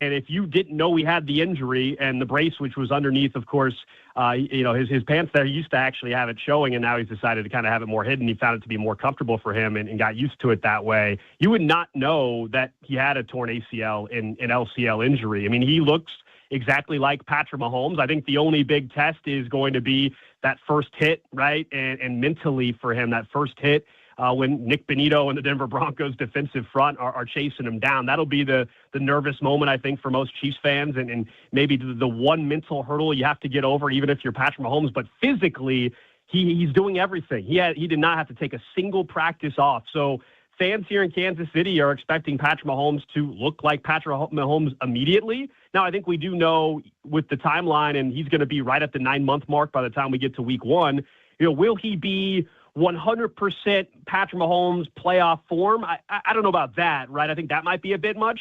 But in terms of holding anything back in the playbook or running the ball more, I've heard a lot of that. People think, they're just going to run the ball way more early in the season because of the injury. I think they're going to run the ball more this year a little bit because they have Ken Walker. But I don't think Andy Reid, we're not going to see Mahomes only throw the ball, 18 or 20 times on Monday Night Football against the Broncos.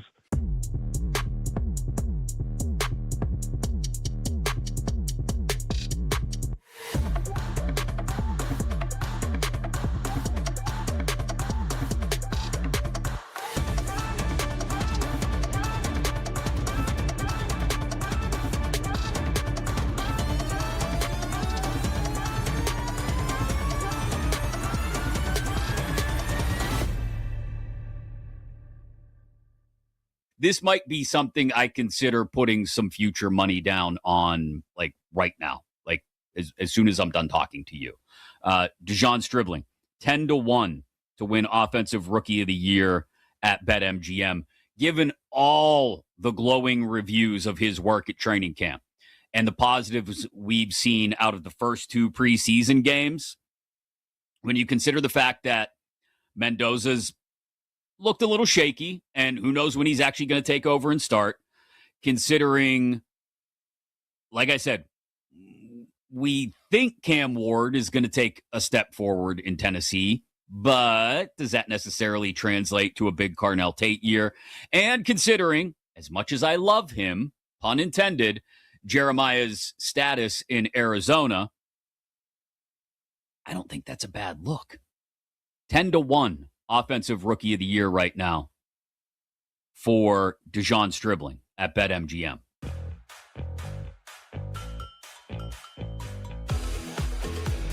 ever hear. With your host, Pat Boyle. It's BetMGM Tonight, After Dark, on Westwood One Sports. Hey-o! Welcome on back to BetMGM Tonight here on Westwood One Sports. I'm Pat Boyle, and we are brought to you by BetMGM. Make it legendary. Download the app today. Please gamble responsibly. Fifth and final hour of this Hump Day extravaganza kicks off right now. Don't forget, you could watch the show live on YouTube. Just search BetMGM Tonight and hit that subscribe button. You can watch the show live on Twitter at BetMGM Tonight. And you can listen to the show on the Westwood One Sports app, the Odyssey app, SiriusXM Channel 375, and hundreds of local affiliates throughout North America. We've gotten into a lot so far tonight. The top of the show was the breaking news. The NFL is ending the Pro Bowl games. And so I think this is a big win for the NFL. Like, finally, good riddance, thank God, because nobody watches it anymore. It's flag football, grab ass. I mean, it was a complete waste of time. And on top of it, because so many guys pass up on the opportunity because their teams are in the playoffs or they just straight up don't want to go, and I don't blame them. I mean, we had Shedeur Sanders get named a Pro Bowler last year just because he had to have somebody at the event. Shedeur, no offense to Shedeur. I'm rooting for Shedeur this year. I hope that when inevitably Deshaun Watson bombs and fails and gags as the Cleveland Browns starting quarterback, that Shedeur picks up the pieces and plays well. He had no business being a Pro Bowler last year. No, I mean, not a chance. Not a chance. So now that the NFL is just going to move towards honoring NFL players, honoring the Pro Bowlers, and that's how they're going to dedicate their time to the quote-unquote Pro Bowl, I think it's a win. You know, Jonathan Jones reported from The Athletic that players, basically a lot of players had said that, you know, being a Pro Bowler doesn't mean what it once did. And, I mean, they're 100% right. So now it will mean something again to be a Pro Bowler because you don't have to worry about, well, why is Shedeur Sanders a Pro Bowler? And I only use Shedeur because he's the most notable of the – there was a couple other examples, but that was the most notable. 310-840-4910. We broke down the SEC. I'm picking Sark and Arch and the Longhorns. Hook 'em. I think Texas wins the SEC this year. And I do think they beat Georgia. I think the Bulldogs get to a sixth straight SEC title game, but I think Texas stops them in their quest for a three-peat. And as a Notre Dame fan, obviously, I think the Irish can win the national championship this year. Their defense is loaded. Their offensive line is loaded. C.J. Carr coming off of a fantastic freshman season. I think he's going to win the Heisman. But if Notre Dame fails, I think it'll be Arch Manning in Texas that wins the national title this year. We got college football in less than 3 days, baby. Week 0. And we got a full enchilada of games coming up in 10 days from now. 310-840-4910. We'll get you an update on Let's Go Streaking in a little bit. We'll get you a bunch of baseball scores in a little bit. But I want to kick off the final hour with what's going on in Minnesota. And I know that the big news of the offseason and the big news of the summer has already been decided. Kyler Murray is the starting quarterback, which was a pretty rough day. And it's been a rough, 2 years of an NFL career so far for J.J. McCarthy? It might get worse. And I think it'll ultimately be good for him, but I think it could get worse. I think the Minnesota Vikings could cut J.J. McCarthy. And honestly, I think they should just stop wasting his time and everybody's time, and they should just cut him. In 5 days from now, when it's roster cut down day, J.J. McCarthy, who was drafted not even 3 years ago, J.J. McCarthy drafted 10th overall in 2024 on the cusp of his third season, I think is about to be cut. I think he should be cut. And I think it would be good for both him and for everybody involved with the Vikings. 310-840-4910. That is quite the fall from grace. I mean, it's not number 1 overall pick, so it's tough to throw him in the same boat as Jamarcus Russell. But in terms of, look, his rookie season, unfortunately, never got off the ground because of the torn meniscus. And honestly, it was probably was it the best thing for the Vikings? I mean, I know they win a Super Bowl, but Sam Darnold steps in, wins you 14, 15 games, has an unbelievable season, but then you do lose in the first round of the playoffs, and then you failed. You decided to go with J.J. McCarthy, and you let Sam Darnold walk, and he wins the Super Bowl. So actually, I don't know. Was that a good thing? Was it not a good thing? Because you end up in the same exact place as you were 2 years ago if you're the Minnesota Vikings anyway, and that is without Sam Darnold and without J.J. McCarthy, and still no playoff wins in how many years? 310-840-4910. But it could get worse. It could be a cut for J.J. McCarthy because according to Kevin Seifert of ESPN, you had a second team practice today, basically. It was like a quick 80-minute practice, or yesterday, for the Minnesota Vikings. And J.J. McCarthy and Carson Wentz split the second team reps. Like J.J. McCarthy he's not even promised that he's the backup quarterback. And if J.J. McCarthy, who was the 10th overall pick just 2 years ago, is not even officially good enough now to be your backup, he's going to be your third string quarterback. What are you doing keeping him? What are you doing keeping him? They obviously have zero belief in him. Zero belief whatsoever. And he's given you no reason to give him belief. And all the videos that I keep seeing at a training camp and joint practices and just Vikings team practices, I mean, he looks god awful. The decision, his brain looks broken when he is in the pocket and he doesn't know what to do. Like it's shocking to see how a kid could have that much success at the college level. He had 10th overall draft pick and he looks like he has no idea what to do. Now I'm saying that I would have any idea what to do. But this is a player that should know what to do and looks like they don't. And missing wide open players in practice. And he's been really bad in the 2 preseason games as well. Took a lot of hits against the Ravens in this past weekend. It doesn't look good. And he missed practice today. Kevin O'Connell said that they gave him a day off because of his ankle injury that's been lingering since they played the Ravens over the weekend. And they're hopeful that he can start their preseason finale on Friday. I mean, look, you're splitting second team reps with Carson Wentz now. And here's the thing. Carson Wentz was a pretty good backup for them last year. Carson Wentz filled in and did an admirable job, and then to the point where the Vikings basically rode him into the ground. He's playing with like a torn shoulder socket, and they kept making him play. To the point I remember watching that game against the Chargers. He's getting teed off on, and Carson Wentz is like in agony because of how much pain he's in with his shoulder. And they're just making him wear it. And that was the game that J.J. McCarthy was apparently close to being able to come back from his ankle injury, but wasn't good, wasn't ready enough. And then there was a play on the sideline, and J.J. McCarthy hops over a guy that gets tackled near the sideline. And they didn't have any trust in Max Brosmer, and then they end up throwing Max Brosmer out there anyway. And then J.J. McCarthy played the rest of the season. They win 5 games in a row. He looked okay. Looked a little bit better than how bad he was in the beginning of the year. And now they bring in Kyler Murray. He's the starter. And at this point, I'd probably rather have Carson Wentz as my backup. If things go wrong with Kyler Murray this year, or if he gets hurt, I mean, if things go wrong and he plays poorly, I mean, chances are you're not doing anything anyway.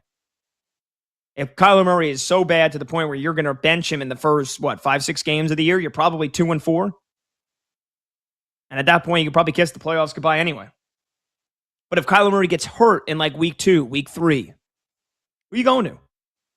You going to J.J. McCarthy? You going to Carson Wentz, who in 5 games last year threw for 1,216 yards, 6 touchdowns, 5 interceptions.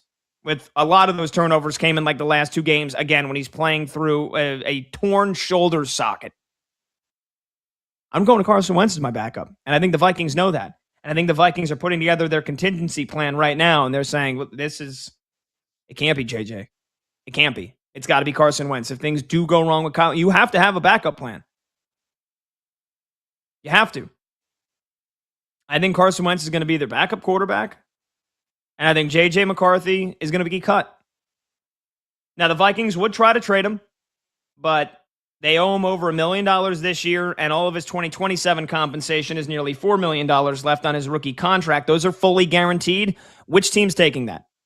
Unless you're able to negotiate a trade with a team where you're going to pay the majority of his contract, and what are you getting back? You're getting back a 7th rounder. You ain't getting anything but a 7th rounder. You ain't getting anything but a 7th rounder. And are you even getting that? Are you even getting that?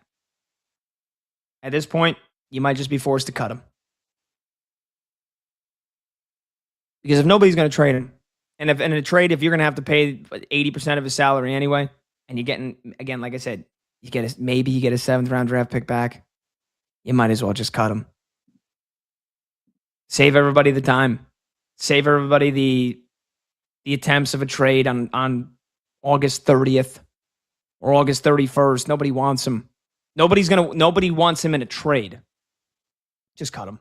Just waive him. And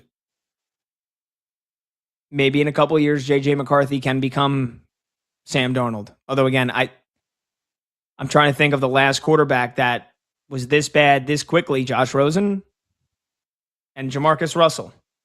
And what happened to Josh Rosen after his time came to an end with Arizona? He went to Miami, started 3 games, was terrible again. Found his way onto the Falcons squad in 2021, appeared in 4 games, he threw 11 passes, and that was it. Josh Rosen was essentially out of the league in 2 years. The Vikings have no place for J.J. McCarthy. I don't think they believe in him whatsoever. And he hasn't really done anything to make you believe in him. I feel a little bit of sympathy for him. I feel bad for him. It's sad. Because how do you get your confidence back after something like this happens? It's tough. But you know where he might have a shot to get some confidence back and maybe resurrect his career some point down the line if an injury happens. I've seen some people talking. I've seen some articles, landing spots for JJ. Where could JJ McCarthy go? Oh, maybe Miami, maybe the Dolphins. If Malik Willis gets hurt or it doesn't work, maybe they just say, screw it, let's try JJ McCarthy. Maybe it's the Colts, because if Daniel Jones doesn't look like he did before his torn Achilles, maybe he looks like a guy that is freshly off a torn Achilles that also had a lot of struggling seasons with the Giants. Well, they have Anthony Richardson and Riley Leonard. Why not throw JJ McCarthy in the mix? No. There's only one potential landing spot for JJ McCarthy if the Vikings cut him, which I think they should, and I think they will. And I think you know it, and I know it. Where JJ McCarthy, which roster he would end up on? It would be with his old head coach. It would be with Jim Harbaugh and the LA Chargers. And he would be either the backup or the 3rd string for Justin Herbert. Because right now, the Chargers have Trey Lance backing up Herbert, and their 3rd stringer is DJ Uiagalelei, formerly of Clemson and then Florida State, a guy that looked like he could have been the number 1 overall draft pick in the NFL draft just a couple of years ago and has since also just about hit rock bottom. You think Jim Harbaugh would rather have DJ Uiagalelei, who also hasn't really looked good in preseason? Or do you think he'd rather have his old pal, JJ McCarthy? I can tell you what the obvious answer is. He'd rather have JJ McCarthy. And for those wondering, how bad has DJ Uiagalelei been that they would cut him to sign another quarterback to be their 3rd stringer? Well, he went 6 of 9 for 120 yards and a touchdown in the preseason opener against the Houston Texans. So I guess just off those merits, that's pretty impressive. And against the 49ers, 7 of 15, 80 yards and a touchdown. But, I mean, I've watched some compilations of DJ Uiagalelei throws, and he don't have it. And the point is, I mean, he's got no prayer of seeing the field this year unless disaster strikes in LA. And he's 25 years old. Whereas JJ McCarthy, on the other hand, is 24? 23. Doesn't turn 24 until January. 2 years younger than a guy that just entered the NFL this year. That's 2 years of factory reset for Mike McDaniel, whatever time he would have to be able to work on J.J. McCarthy, because let's be honest, they're not going to spend a ton of resources, but he would be able to be in that room, in those film rooms, in those sessions, in those practices, playing against the Chargers ones in practice leading up to games each week. And he'd have Jim Harbaugh there. Because who's better at building up somebody's confidence than Jim Harbaugh? I mean, look in just the last 2 years. He's called Justin Herbert a Hall of Famer, and it's his job to get him there. He's going to be a Super Bowl champion. Justin Herbert's the greatest quarterback since sliced bread. He's the greatest quarterback of all time. I don't think he's ever said that, but he said Justin Herbert's a Hall of Famer. I don't know about you. Justin Herbert, maybe the first 2 years, if you just copy and pasted those over 10 more seasons, but the last few years, Justin Herbert's been far off from a Hall of Famer, especially in the playoffs. But here's Jim Harbaugh building him up every single year, every single week, pounding it, slapping his chest, slapping his shoulder pads, making Justin Herbert feel all nice and good and warm inside. He did that with J.J. McCarthy for, 3 seasons, 4 seasons? Won a national championship. That's my prediction. J.J. McCarthy gets cut by the Vikings in 5 days from now on cut down day, and Jim Harbaugh and the Chargers scoop him up. They cut DJ Uiagalelei, and J.J. McCarthy becomes their third string quarterback. And maybe he supplants Trey Lance in a short time to be the backup, because what the hell has Trey Lance done in his 4 seasons in the NFL? Nothing. The Niners experiment failed. He went to Dallas for a year.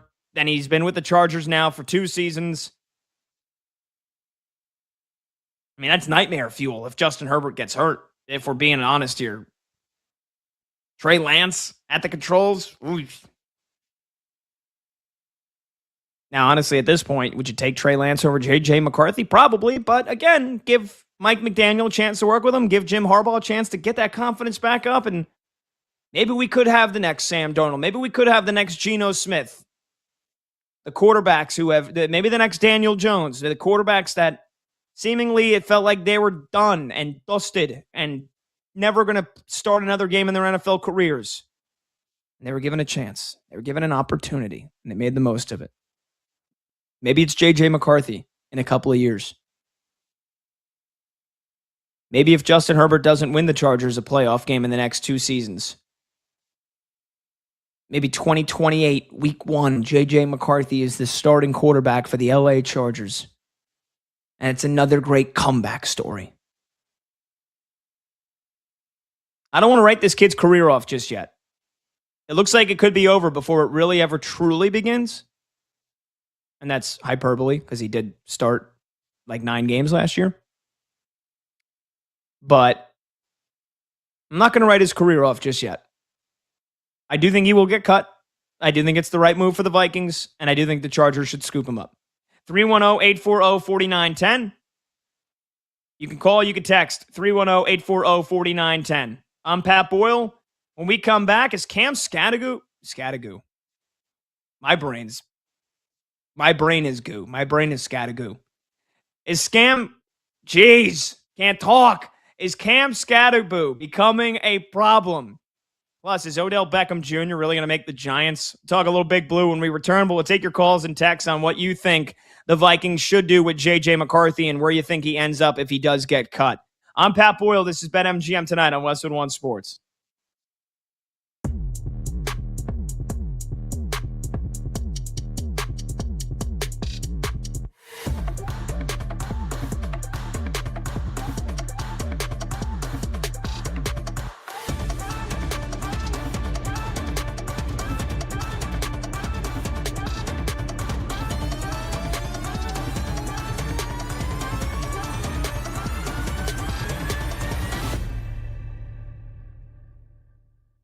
Haslam took control of the quarterback battle in Cleveland, right, Danny? Like, I have a hard time believing that Todd Monken sat down with his assistant coaches and said, you know what, the best thing for this team is to install Deshaun Watson as the starter, and then went to Andrew Berry and Jimmy Haslam and said, here's what we're going to do, guys. I very much believe, and it's cemented by the decision to start Watson week 1, that Jimmy Haslam went to Andrew Berry, and then Andrew Berry went to Todd Monken and said, hey, here's what we're going to do, whether you like it or not.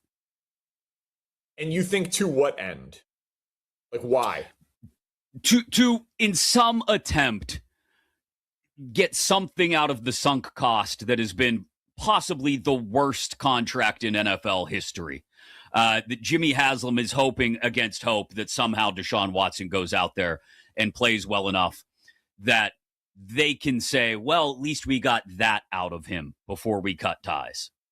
So I get it. Like I get your theory, and I think it makes sense to a point. But like a few months ago, Jimmy Haslam was on the record saying we took a big swing and a miss with Deshaun Watson. Like he was on the record with it. And they used 2 draft picks on a quarterback last year. And then after they made those draft picks with quarterbacks is when the owner said they made a huge miss on Deshaun Watson. So I think that it is very possible that Deshaun Watson is better than Shedeur Sanders. Flatly. Like I think people overrate bad press conferences all the time, and that was a bad press conference from Deshaun Watson. And to be very clear, it does not mean I think Deshaun Watson is good or is something that will be salvaged in Cleveland. I just happen to think that it is extremely likely that the former 12th overall pick, who's been in the league for 8 years or whatever it is at this point, who has a 4,800-yard season on his NFL resume, is better than a second-year, fifth-round pick. Like I haven't seen anything from Shedeur Sanders to suggest that he is a capable NFL starting quarterback. Now, does that mean that he has less value than Deshaun Watson to the Browns? No, because like Deshaun Watson will 100% not be on the Browns next year. And there is at least a chance that Shedeur Sanders will be competing for a job with a first-round pick or QB2 or whatever the case may be. But I do think it is easier to go from Deshaun to Shedeur than it is from Shedeur to Deshaun. And nothing from any of these guys in any of the preseason games, or frankly, the reports from reporters at Browns practice have seemed to indicate that either of these guys are any good. So I do think that Shedeur is obviously more likable. Like that's obvious. But I think that the Browns are building a team that is ready for their next quarterback, but because of financial reasons, they can't move on from Deshaun quite yet. And since it's easier to go from Deshaun to Shedeur than the other way around, and 17 games is a really long time, I think the veteran is getting the first crack at it, especially with the first 2 games on the road, so he doesn't have to face the Browns crowd off of those comments in that preseason moment. So I think it's going to be, I think there's a chance you see 3 quarterbacks in Cleveland before this year is done. You know, the quarterback of the future is not on the roster. And so I think they're just going in order to start the year. Yeah, I'm curious to see. I don't know. How do you think it plays out as far as the game of quarterback musical chairs? Because it feels like it's set up, like you said, for Deshaun Watson to go out there and not have to deal with the tension of the Browns crowd the first 2 weeks, obviously. But and then maybe even show up against a Carolina team at home in the home opener week 3 and play well, right? And then the evil empire. If Deshaun is a 0, like if they get blown out by the Jags and the Bucks, and he's a 0, right? It's 1 touchdown against 4 turnovers and 2 double-digit non-competitive losses where the offense doesn't crack 300 total yards, right? Like if he's a 0, I think Shedeur starts the opener. If he's a 4 out of 10 and they are competitive but 0-2, my guess is he starts the opener and gets really booed.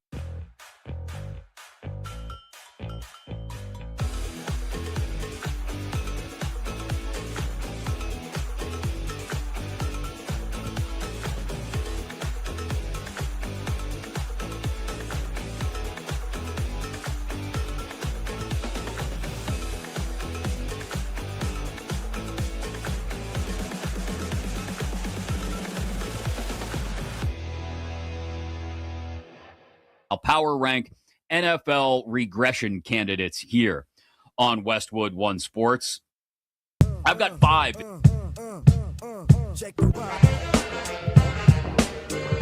BetMGM Tonight After Dark with Pat Boyle is back.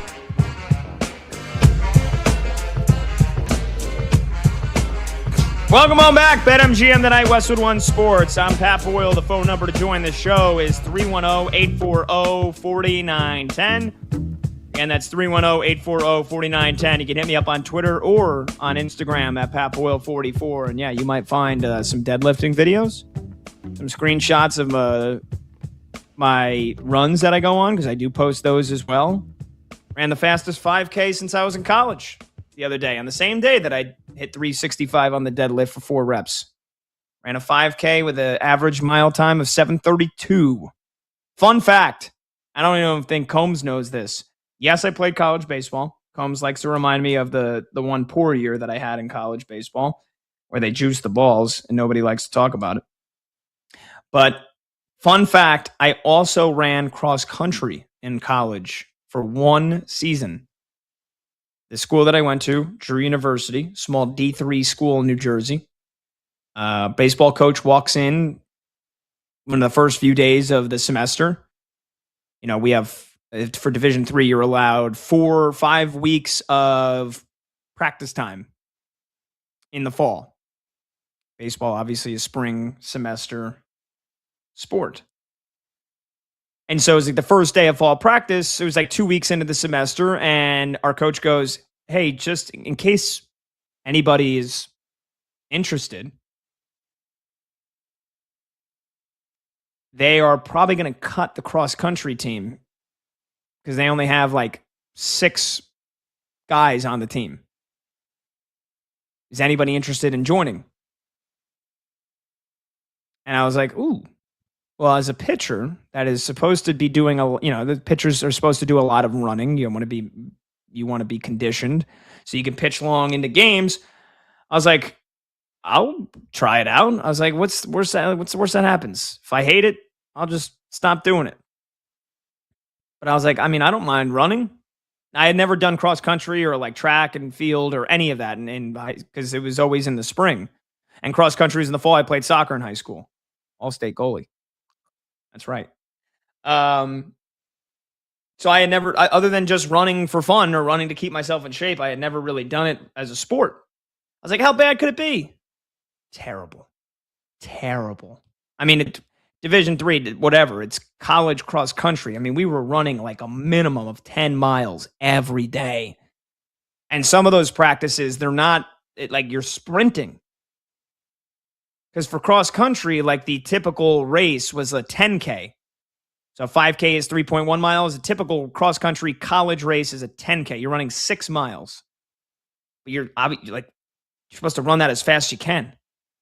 Like there were dudes that I was competing against running like 5:45 mile times. You know how fast you have to be going to do that? I mean, the world record for a marathon, the dude ran for like a 4:58 mile pace. Imagine doing that for 26 freaking miles. Sickening. Disgusting. Absolutely disgusting to think of that.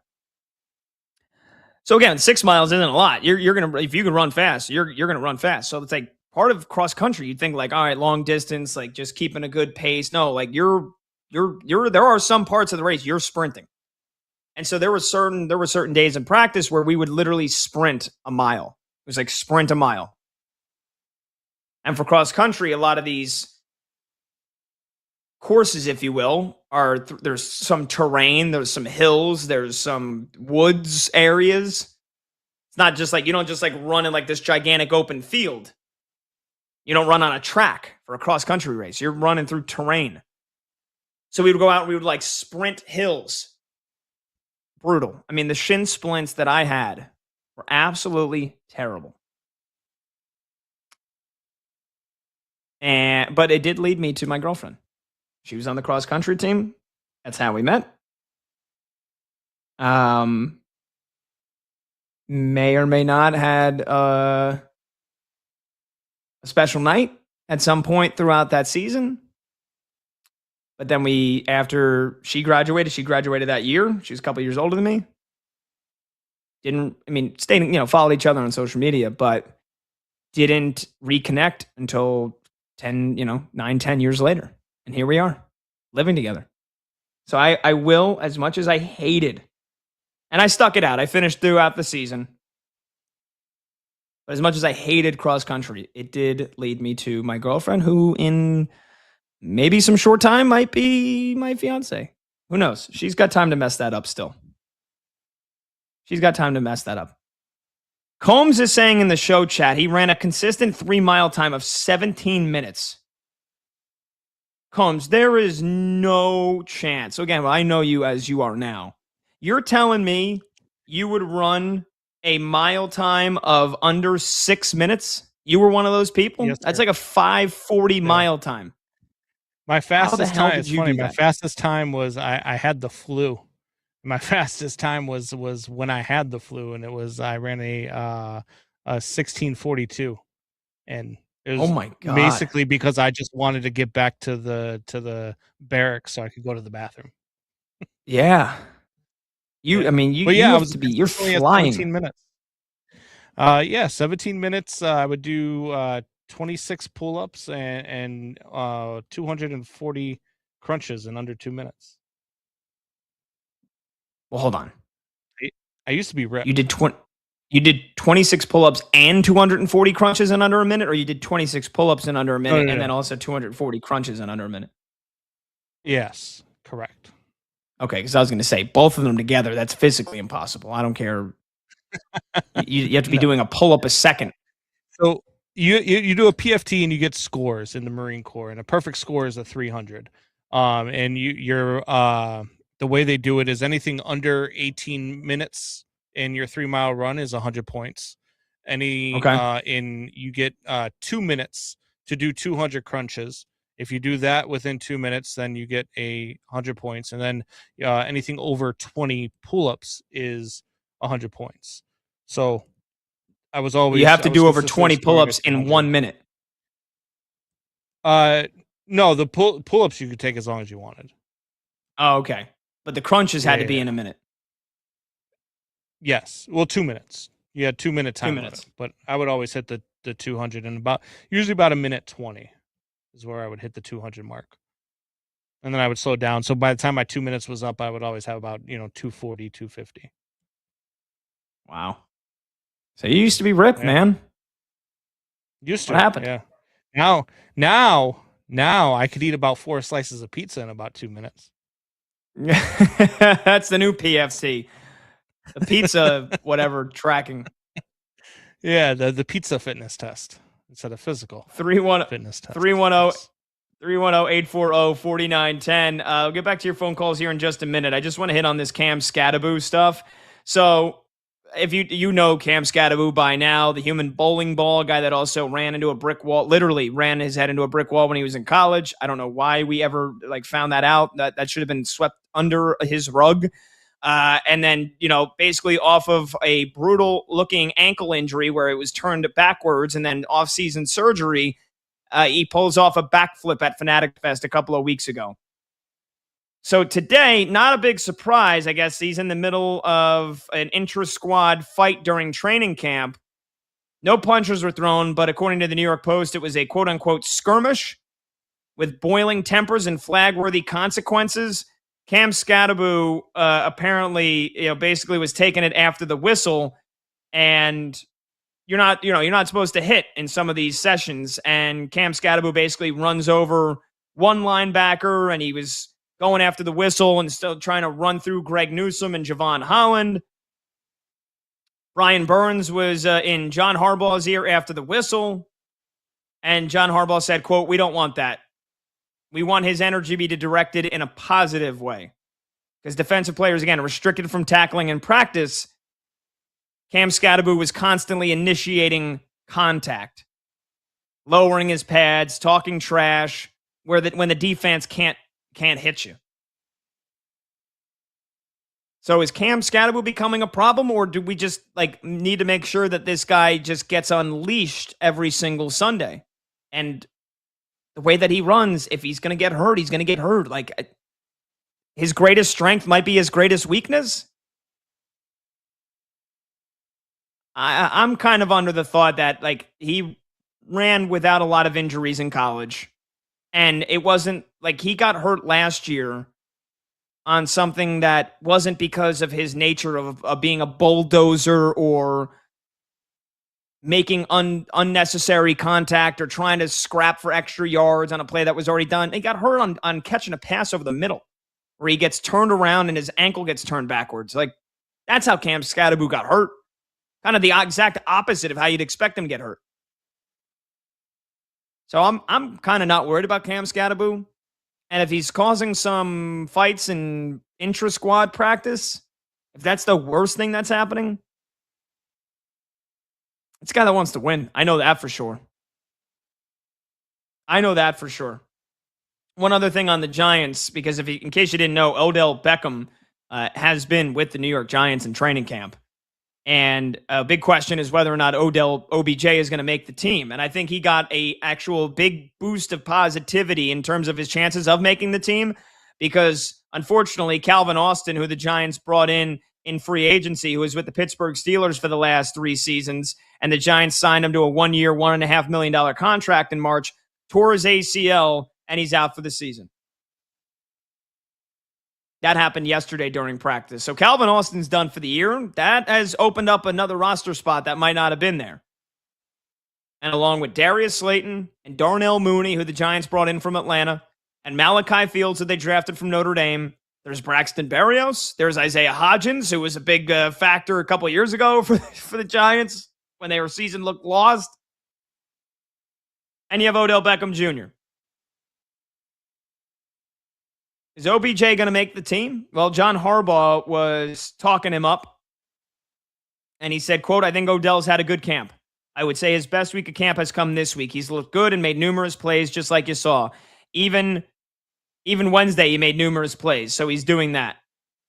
I think he meant to say Tuesday, but he was talking about that today. So Odell Beckham caught a touchdown pass from Jackson Dart earlier in practice during a red zone drill today. But I mean, look, let's if Odell Beckham Jr. makes the Giants, I'm not expecting anything. I'm not. I mean, I'm surprised he's not out of the NFL. We know he still needs to play in the NFL because he had to sell his Super Bowl cleats and he's basically broke. He's actually admitted that. I think the Calvin Austin torn ACL is honestly, it's going to be the reason Odell Beckham makes the team. He wouldn't have if not for that, but Calvin Austin tearing his ACL, I know you never root for anybody for injury, but if you're Odell Beckham, like that was your saving grace. That was your Hail Mary. I think OBJ is going to be on the Giants, but I wouldn't be like, does he have 200 receiving yards this year? Does he have 1 receiving touchdown? I wouldn't hold my breath. 310-840-4910. Let's get to some of your phone calls here on BetMGM tonight with yours truly, Pat Boyle. Dan is next up in Baja, California. Dan, what's going on, man? How you doing?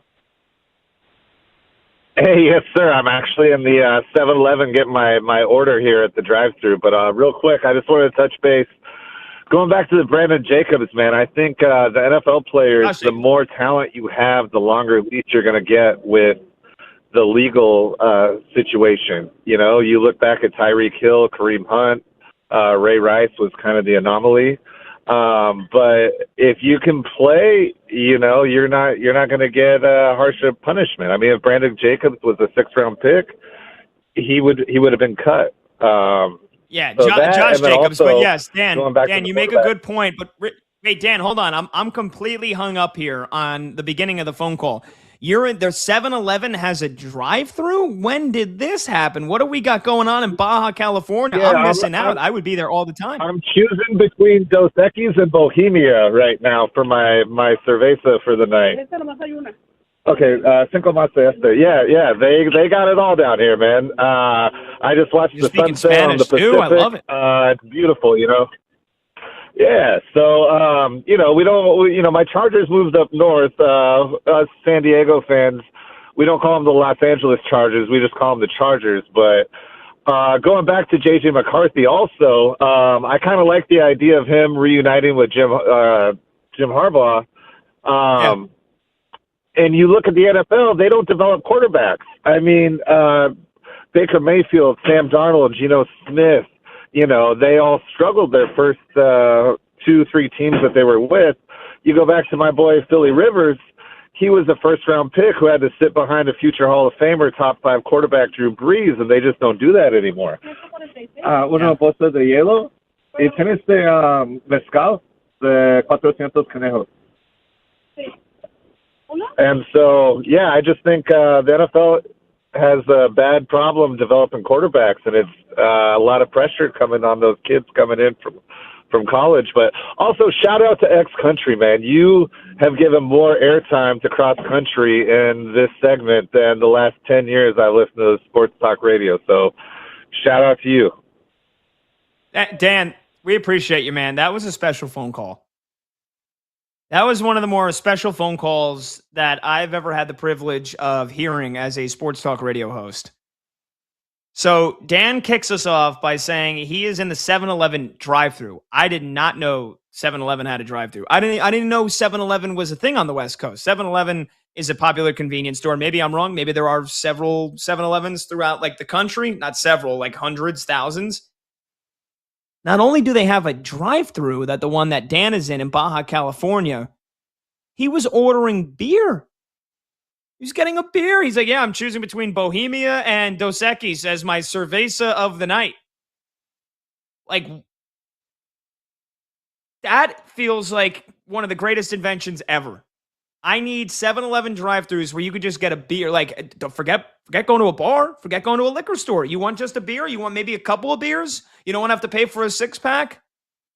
I don't know, most people, hey, just put it in the fridge. I'll finish it in a couple of days. Maybe you're like, hey, man, I only drink occasionally, and if I'm going to drink tonight, like I'm going to have 2-3 beers, I'm going to get them at the 7-Eleven drive-thru. Absolutely incredible. Incredible what we are doing as Americans. There are certain things that are setting this country back. There are now certain things that are moving this country forward into the next age, and a 7-Eleven drive-thru where you can order beer is one of those things. Not only that, Dan is switching between English and Spanish. He's talking Spanish with the drive-thru worker, I'm guessing. And just without pausing, without breaking stride, just, yeah, and by the way, I'm J.J. McCarthy. Yeah, 400, por favor, una posteo. And then right back into the phone call. And all of his sports points were pretty salient. Awesome. What an awesome phone call. Unbelievable. That's going to be tough to top that. But maybe our final caller, when we return from break, maybe they'll have a chance to top that. But that's one of the great calls of my sports talk radio hosting career, especially here on BetMGM tonight. It wasn't an over-the-top rant. It wasn't the greatest take I've ever heard. It wasn't like, I don't know, like we witnessed something incredibly crazy, chaotic happen in the background. But Dan in Baja California at the 7-Eleven drive-thru, switching between English and Spanish, making good sports takes, and ordering beers at a drive-thru. Awesome. All right, when we come back, we'll finish up with your phone calls, 310-840-4910. That's 310-840-4910. We'll get you a Let's Go Streaking update, our game that we play each day, and we'll get you some baseball scores because a lot of games are wrapping up with some big playoff implications. I'm Pat Boyle. This is BetMGM tonight on Westwood One Sports. I'll power rank NFL regression candidates here on Westwood One Sports. I've got 5 in mind, so why not just jump into the list? And we'll count them down from 5 to 1.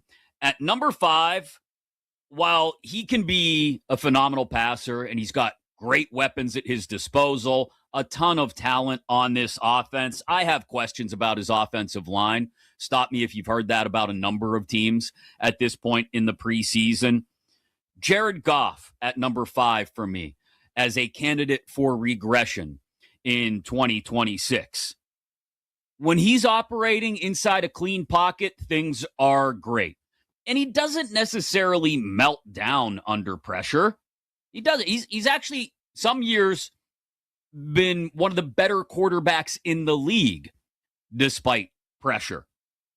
But against these defenses, Brian Flores' defense in Minnesota, you would hope some increased pressure from the Bears defense and the number of turnovers they caused last year. Maybe that could be something to talk about as far as regression goes.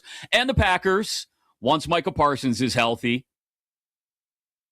Defenses that can create pressure, can get in Goff's face, know how to scheme against him.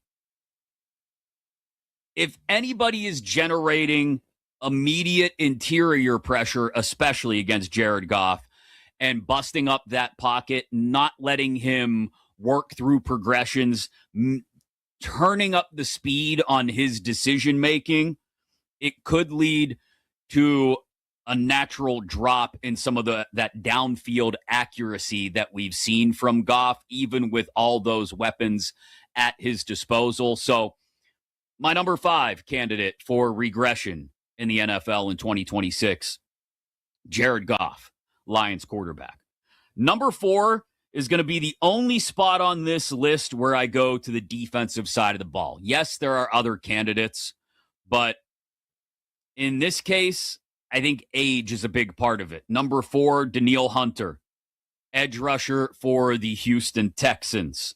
Pass rushers on the wrong side of 30. The drop-off can happen like that in an instant. Yes, he's working with Will Anderson Jr. on the other side. Yes, they felt nearly unstoppable last year. And yes, I still think the Texans defense is going to be good. But I don't know if we get the same sack totals this year.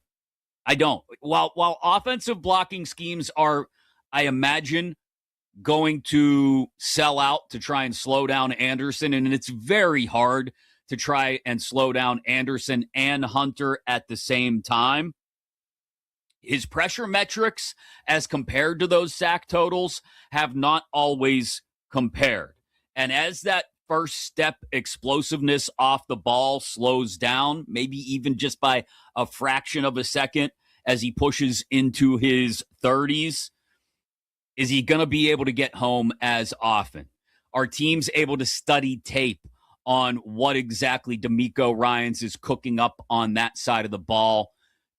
Do the Texans then get inventive and look to bring pressure in different ways? Or do teams figure out a way to slow it down on the edges and maybe not completely take Will Anderson Jr. and Danielle Hunter out of games, but like I said, just slow them down enough? Again, for a guy in his 30s now, that's something to keep an eye on with Danielle Hunter. He's my number 4 candidate for regression in the 2026 NFL season as we power rank him here on Westwood One Sports. Number 3, I mean, I don't want to say it has to happen. A lot of people feel like it has to happen. Maybe it doesn't. Maybe they just pick up right where they left off, and this reigning Super Bowl champion quarterback looks like a reigning Super Bowl champion quarterback, but I've got Sam Darnold at number 3. Not because I really worry about Sam Darnold necessarily turning back into a pumpkin. I don't think he's going to start seeing ghosts again throughout all the Halloween analogies you want to, but because I don't know if he can remain at that peak he had during the playoffs for an entire season.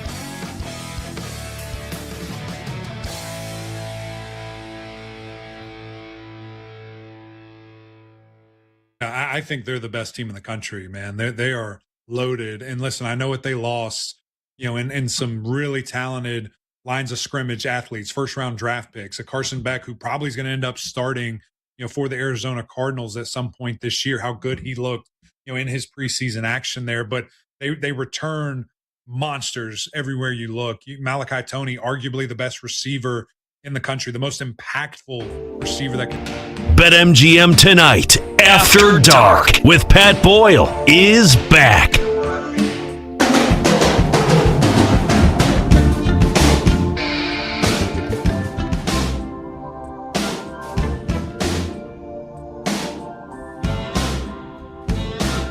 All right, welcome on back. BetMGM tonight, Westwood One Sports. I'm Pat Boyle. Final couple of minutes before we turn it over to our guys, Lamel Willingham and Josh Graham for Westwood One Sports Night.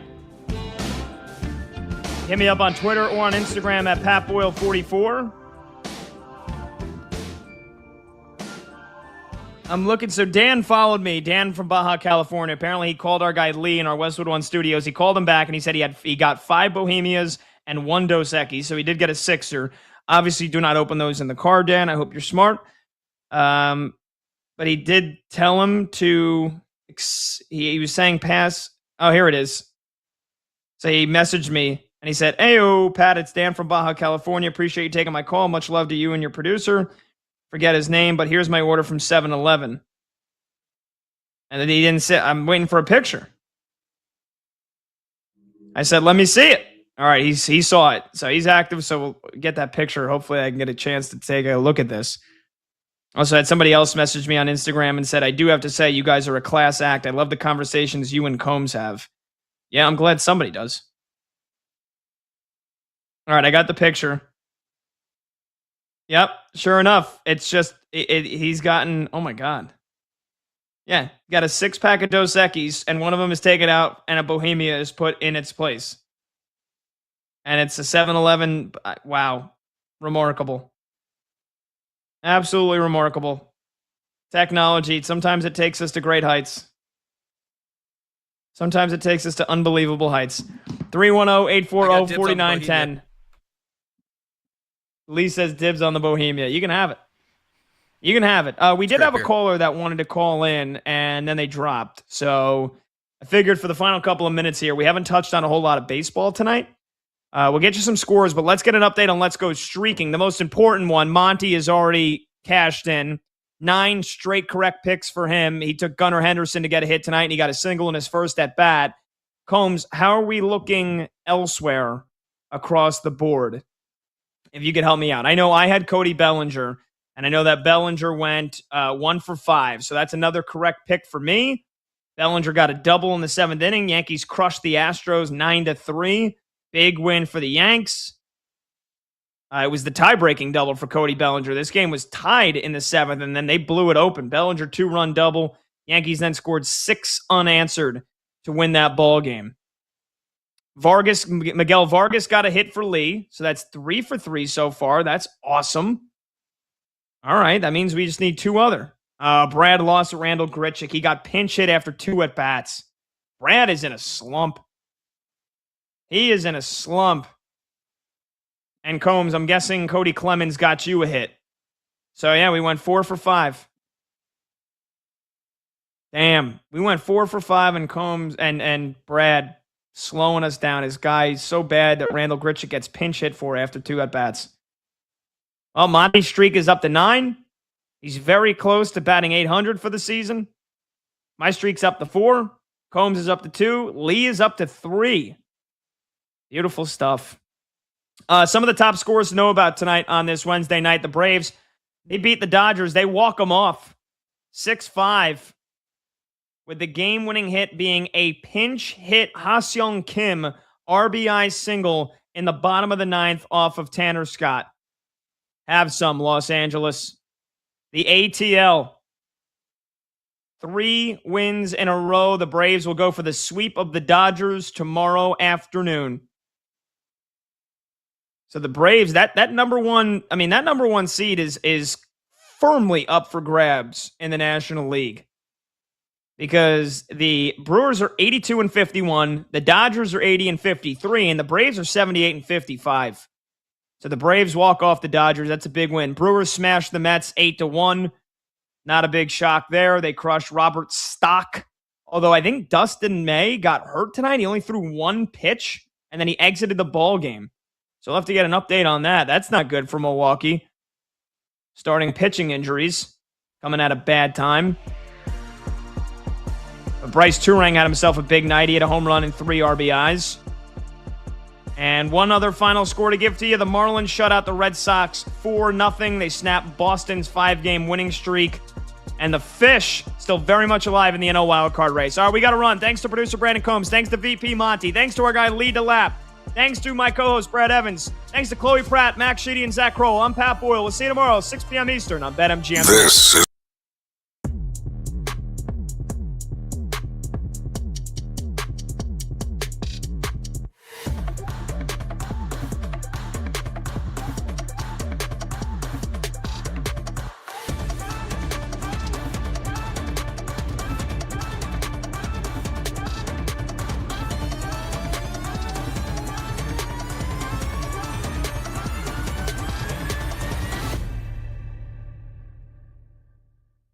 Haslam took control of the quarterback battle in Cleveland, right, Danny? Like, I have a hard time believing that Todd Monken sat down with his assistant coaches and said, you know what, the best thing for this team is to install Deshaun Watson as the starter, and then went to Andrew Berry and Jimmy Haslam and said, here's what we're going to do, guys. I very much believe, and it's cemented by the decision to start Watson week 1, that Jimmy Haslam went to Andrew Berry, and then Andrew Berry went to Todd Monken and said, hey, here's what we're going to do, whether you like it or not.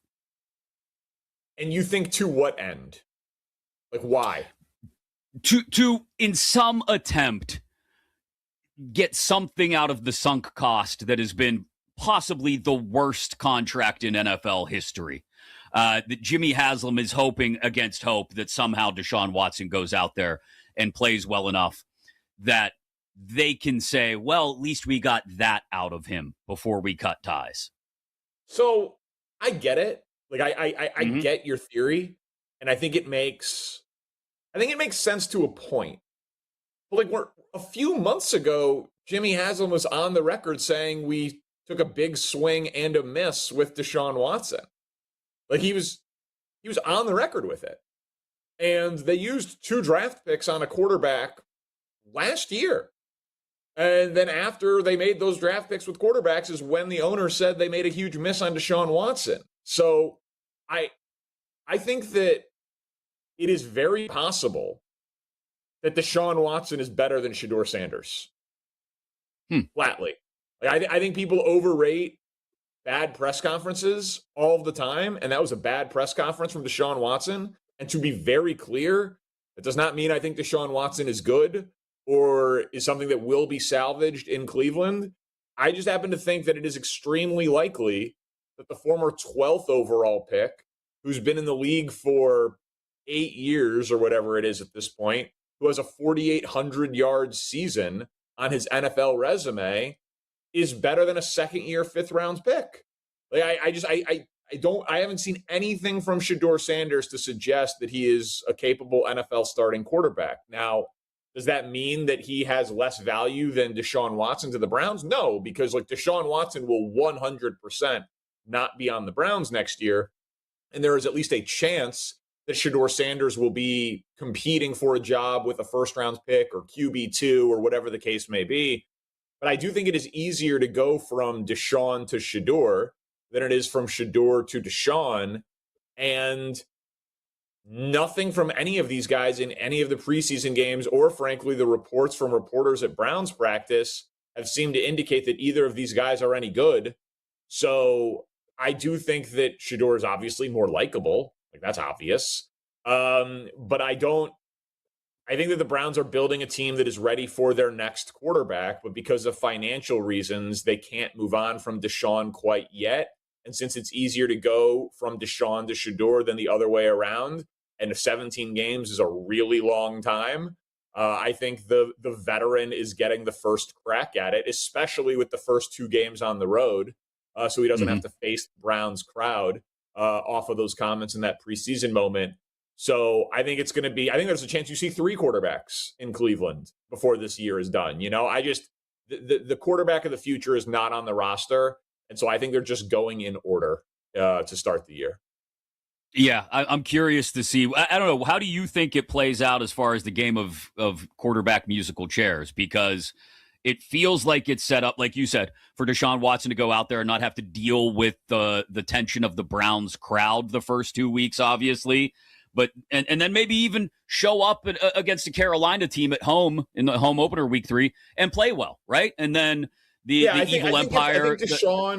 If Deshaun is a 0, like if they get blown out by the Jags and the Bucks, and he's a 0, right? It's 1 touchdown against 4 turnovers and 2 double-digit non-competitive losses where the offense doesn't crack 300 total yards, right? Like, if he's a 0, I think Shedeur starts the opener.